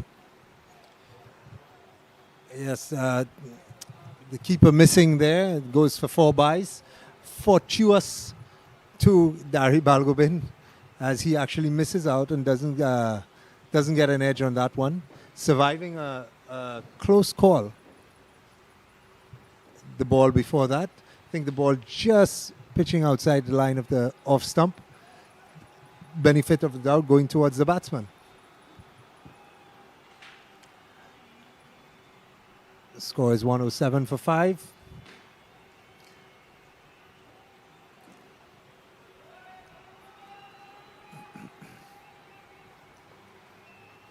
I must say that the coverage of this tournament has been exceptional.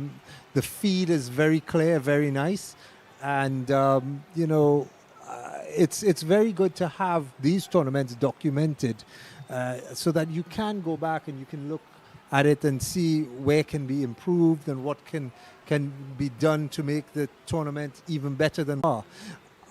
Being the inaugural tournament, it has been a massive success for Pakistan and Karachi, and definitely it can only get better from here. But from what I've seen so far, they have ticked a lot of the boxes, and I think that there's very little for Pakistan to improve. upon for the next tournament. Well, there is always a capacity for the improvement, but I entirely agree with you, Davey. Most things have been done professional ways, in professional manner, and we can just hardly take faults from whatever it's been done throughout this tournament. So we can take only positives, which has been a success story of Pakistan Veterans Cricket Association. As we see, 23 overs done, it's 107 for 5.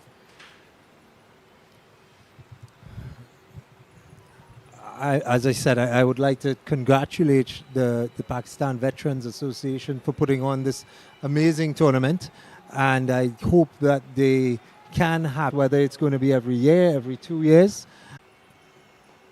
as Devon plays with a straight bat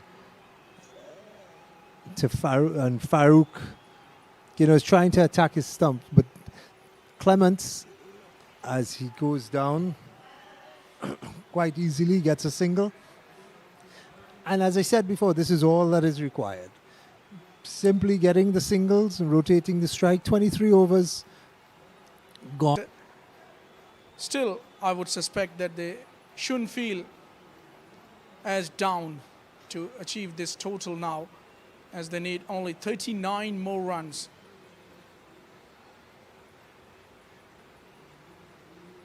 With somebody like Balgobin hitting the ball so nicely, square cover, gets a boundary. It was full there, and at the last minute, again Davey playing late, and there you see the result. Balgobin is an exceptional timer of the ball also. Let's not take that away from him. Again, as you indicated, playing late, waiting on the ball, and being able to just dispatch that through cover for 4, it definitely takes the pressure off the Windies as the run chase gets a bit smaller. And this is what I've been alluding to for the entire innings of the West Indies, is that there is no pressure, there is no need. You are going to get bad balls, and once you put those bad balls away, it's easy peasy from that point. As Farouk is leaving the field, so he finishes with figures 2 for 30 and 8. As we have Ajay now coming onto the ball, his 2 overs went for 17 runs. I think this is the point where if I were the US captain, I would not have introduced the new bowlers yet. I would have continued and tried to pressure the batsmen in the wicket as they were attacking them and not allowing them to get runs easily. So the only thing is, if Ajay can continue to add pressure to these guys, then and only then would that bowling change make sense. We should give credit to somebody like Devin, who is really restricted and has played to his potential, has been patient as well, and he's into 40s now. His innings is going to be very key if West Indies go on to win this semi-final, which is looking like at the moment, but you cannot predict in cricket. Things do happen and change in a split second, in a jiffy. That's the beauty of this game. But what it's looking like, it's going to be very important, the Devin's innings.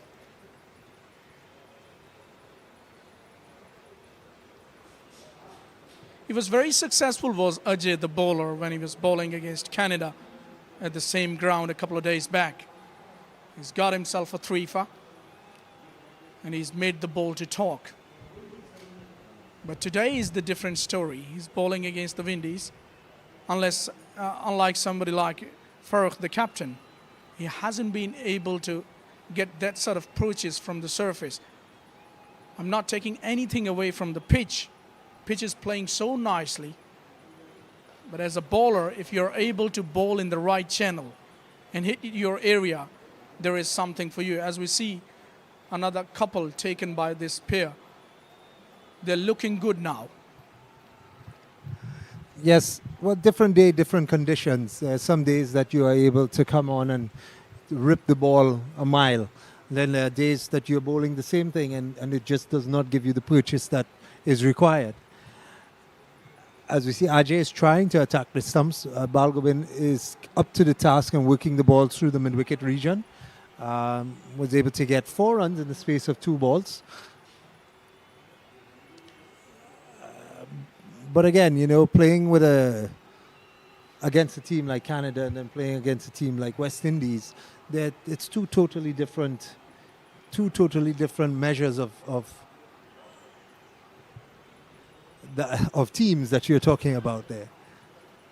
So Ajay over is completed. 25 overs finished. West Indies are 117 for 5. Devon on 43 of 65 balls and Dari on 13 of 15 deliveries. But you're right, Falak.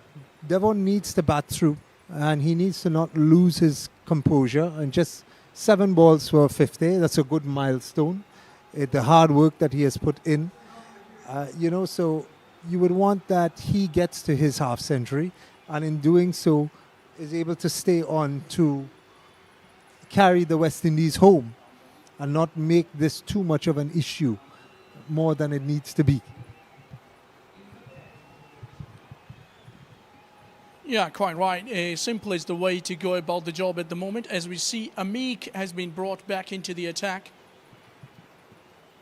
He was very good with his first spell, but I don't know why he was taken away from the attack. He's shuffled his bowlers quite regularly as the USA captain.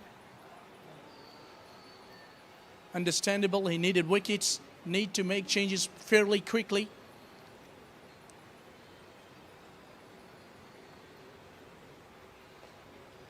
Nicely bowled, straight at one. And just holding his shape, holding his poise is Devon, which is good to see for a West Indian perspective.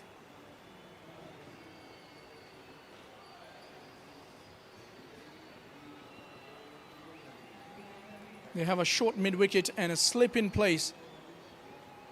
The close-in catchers.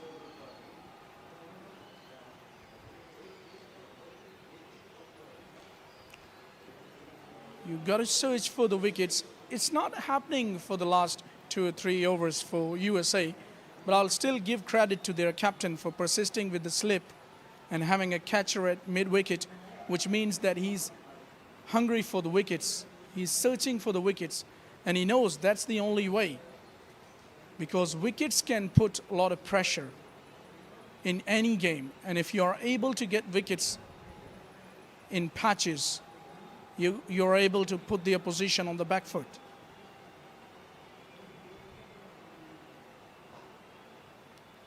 Balgobin has looked good, goes down the ground for a single. So it's a good little partnership. They should see their team home from now on, the way they're looking like. Shouldn't be any unforced errors as we have seen earlier on. Correct.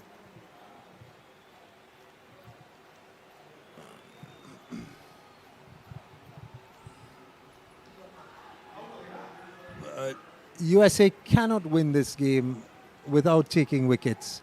The target is too small, so they need to get wickets in order to win this game. They have to bowl out West Indies in order to do it. There's no way that they can bowl 20-something overs. Yep.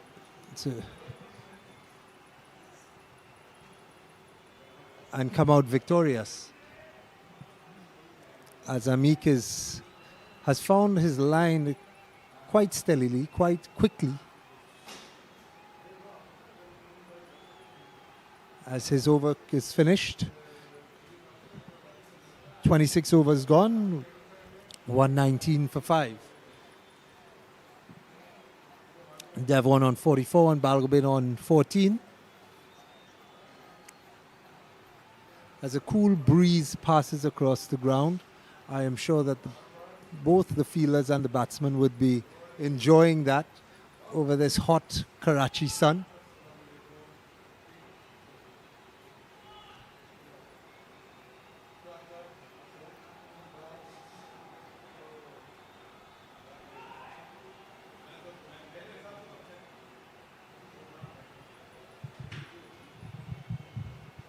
Well, having said all that, Davey, I've seen in between overs, they were having some towels coming in and they were taking their times, especially Devon. It looks as if that at some point in time he was feeling the heat. It was pretty hot out there. So this cool breeze which has started to blow across the field now is going to be a sigh of relief for the batters in the middle. For sure, for sure. As we have Ajay coming back into the attack.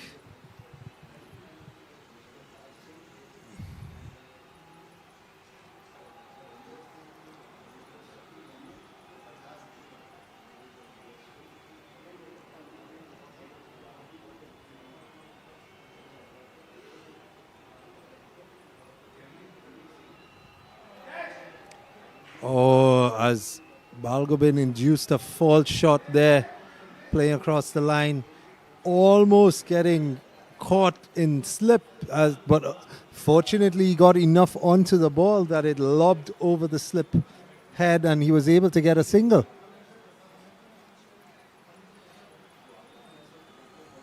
Balgobin living a charmed life there. Oh, that's a lovely single there by Clements as he pushes into the boundary. Sorry, pushes into cover there and takes a single, which brings Balgobin back on strike. The score is 121 for 5, chasing 147. Oh, as Balgobin chips that one over short cover as they get a single. Still believe he should be playing the ball on the ground. Not necessary to take risks at this stage of the game. Devon on strike. As again, he places that ball quite softly into cover. And they get some overthrows there. Thomas getting closer to his 50 mark, 47 of 72 balls, carrying the score up to 124. As this West Indies is slowly pegging away at this target. Even though there's a cool breeze blowing across the ground, Balgobin is winded as the sun is still very hot.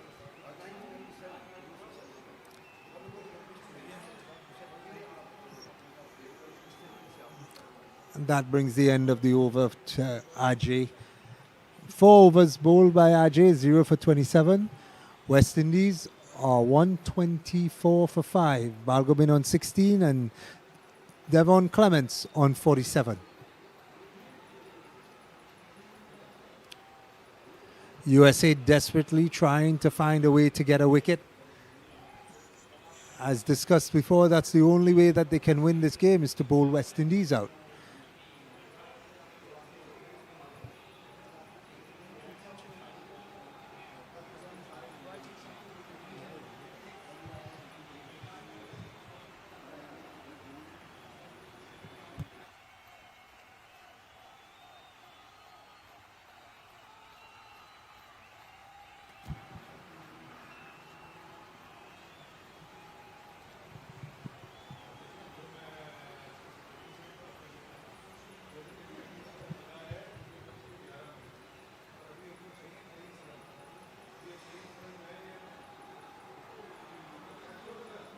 And was he dropped? The ball keeping a bit low now. Amik, this is the second delivery I see that he is bowled and it's keeping low. Balgobin edged and was dropped by the keeper. That was the wicket that they desperately needed there. Oh yes, definite edge there by Balgobin.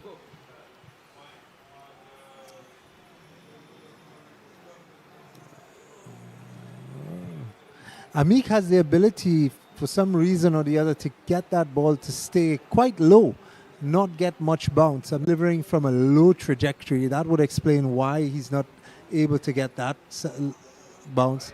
And exactly as I said, his arms are not delivering from its highest point. So hence the reason that he is not extracting any kind of bounce from the wicket. He's bowling quite quickly also. The ball is hurrying on to the bat as Balgobin plays that one down to the long on region there for a single, getting off strike. Which brings Clevon back onto the strike. He's done a lot of hard work batting number 3, getting in there at the fall of the wicket in the first over. And as we said, it's done.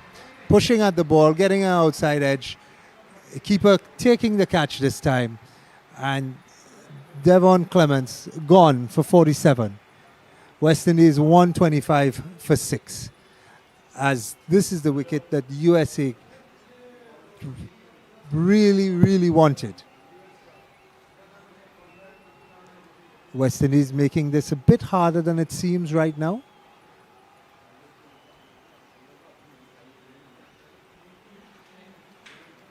As they only require 22 runs again.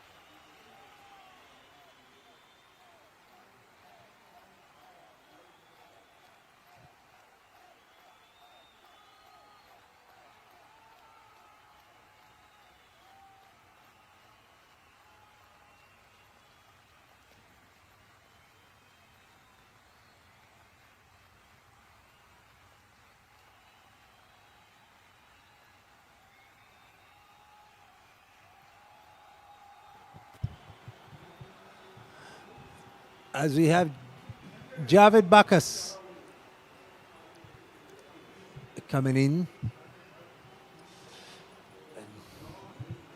Javed making a quick fire 45 or 43 deliveries in the last game that he faced. Not the type of innings that's required today.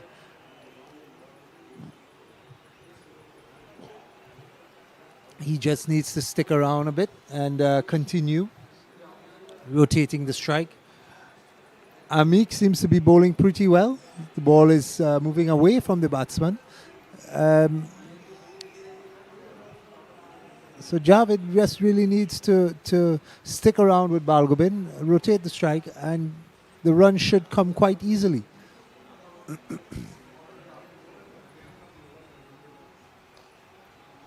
As he's on the front foot, driving immediately.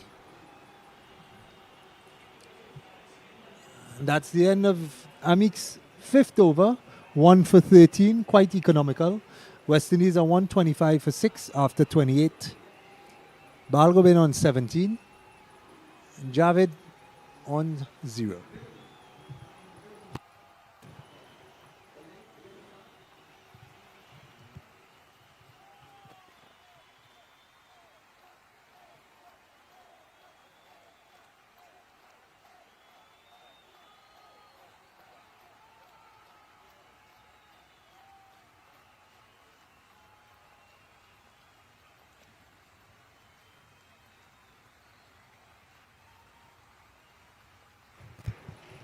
And we're back at the National Bank Stadium here in Karachi. as West Indies are 125 for 6, chasing a meager total of 147. 22 runs required in 17 overs, 6 wickets down. As we have Ajay bowling towards Dari Balgobin. As Balgobin just opens the face of his bat, and guides to the point region. No run.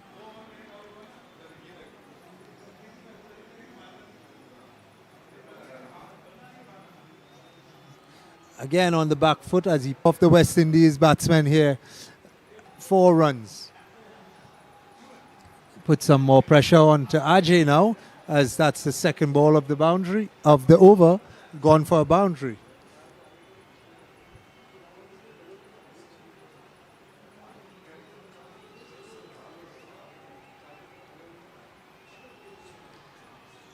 As he goes again, trying to pierce that short cover fieldsman,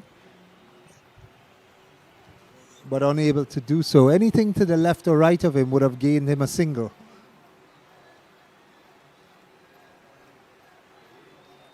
And as he goes again through cover, but this time he only gets 1 run.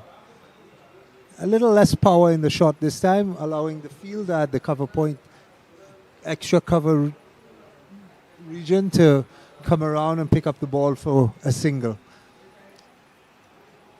As Bacchus is now on strike, facing Ajay for the first time. 5 runs in the over already. The score is 130 for 6. West Indies requires 17 runs again for victory.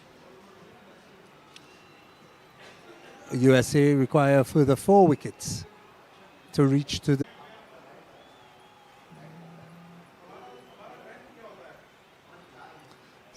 Bacchus plays quite safely there,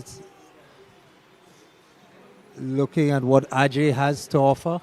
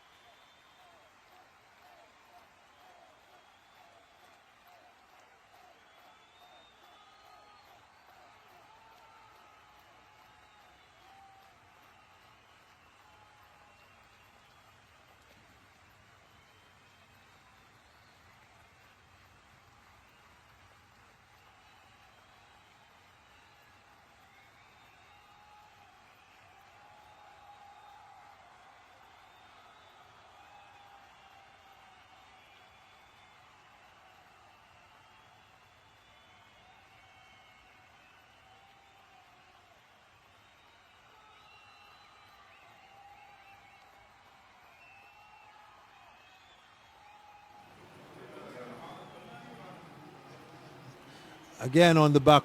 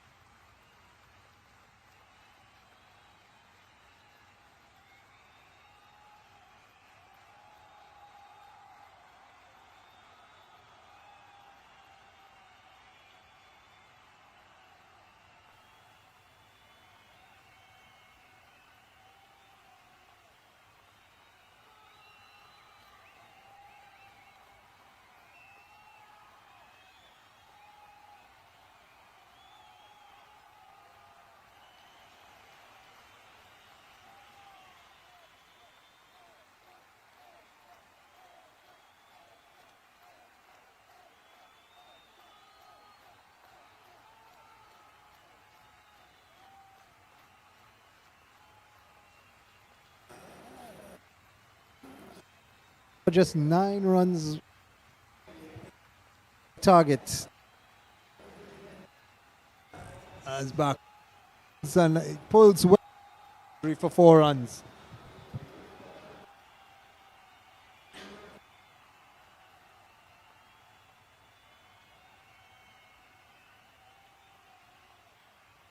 Spot to the semi-finals, slipping away from their grasp as they thought they had it.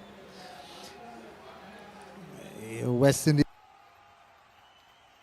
in order to overhaul this total.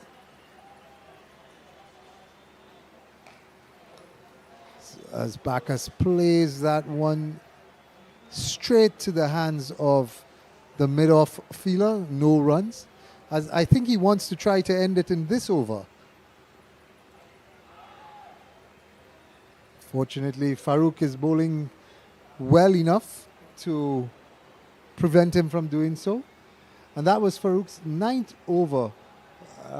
2 for 35. Excellent figures there for Farouk as he tried his best in order to stem the flow of runs of the West Indians, hoping to get a couple more wickets so that he could have led his USA side to the finals against Pakistan. Pakistan played Australia in the other semi-final. They made 400 against them. Abdul Razak, the former Test and one ODI player, making 195. As we have Saqib back on the ball. Still has 2 slips at this stage. 4 runs required for victory. As Balgobin tries to work that on the leg side, not able to get past the fielder at short square leg.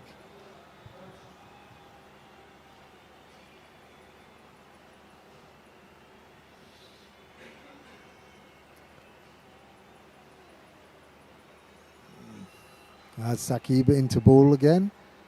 And Darius forward, playing defensively. He is not falling for anything from Saqib. He's playing it safe. He does not want to give away his wicket with 4 runs to go. As there's a change in the field, the man from short square has moved into short mid-wicket. Oh, and that one kept low. Balgobin trying to pull to mid-wicket there. The ball keeping low and missing it completely.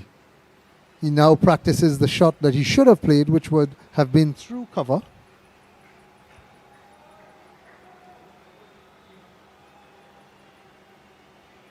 Saqib in once more. Balgobin on the front foot as they get a single quite easily to the short third man region.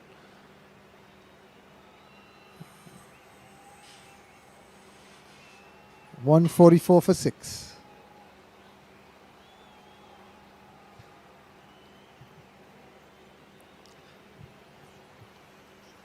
Bacchus on strike. The way he played in the last over, he seemed to have wanted to finish it there, but did not single. Score moves on to 145. 2 runs required for victory for West Indies.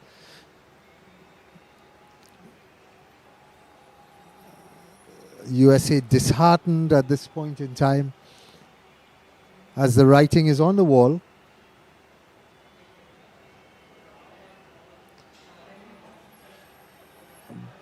Oh, Balgobin was sent LBW. As Saqib gets a wicket.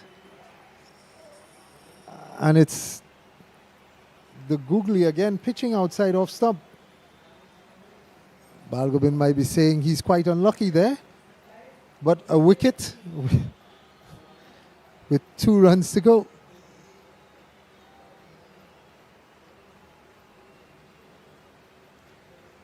Falak, what do you make of this now? I wonder if there is a twist in the tail. Oh, you never know with this cricket. Until the runs are scored, you're never sure. West Indies lost the game with 4 wickets in hand 2 runs required against South Africa, where I forgot the bowler's name. He got 4 wickets. He got a hat trick and a beaver trick, and 4 wickets, and West Indies lost. Guy, I forgot his name, but it did happen. And in swaggers in Mahindra Nagamutu, or Nagas as he's well known, with the number 360 on his back. West Indies require 2 runs for victory. Javid Bacchus on strike, who's been inside there for a couple of balls, just about 18 balls, made 10 runs.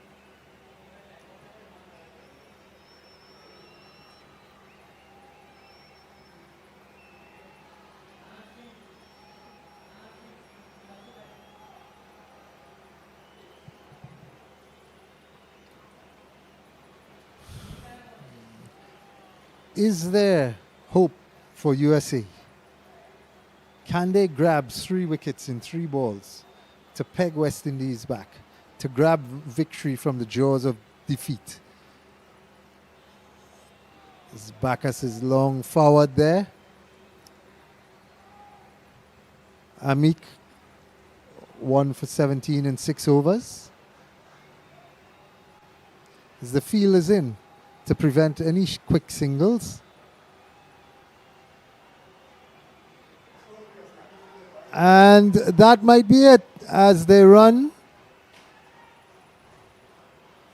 They run 2 runs. The ball's just stopping in front of the boundary rope, and West Indies claim victory as they move on to the finals against Pakistan on Monday. Yeah, that's it. In the end, finally advancing to the final, the West Indies just edging past USA in this very competitive game of cricket. It was a low-scoring game, but still, we have to get 100% for the effort to USA for making it a match. We'll join you with the presentation ceremony. Don't go anywhere.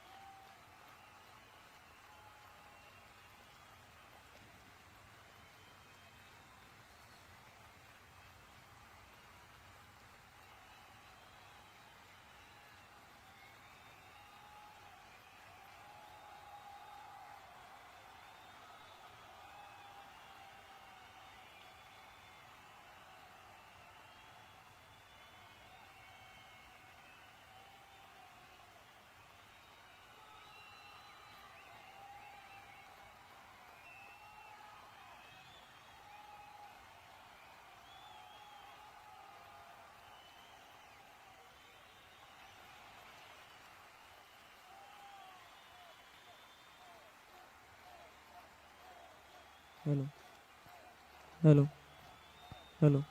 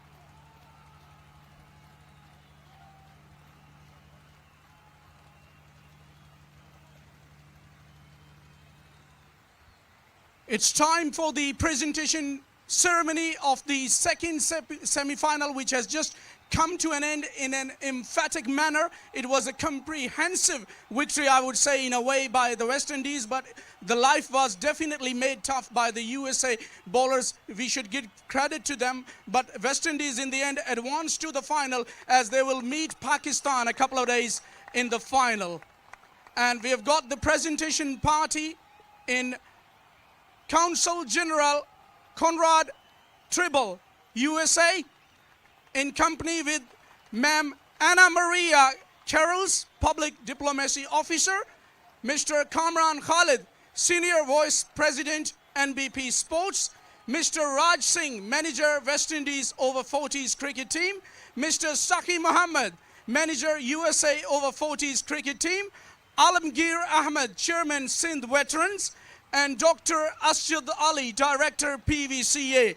Can we have the USA Captain Farooq to come forward, please, and have a few words with us? Farooq, nearly there, but the element of luck which you need in these big games was missing. Well, first of all, congratulations to West Indies team. They played very well throughout the day, so they deserve to win.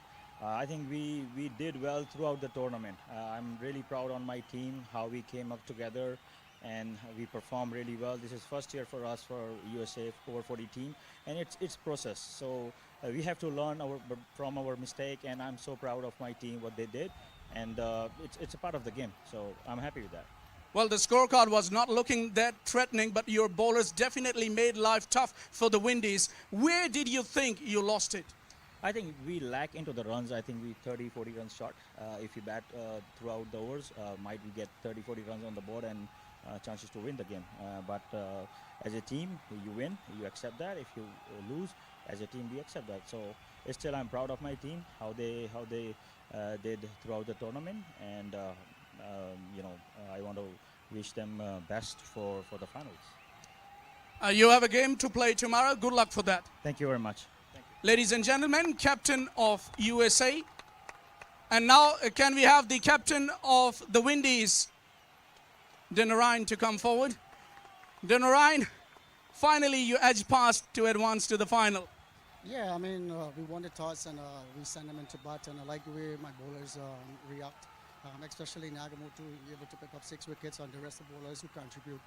Yeah, and the second half of it, credit must go to USA, the way they make me have to fight so hard to get that 147 runs. So they never, at no stage of the game, they were showing like they're giving it up. They fight all the way to the end, and well done, guys. Other than that, well played today. Batters Clemens, he played well, also Balgo, and the rest of the who contributed. All right, you have to play Pakistan in a couple of days' time in the final. They're looking pretty dangerous, don't they?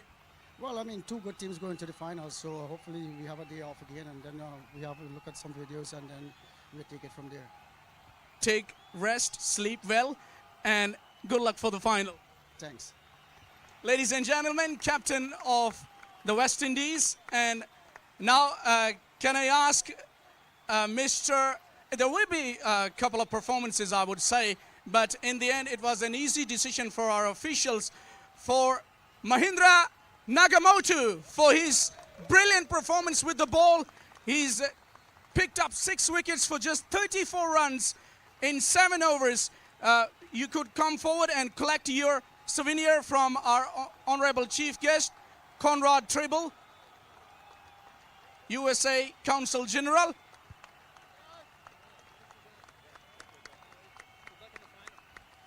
Could you come forward and have a few words? Nagamoto, it was looking brilliant, this pitch, wasn't it? Yeah, I think it's a good pitch to bat on before I see it. Like, I mean, the USA, I mean, we put the ball in the right area. I know they make a mistake. Well, I got the feeling that you were playing at home. Oh, no, I wasn't playing no cricket at all, right? I was out like for 4 months, no bowling, no batting, coming in Pakistan, have a few knocks. Keep entertaining our viewers. Good luck for the final. Thank you. Player of the match, Mahindra Nagamoto. And now we have a couple of souvenirs which will be given. The first one will be given on the behalf of PVCA to the Consul General, Conrad Tribble by Kamran Khalid, Senior Vice President, NBP Sports.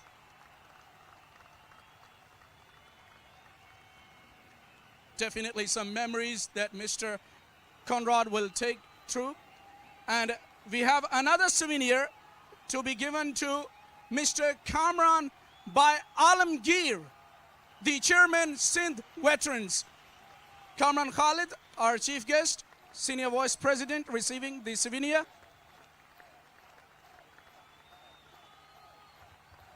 And before we conclude this ceremony, I would like to request Conrad Tribble to express his thoughts to our viewers.